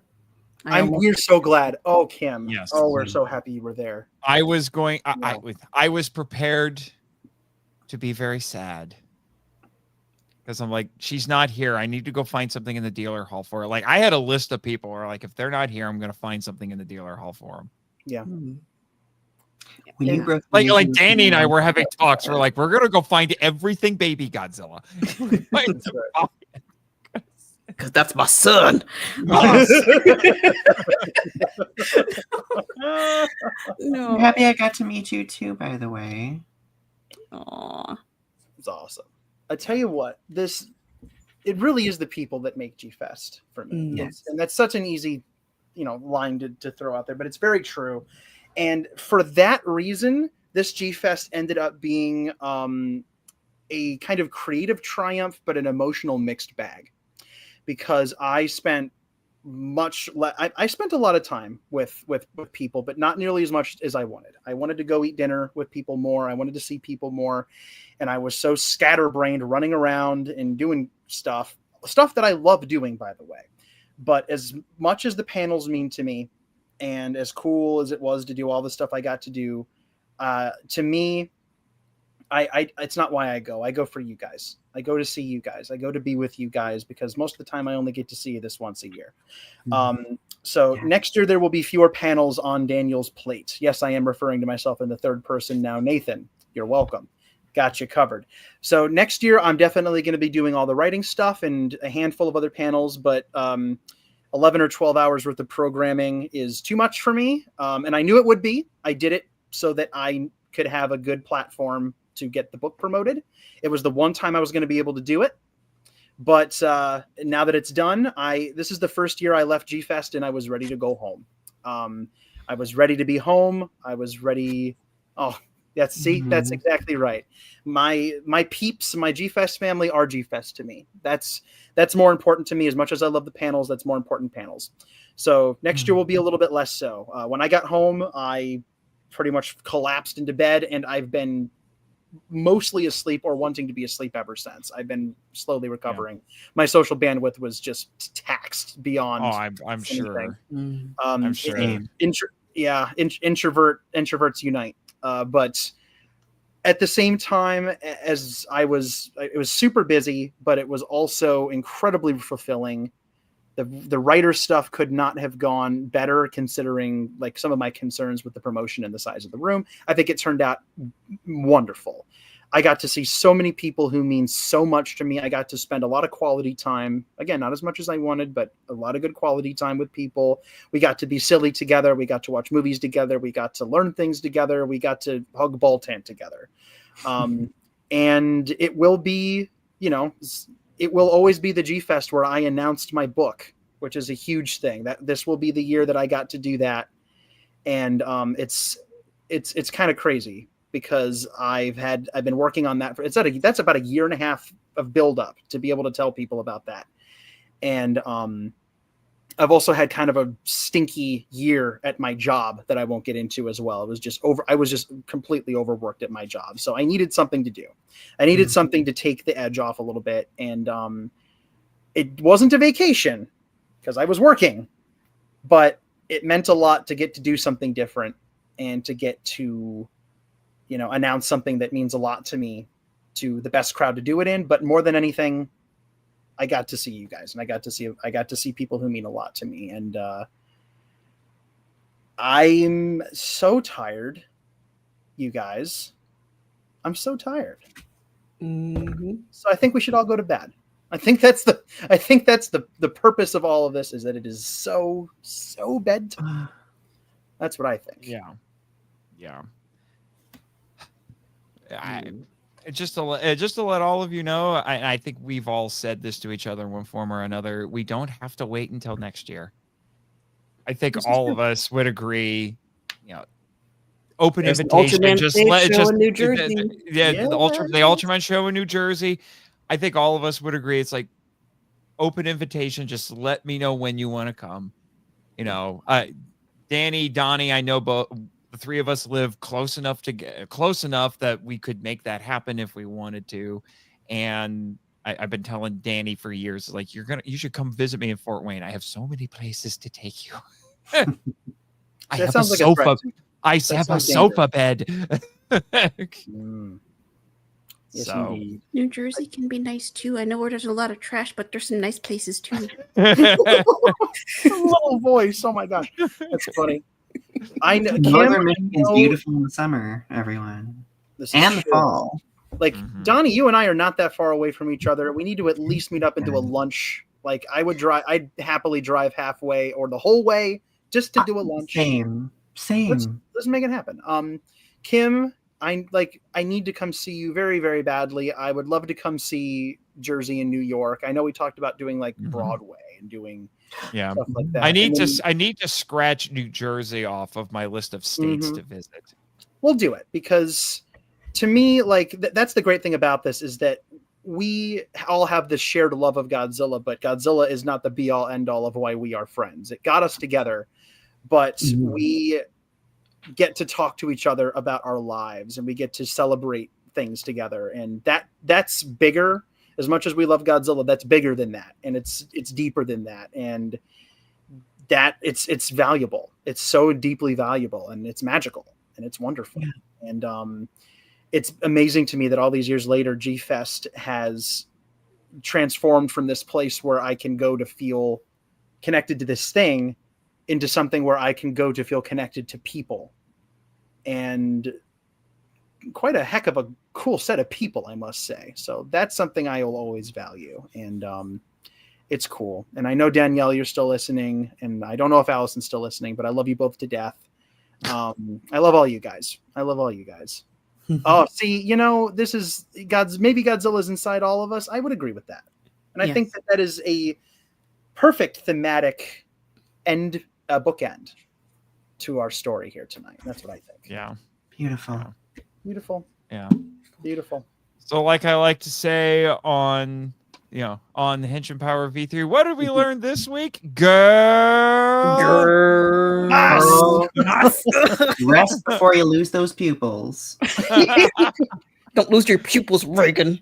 I don't plan on losing my pupils tonight, ladies and gentlemen. Thank you for asking. My cheek hurts so much. Oh, gosh. That's none of that, I think.